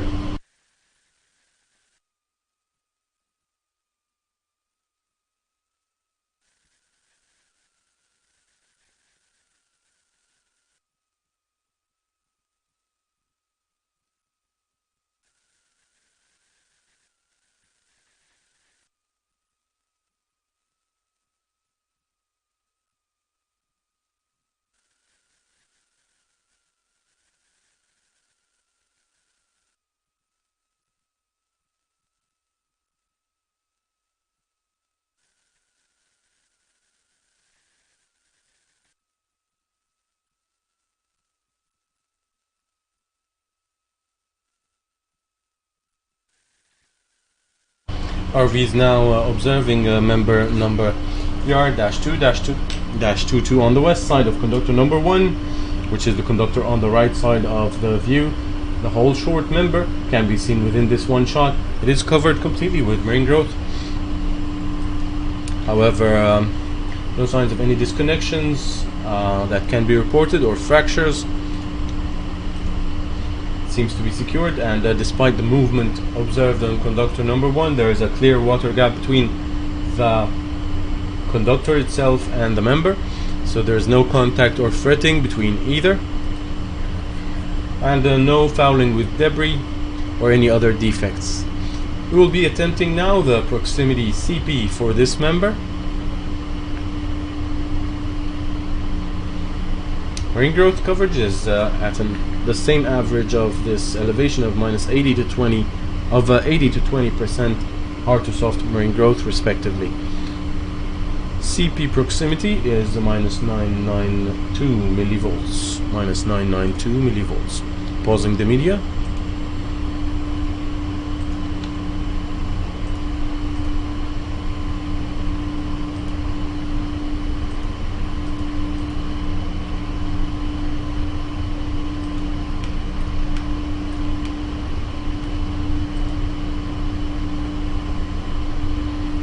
Okay.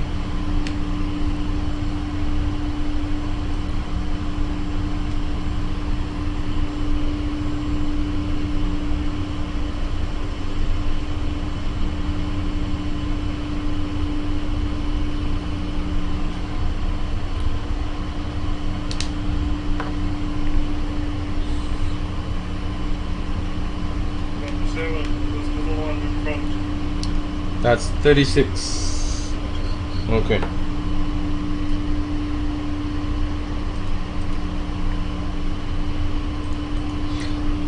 RV is showing now conductor number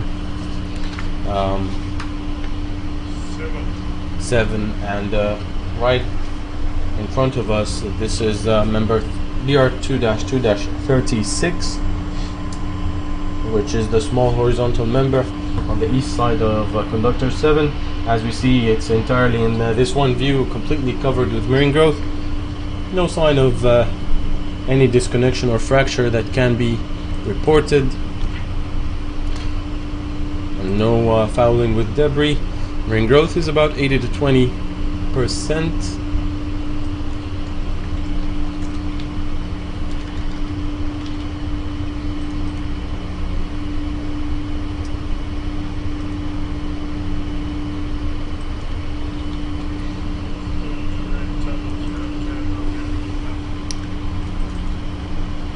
As we see, this is a tight access area. CP is going to be restricted access, not reachable with the proximity CP probe. We have observed earlier the conductor 7 to be moving, and we will be trying to confirm no hard contact here between the member and the conductor. So there does seem to be some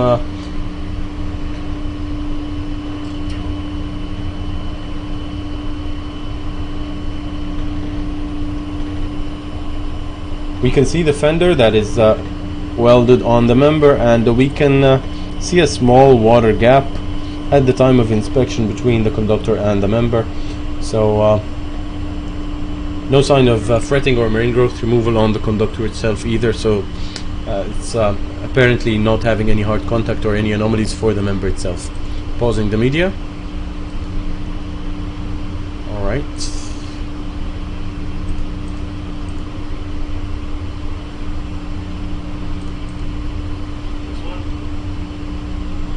Okay.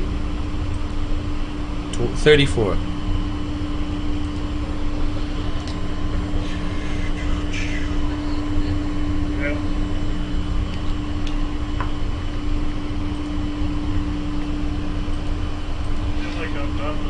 ROV is now showing member BR-2-2-34 on the west side of conductor number 4 in view here.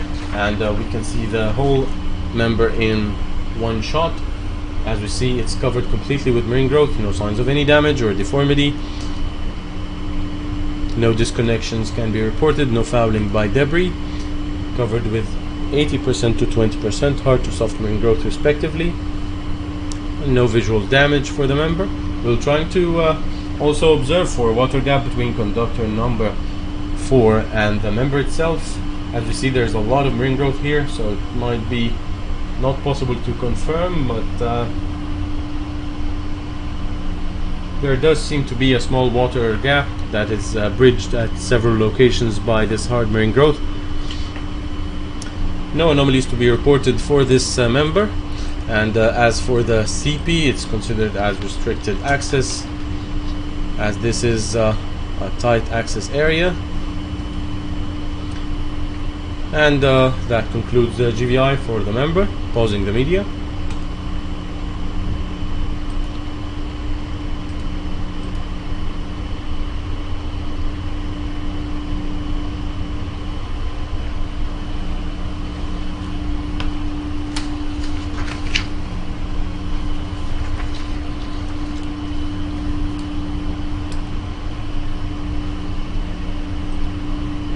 "32.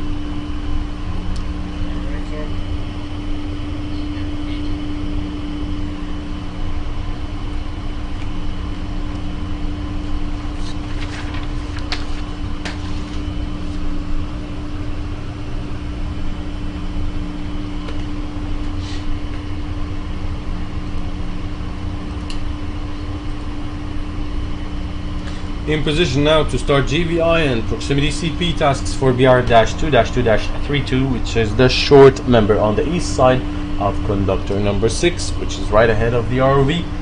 It's in the middle of the conductor frame, and this is possibly the closest view that we can get. We can see the whole member in this view.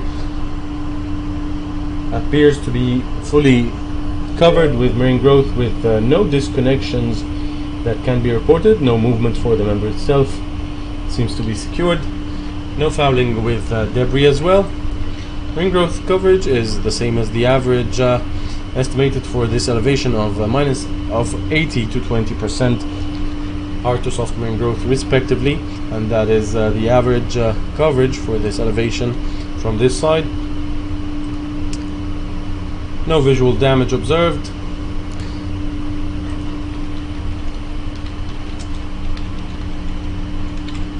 As for the proximity CP, it will be considered as restricted access, for this member is out of reach with the proximity CP probe.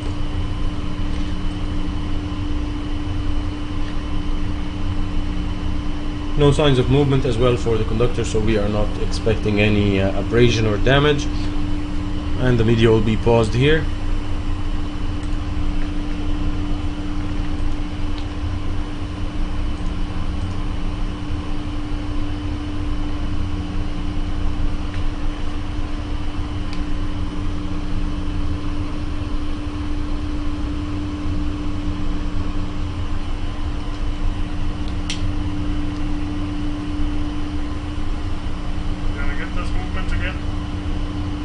Yeah.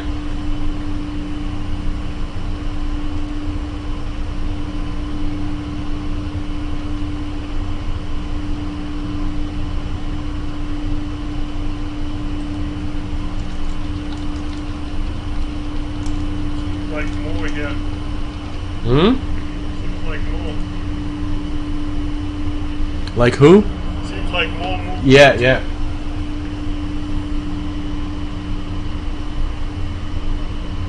Yeah, it's big. Alright, stand by.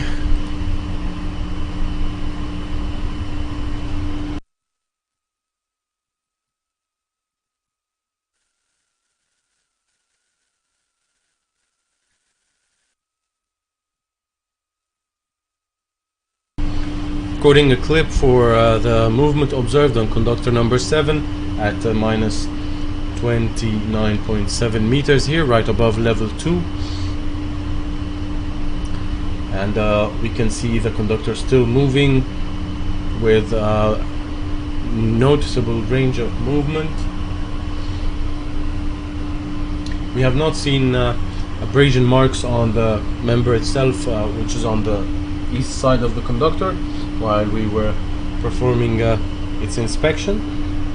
No gas bubbles or leaks as well can be seen here around the conductor where we are now. And this is a clip to record this movement as well at level 2. Pausing the media here.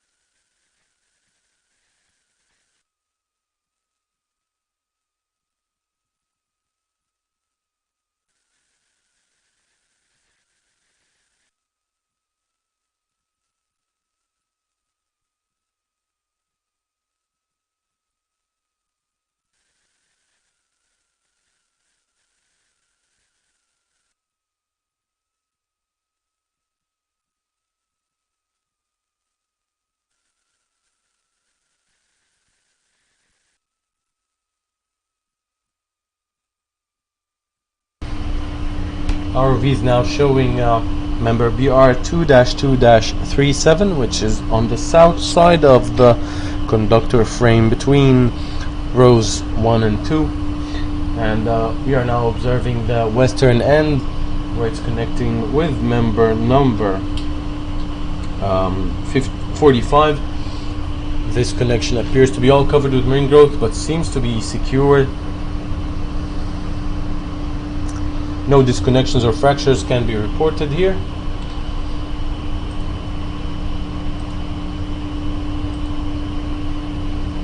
This is the view of the connection, all covered with marine growth.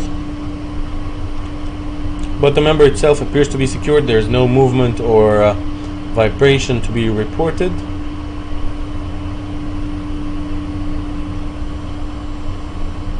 And it appears to be uniformly tubular.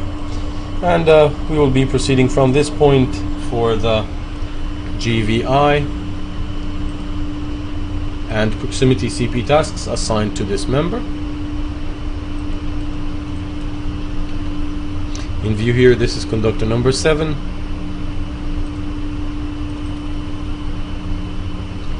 And the ROV is showing the clear water gap between the conductor itself and the fender, which is attached on member number 37.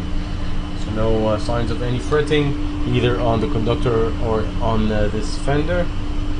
No signs of buckling or damage from a previously unnoticed impact either.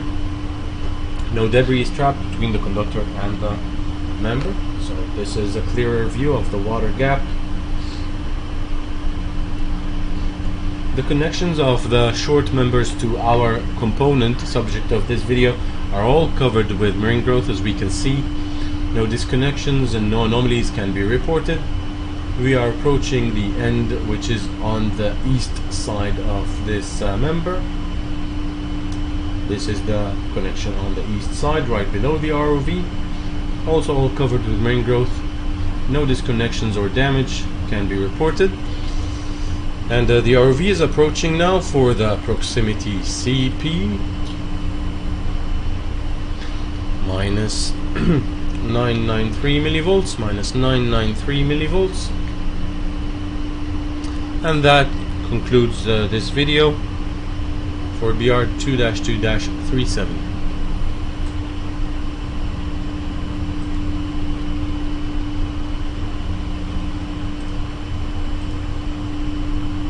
Right.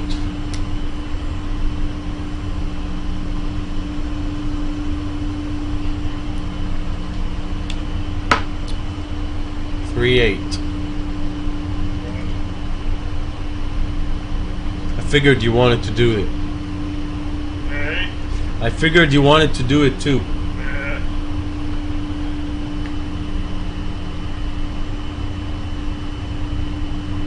Force is strong. Yeah. You know, the most popular Star Wars was in Egypt ever was in the 70s. Yeah? Yeah, now it's like unheard of. Yeah. Yeah, nobody really follows it. Or Star Trek, it was like during my father's time. Yeah.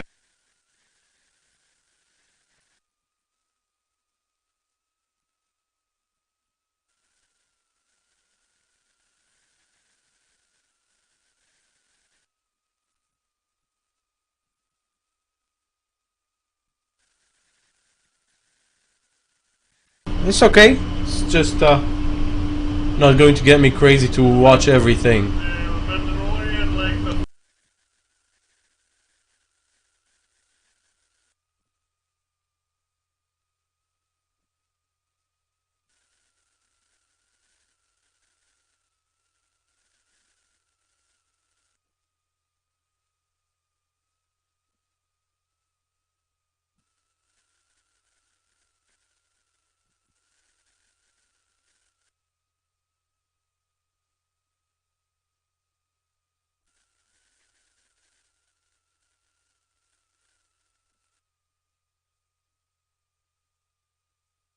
RV is now showing BR2-2-38 at its connection with road 2 at minus 30 meters. As we see, there's in this view a small piece of, or a piece of metallic grating, but it's not affecting our member subject of this video.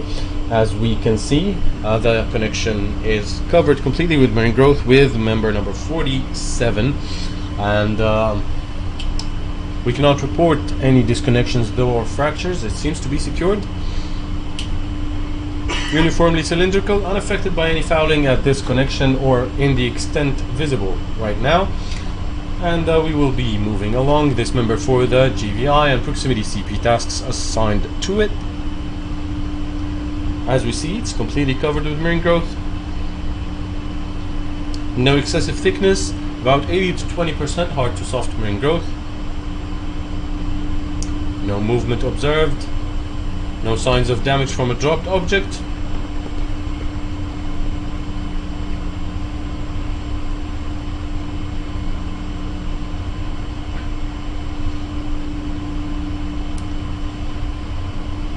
The member is straight. No signs of fretting or abrasion or no bare metal exposure as well.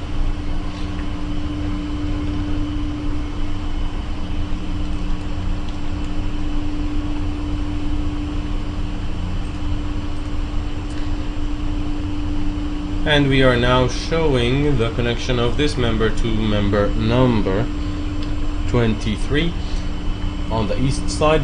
And this connection here with the RV showing it, it's all covered with marine growth, as we can see here as well. No disconnection or crack-like observation can be reported, no visual damage. And we will be attempting now a proximity CP measurement.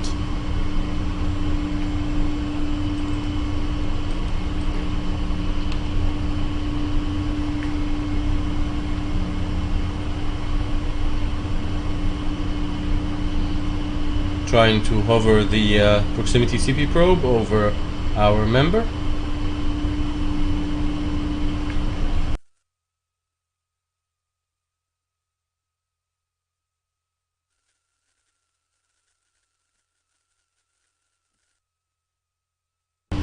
And given the access we have, this is about as close as we can get. It's minus 994 millivolts, minus 994 millivolts, acceptable reading. And with that, we shall be concluding the GVI and proximity CP for member number 38.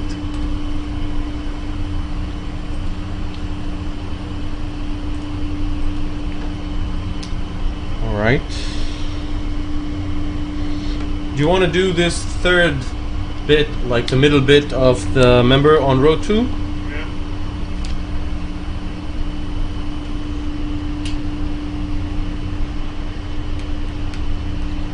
That appears to be 47. Yeah, it is.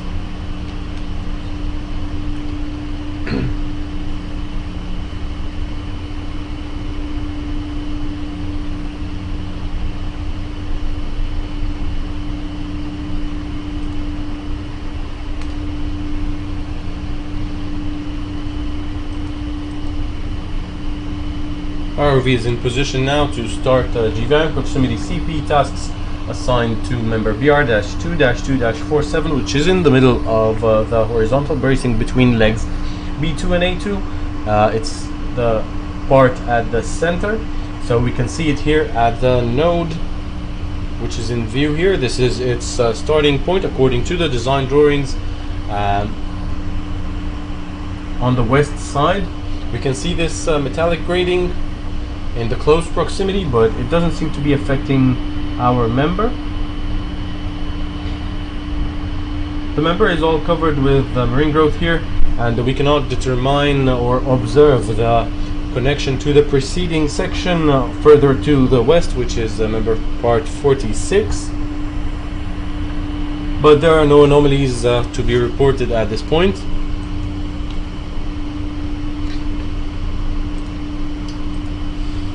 We will now start to follow this member from this point towards the east, which is towards leg B2. As we see, it's uniformly shaped. No sign of damage from a dropped object, no fretting. A small insignificant fishing line is running along the member, not causing any abrasion or damage. At a suitable point, the RV will attempt a proximity CP measurement. Trying now.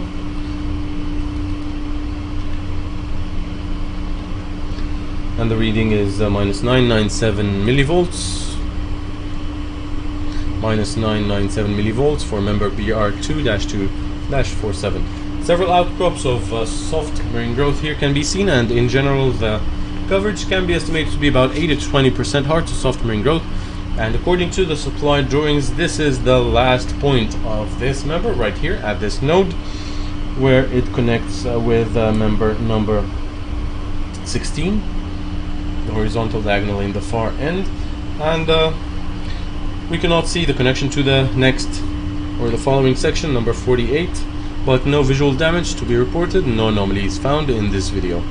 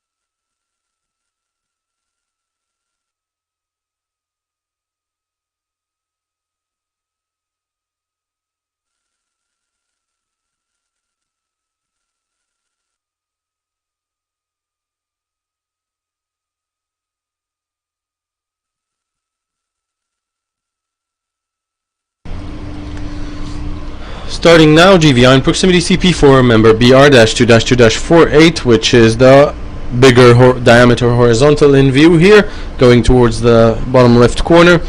And right at this node, right ahead of the ROV, this is the supposed start location of this member according to the supplied drawings. As we see, all the weldments here at this point are covered with marine growth, and actually we cannot clearly determine the end of the preceding member, number 47, and this member, but it seems to be all secured. There's no movement observed here. The same can be said also about the connections of the horizontal and the horizontal diagonal on the right side of this member with this view. The member is appearing to be uniformly cylindrical, as we see No defects or fouling found here at the starting point, and we will now follow it towards leg B2 and pick up a proximity CP at a suitable point.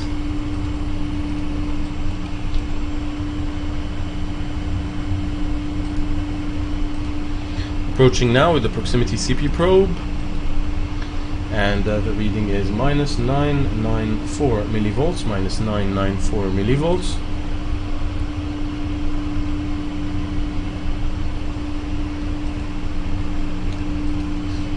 So we can see here this member is covered with several outcrops of soft marine growth here near 12 o'clock, and in general it's completely encased in marine growth, about 80 to 20% hard to soft marine growth for this member respectively.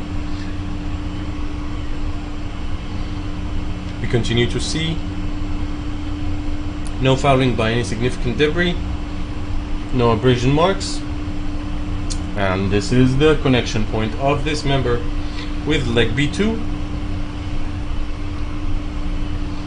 No significant debris fouling here as well, and we can see thick coverage of marine growth at this junction. We cannot give detailed commentary about the condition of this weldment, and no crack-like indications can be found.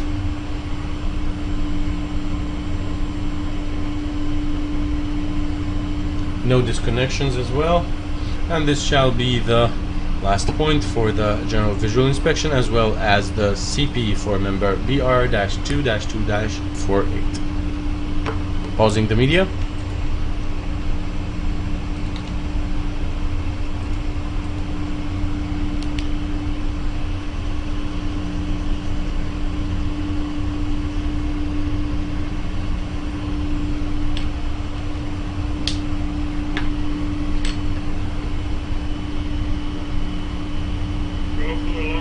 Yeah. 2, 3.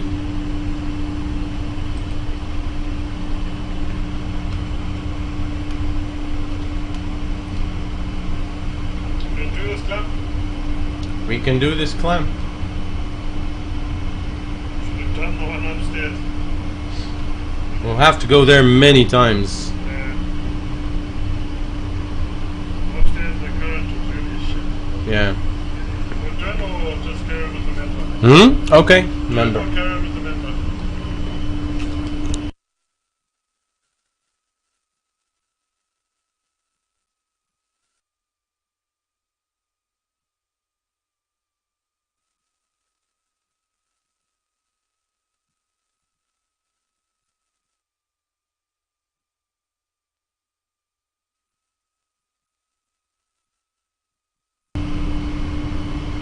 ROV is in position now, showing member BR-2-2-23, which is the horizontal member going towards the bottom right corner of this view.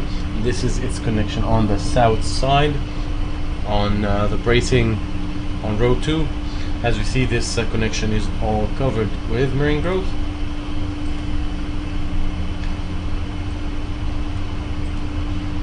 But no signs of any disconnections or damage. Also no sign of fouling with significant debris. No sign of movement or fretting. And the ROV will now follow this member from this point. As we see, it's uniformly cylindrical at this starting point. It is on the east border of the conductor grid between legs 2 and 1.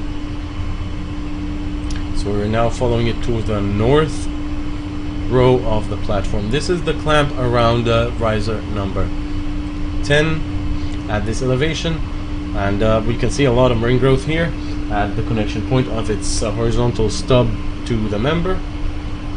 There's no movement that can be seen, but we cannot see the connection itself.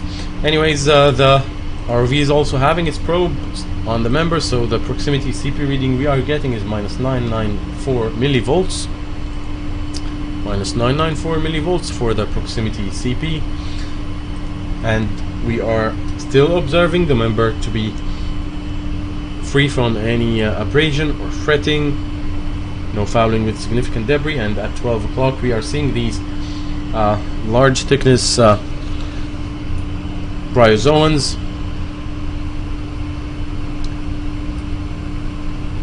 The average marine growth coverage for this member is about 70 to 80% hard to soft marine growth and 20 to 30% soft marine growth. As we continue, we can see these members connecting to the member subject of this video, to the left and to the right, as framing members for the conductors at this elevation, minus 30 meters. As we see, these connections are all covered with marine growth and obscured for detailed commentary, but no disconnections observed and no movement. The ROV will maneuver now around conductor number 1, which is to our right side now, to continue with observation of member BR-2-2-23.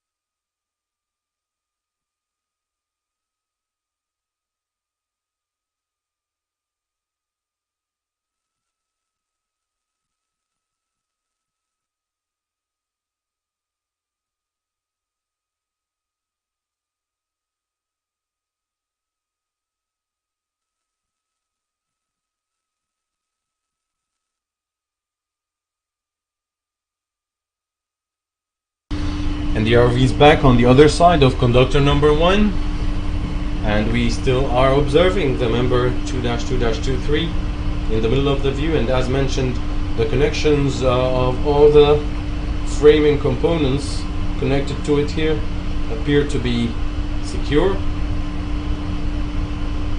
No disconnections to be reported, no crack-like indications, and no defects. Crossing in front of conductor number 2 at this point.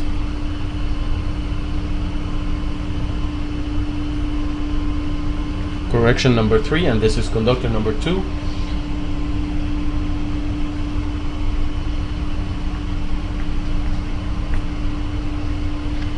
As we are continuing to move along the member, we have here anode with ID AN-2-2-23 at 1 o'clock.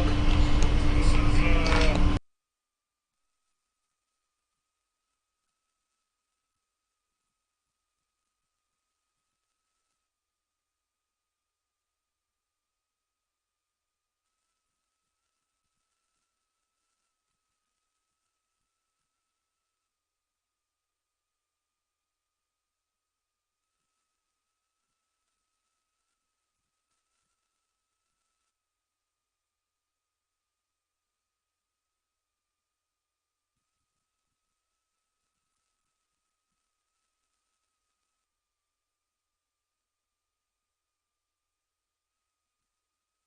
So we are trying to get a good view at this doubler plate connection of the anode.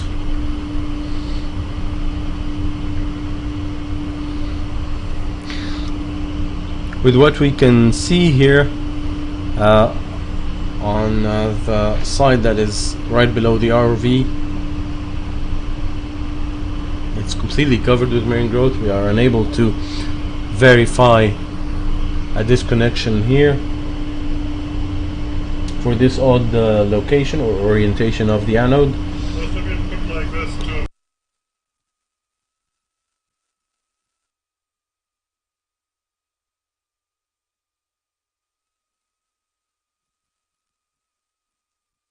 The carriers, though, appear to be, they are uniformly shaped. No damage can be reported for the carrier form, at least. You can see it's covered with a lot of hard marine growth here. And on this side, no fractures can be reported, no clear indications of a defect.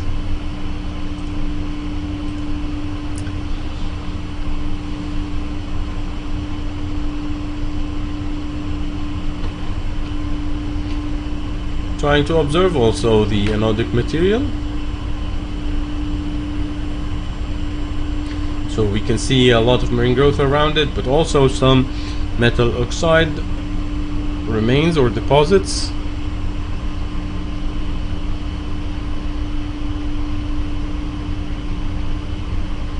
The anodic material is moderately to heavily pitted.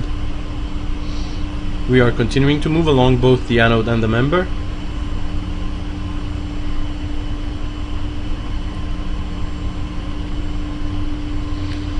No sign of damage from a dropped object or an accident.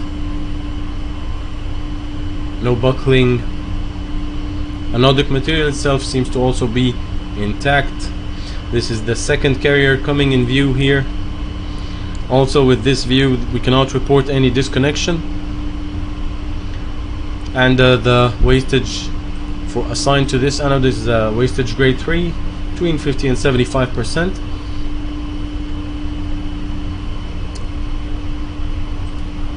And towards the north end of our member, BR-2-2-23, we can see it here coming in connection with member number BR-2-2-02 on row 1.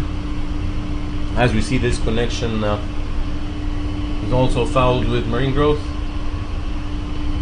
Some fishing lines are hanging here, but insignificant, not causing any abrasion or marine growth removal even. And this movement, this point appears to be securely connected. And that shall be the conclusion of GVI and proximity CP for BR-2-2-23 and its associated anode.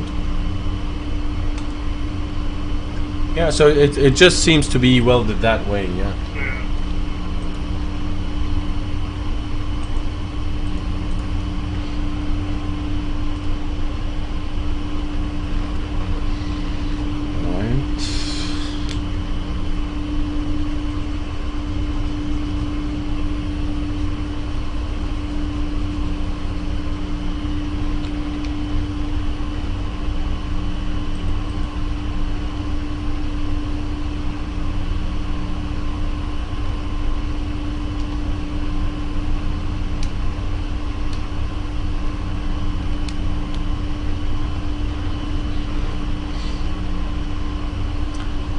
Alright, we have 15 and 19 on this side.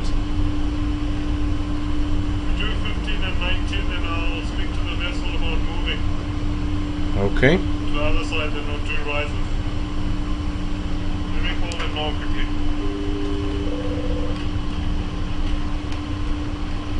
Hello? Yo, good morning.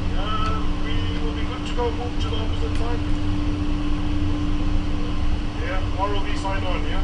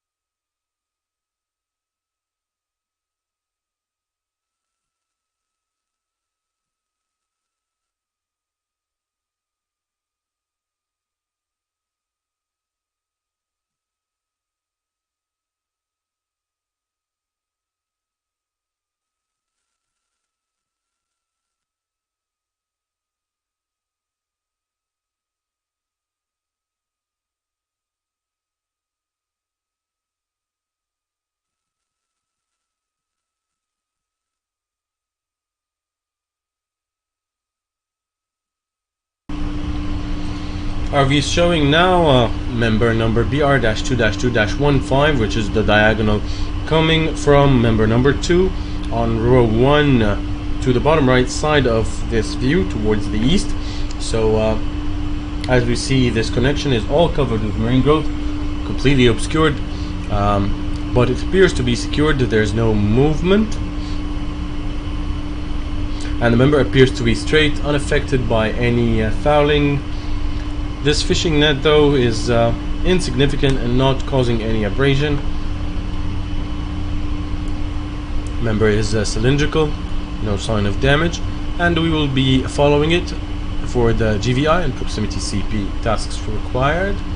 As we see, it's completely encased in hard and soft marine growth. At a suitable point, the RV will approach this member for the proximity CP, and it is minus 996 millivolts, minus 996 millivolts.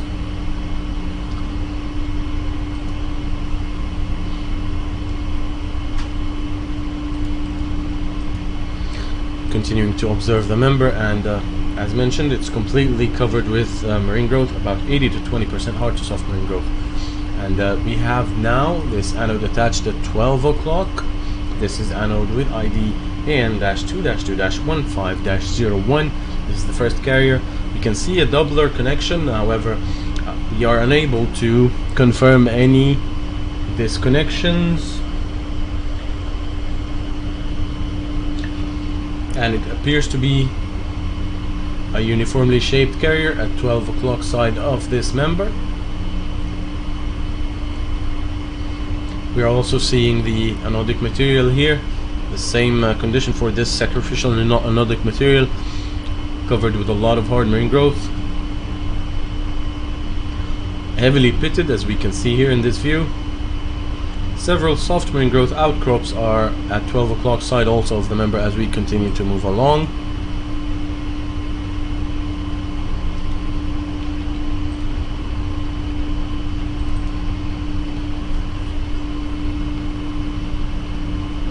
No visual damage. The anodic material is active as indicated by this white oxide, and it is estimated to be grade 3 wastage between 50 and 75%. This is the second carrier, and this doubler connection also.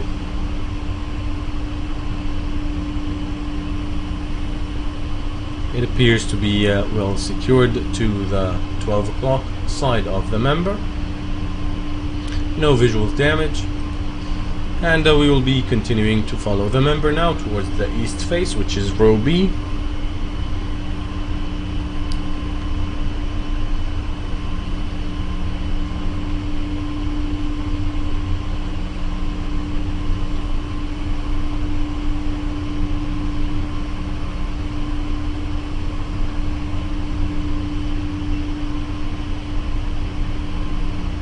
This is the connection point of member BR2-2-15 and member BR2-2-04 in this view, all covered with marine growth as we can see at the junction.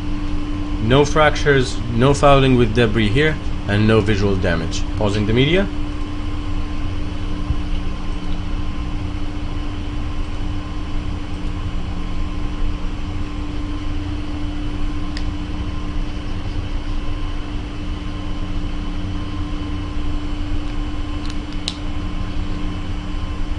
Getting faster.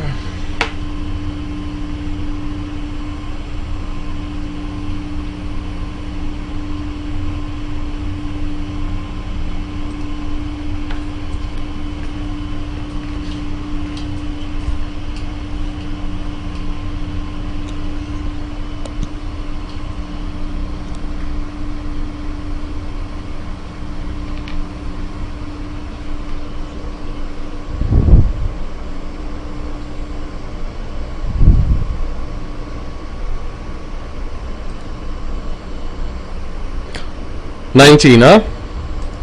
19. RV is in position to start GVI in proximity CP4 BR-2-2-19. We are now looking at the member at its west end, connecting with conductor frame. As we see, this junction is all covered with marine growth. No fractures to be reported, no crack-like indications, and it appears to be securely connected here. No movement observed. And it is all covered with this hard marine growth, some barnacles that we can see on tube worms, and we can see in the background it's a connection with short member number 32, and that connection appears to be secured also. all obscured with marine growth. And we have now in view, this is conductor number 1. We will try to observe the water gap between this conductor and our member. So we see here this fender welded on 12 o'clock side and 9 o'clock of our member.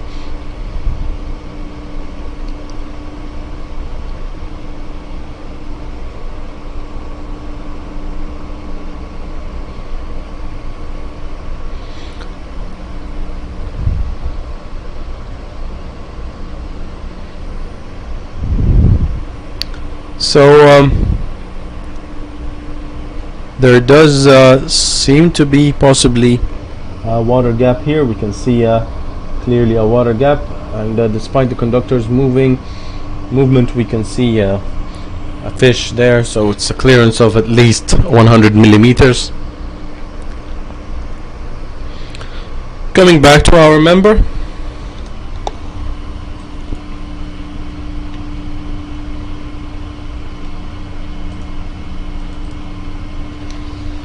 This connection as well to member number 20 in view now, as we see, obscured completely with marine growth, but no fractures and no defects. Marine growth coverage for this member can be estimated at the average of about 75 to 25% hard to soft marine growth. The RV is approaching now for proximity CP measurement at this point, and the reading is minus 996 millivolts, minus 996 millivolts,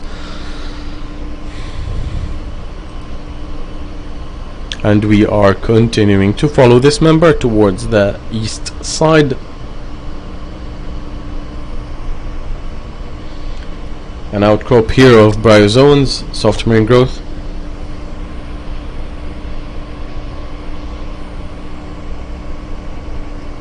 No sign of distortion or buckling or damage. No damage from a dropped object as well. And we are now coming to the last point of this member at its connection with the horizontal diagonal number 2-2-16. As we see, this junction is all covered with marine growth. The weldment is obfuscated here by this layer of marine growth, and no visual on it, but no fractures, no disconnections, and no visual damage. And the media will be paused for this member.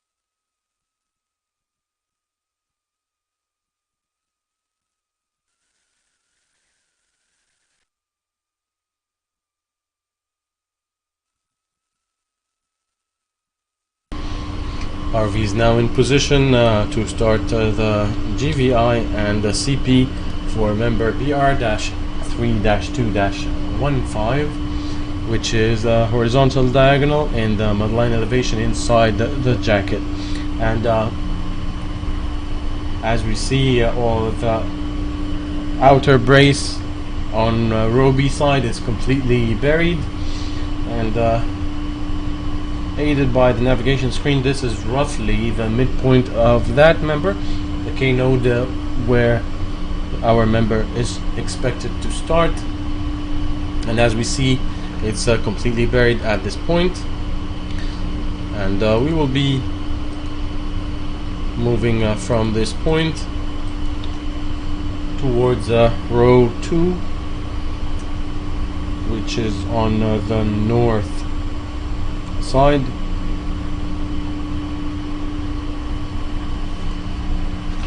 So we are starting to move now, and we might be able to pick up on the anodes attached on the member along the way.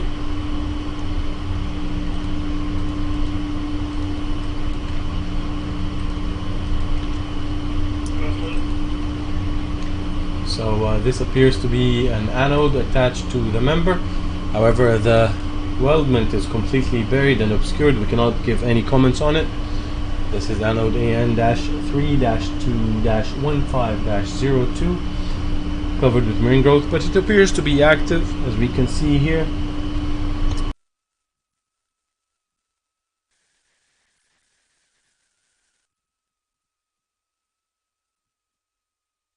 We are staying at a bit of an altitude here, about 1 meter above the seabed, to keep clear visibility, and we are confirming the anode is appearing to be active. Seems to be in a good condition.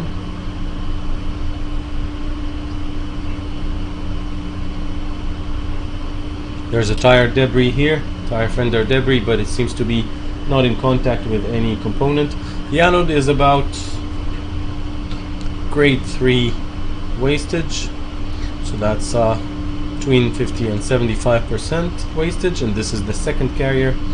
No visual on the member yet, and right after this is the next component, which is anode N-3-2-15-01 at 12 o'clock. Also, this connection point is buried. Moving on along the anode,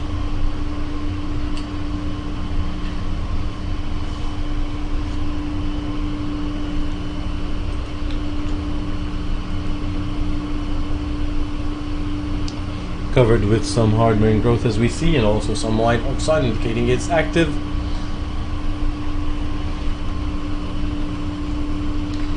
This anode is estimated to have wastage between 25 and 50%, closer to 50% grade 2 wastage. And this is the carrier. Again, it seems to be free from damage. Correction, we are adjusting to grade 3 wastage, as we can actually see a bit of the anode core indicating heavy pitting, and no visual damage for the anode itself. No dropped object damage here, and we are still moving along the member, whose end is roughly at this anode, and we can confirm it's completely buried underneath the seabed. There's no connection to be observed, and also the proximity CP task will be restricted access since the member is completely buried. No anomalies to be reported, and the media will be paused at this point.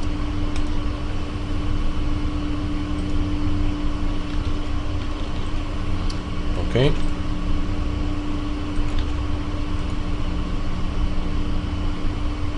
The long one? The long one to the left. Yeah. Okay. I'll start here. Yeah.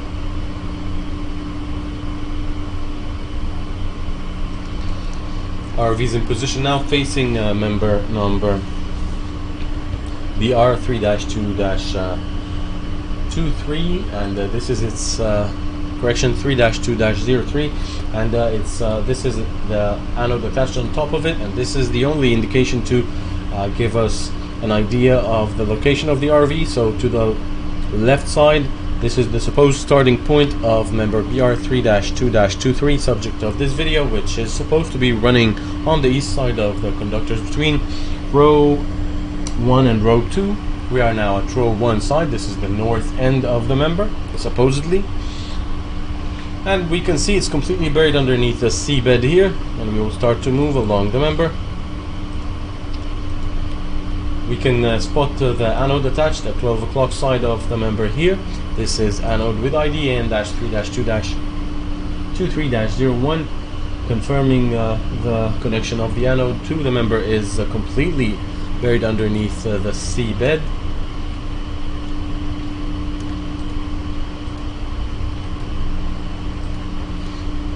The anode is covered with some ring growth and some white oxide, indicating it's active and providing adequate protection to the structure. Continuing to move along, we can see the anode is heavily pitted, around 50% to 75% wastage here. Not affected though by any damage or any dropped object or debris. This is the second carrier coming in view here. And we can see also that it is also buried. So again, the anode wastage is grade 3 wastage. And we are continuing in the same direction along member BR3-2-23 location, according to the drawings that we have.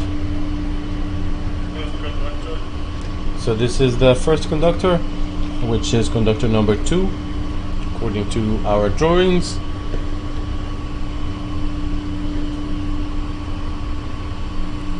And followed by conductor number 3. We are still not able to see any visual to the right side, correction to the left side. This is conductor 1, and we will be maneuvering around it.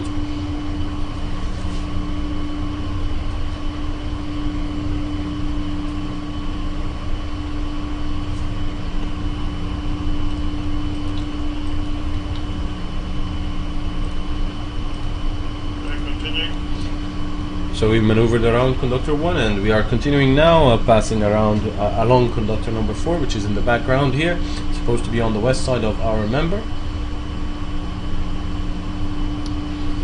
And as we keep on moving, this is riser number 10 crossing over our member, and this clamp is supposedly secured on a vertical diagonal slightly off of this point. A horizontal diagonal correction.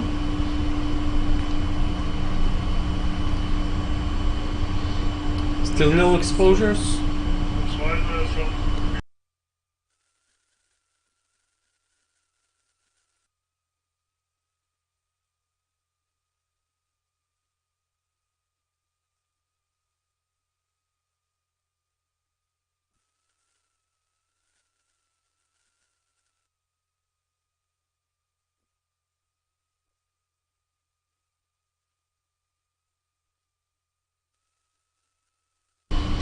And we are now roughly showing the location of the connection of our member with member number 3-2-48 between legs A2 and B2, and we are confirming the member is completely buried, and accordingly CP will not be also accessible, and the media will be paused here for the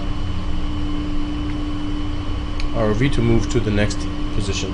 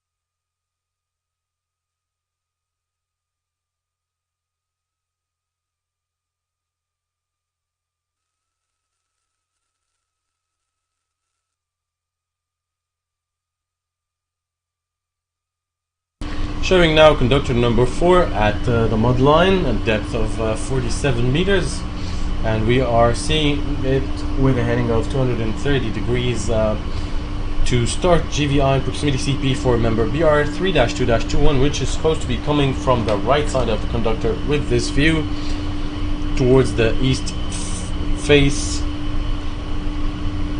And as we see here, the member is completely buried at this point. The RV will move back.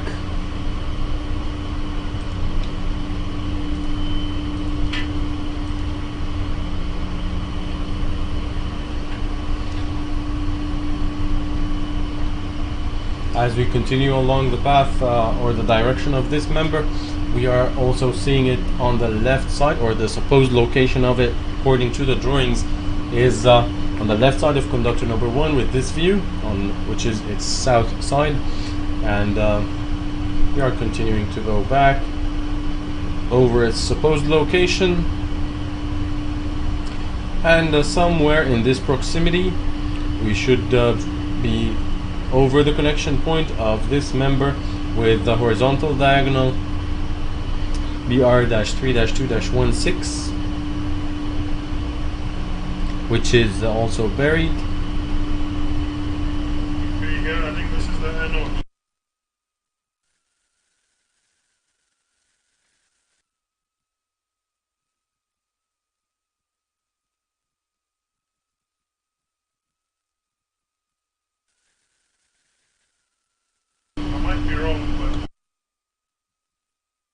So supposedly this is the last point of this member. We are confirming it is completely buried, and accordingly also proximity CP will also be considered as restricted access. Media will be paused for member BR3-2-21.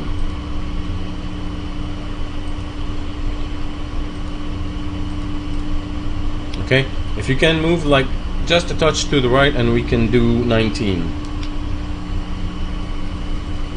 Same way we came. Roger, ready. Okay, stand by.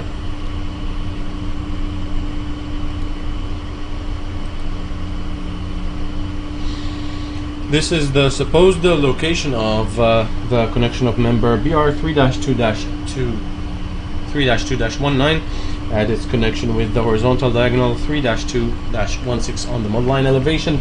As we see, this whole connection is completely buried underneath the seabed, and the only feature that we can see here is this anode, which is supposedly attached on 12 o'clock of member number 16. So with that, and following the same heading that is supposed to be for this member, we will be now moving along, trying to observe any exposure of this member for the GVI and proximity CP tasks assigned to it. So as we see, all members in this proximity are buried.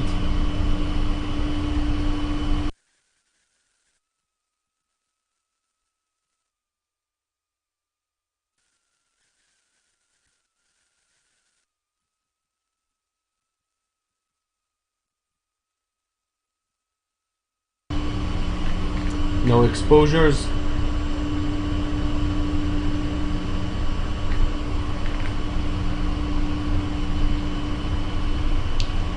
And right ahead, this is conductor number 1, and our member is supposed to be on the right side of conductor number 1 according to the supplied drawings.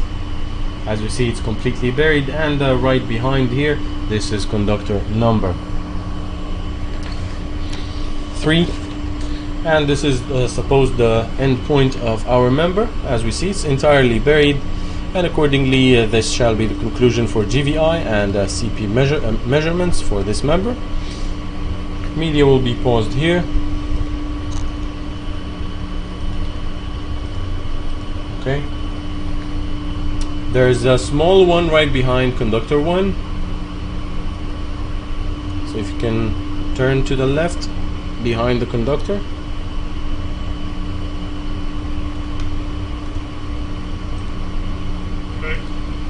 Alright, 22. Recording now, GVI and proximity CP for member BR3-2-22, which is supposed to be behind or on the right side of conductor number 1 with this view. So this is conductor number 1 on the left side. As we see, the whole member is buried underneath the seabed, and accordingly we cannot perform also the proximity CP task required for the member. Media will be paused for this member as it is entirely buried. Pausing the video. Going in the front.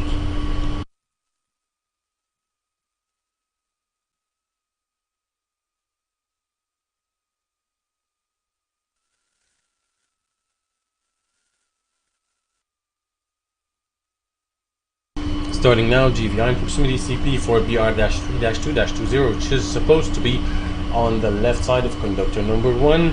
According to the current view, this is conductor number 1. And as we see, the entire length of this short member is buried underneath the seabed, as we can see in this one view. And accordingly, GVI and proximity CP are considered not possible for the member as it is completely buried. No anomalies can be reported though, and the video will be paused for the ROV to move to the next task. These items of debris that we can see here, they are not in contact with any asset and accordingly will not be considered anomalous. Okay. So we'll take a break, yeah? Yeah, that's fine.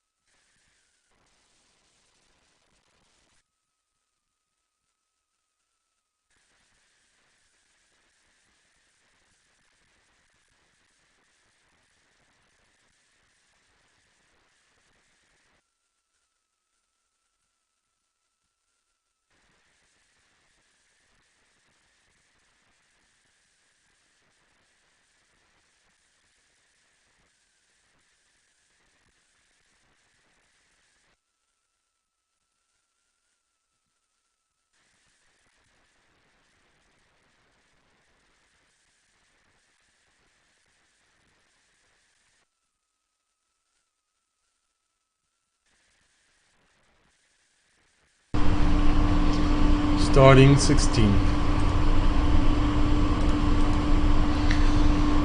RV's now at the supposed location in the middle between legs B1 and B2 at the mud line, as we can see here.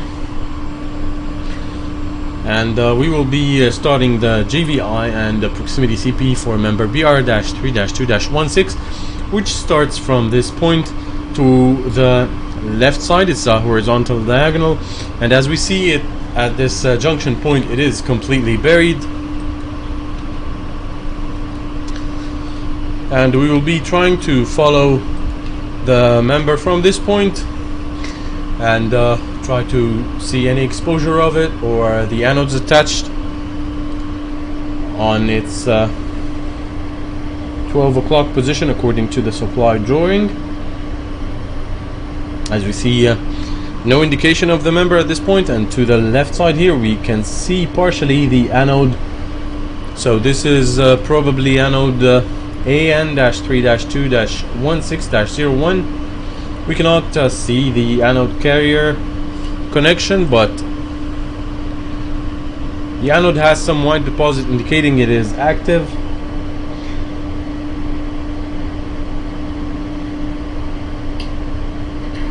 We cannot see the anodic material in its entirety.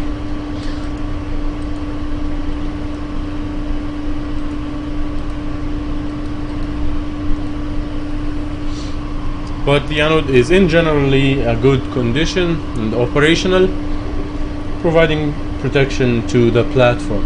And we are continuing again along the path that is supposedly where the member is supposed to be. We're still trying to follow the member, and this appears to be the location of the second anode.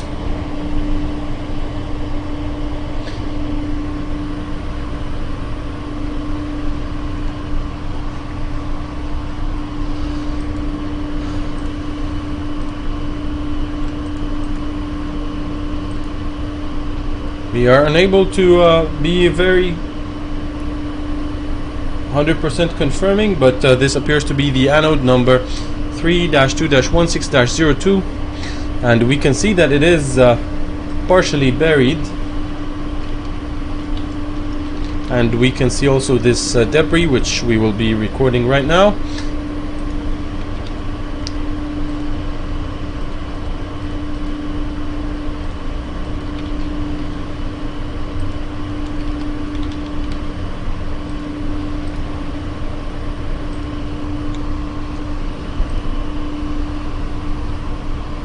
So this is a record for anode AN-3-2-16-02, which is mostly buried. However, we can see these oxide deposits indicating that it is probably at this point. And we can see several metallic debris items here which are considered anomalous. A bolt on the right side of the view, and also three pieces of deck grating. And these deck gratings are about 1 meter long by 0.4 meter wide.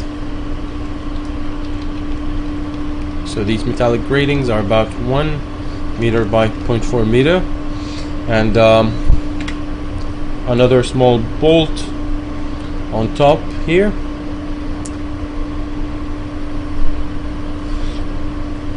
Continuing from this point along the anode,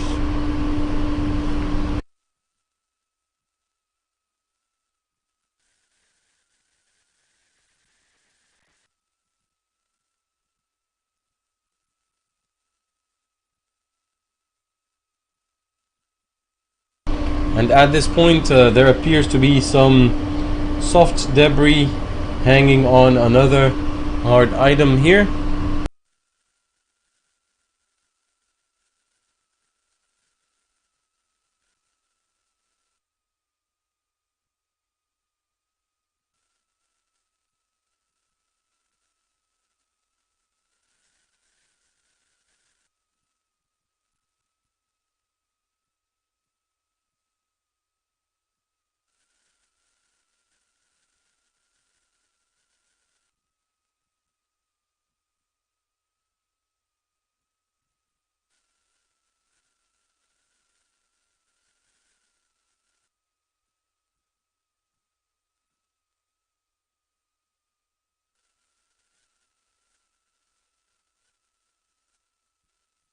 So we have this mass right here, also probably above the member and the anode, but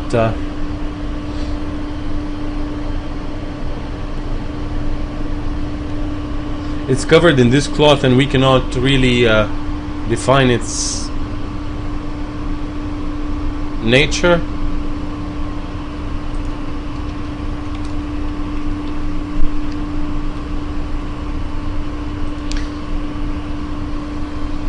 So this is an unidentified object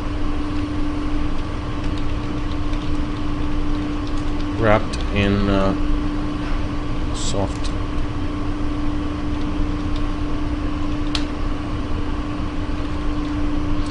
Okay, so this is the end of this record of debris.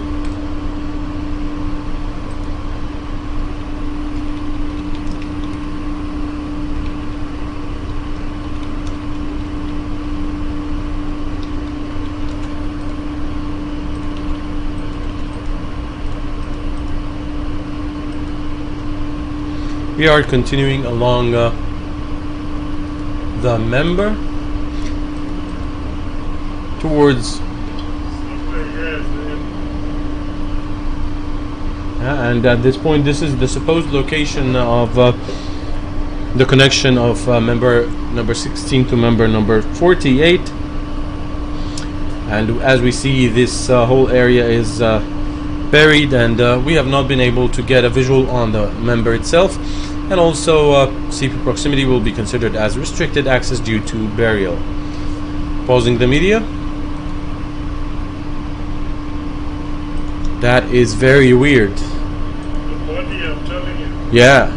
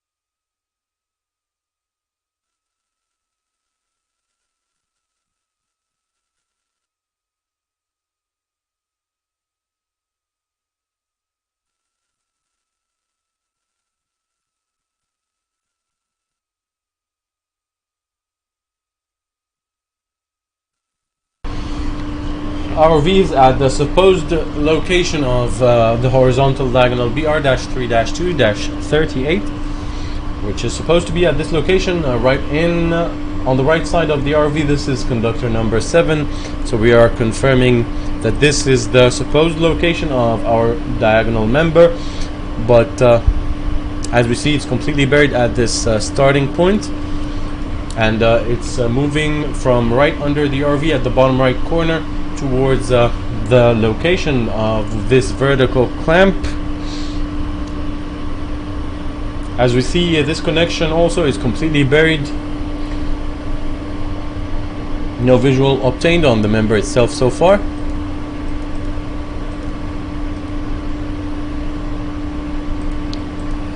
Continuing over the path of where this member is supposed to be.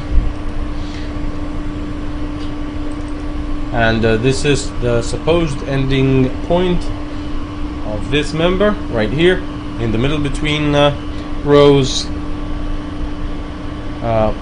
between legs B1 and B2 and A2, and we cannot see it at this location, and it is buried as we can confirm, and accordingly also CP proximity will be considered as restricted access due to burial. And the media will now be paused for member number BR-3-2-38.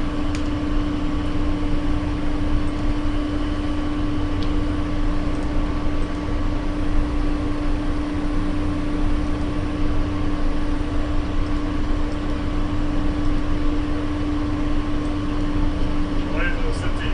Hmm? Why is the city?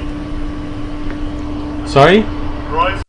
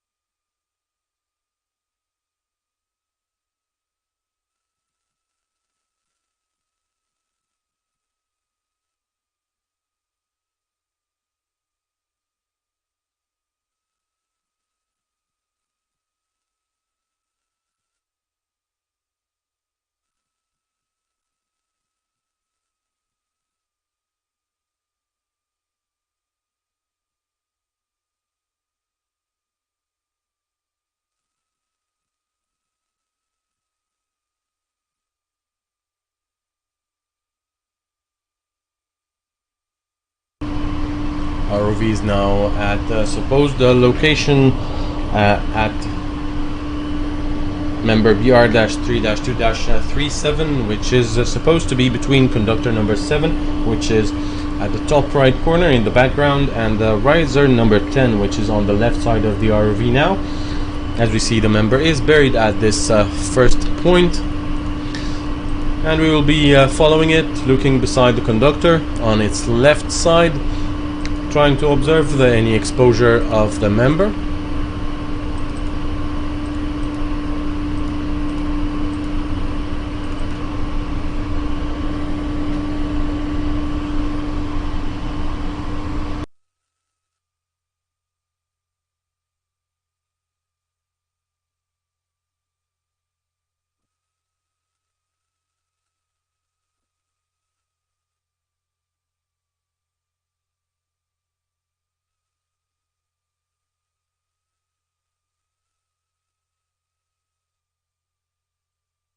Right adjacent to this clamp is where the last point of our member is supposed to be, and as we can see, it's confirmed to be entirely buried, and accordingly also proximity CP will be considered as restricted access.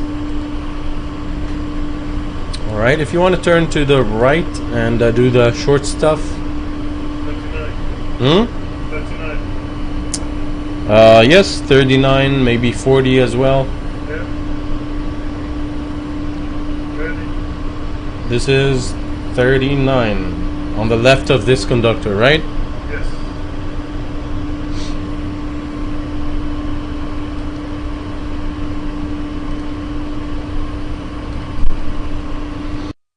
RV is now in position in front of conductor 7, and we are looking on the west side of the conductor, which is the left side with this view.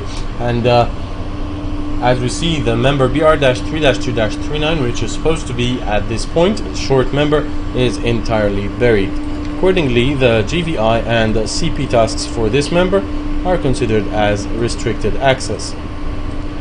Media will now be paused to move to a next task.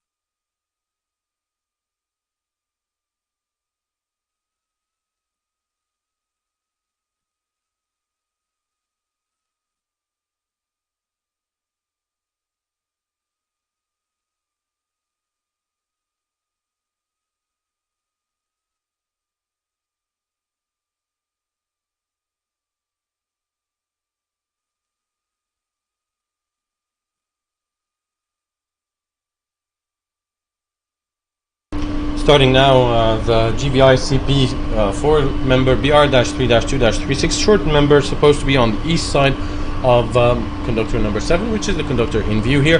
As we see, the member is entirely buried. It's a short member, and accordingly both CP proximity as well as GVI cannot be conducted, but we have no anomalies to be reported and no defects. Pausing the media here to move on to the next task.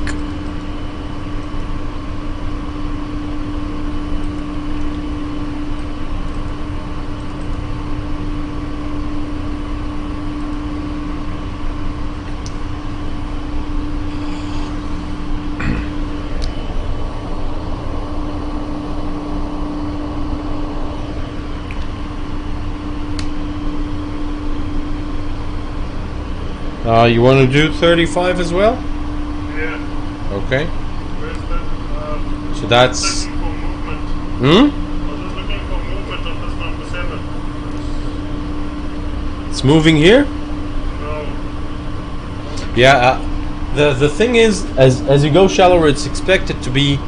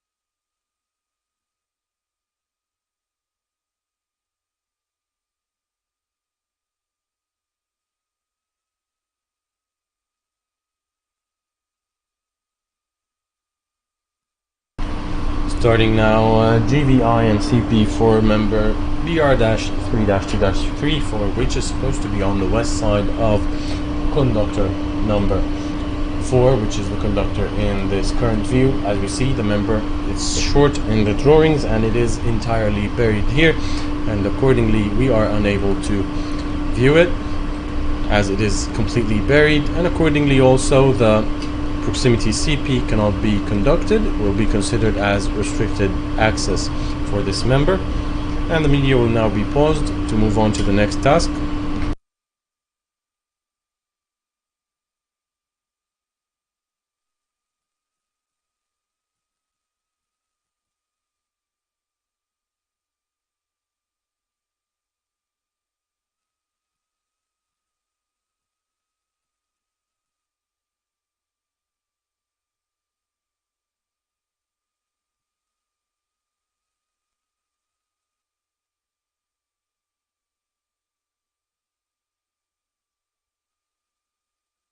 Starting now, GVI and CP for member BR-3-2-35, which is supposedly running on the left side of conductor number 4, which is right in front of us.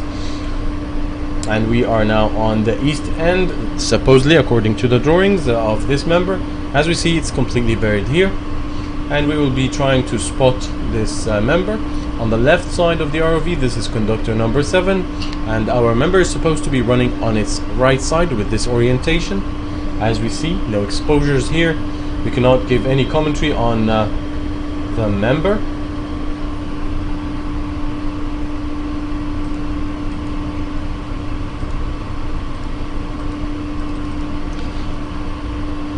As we can see, no exposure.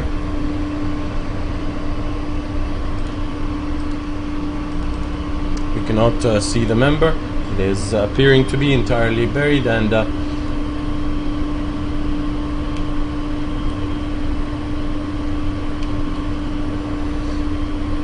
accordingly GVI and proximity CP tasks will not be possible and will be considered as restricted due to burial.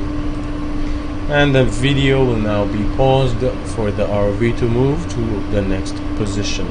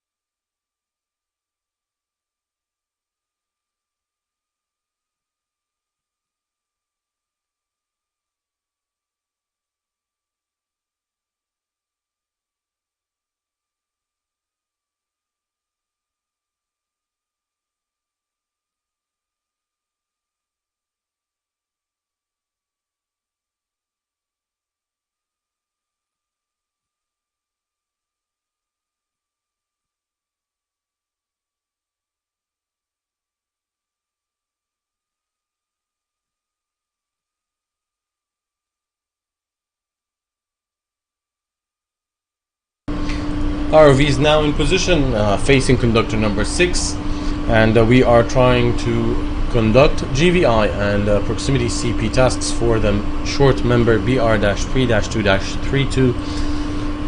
This is supposed to be the position to view the entire member on the left side, on the right side of conductor number 6 with this orientation. However, as we see, member is entirely buried underneath the seabed. Accordingly, also, proximity CP task will be considered as restricted access due to burial. And with that, we shall be pausing the media for the ROV to move on to another position.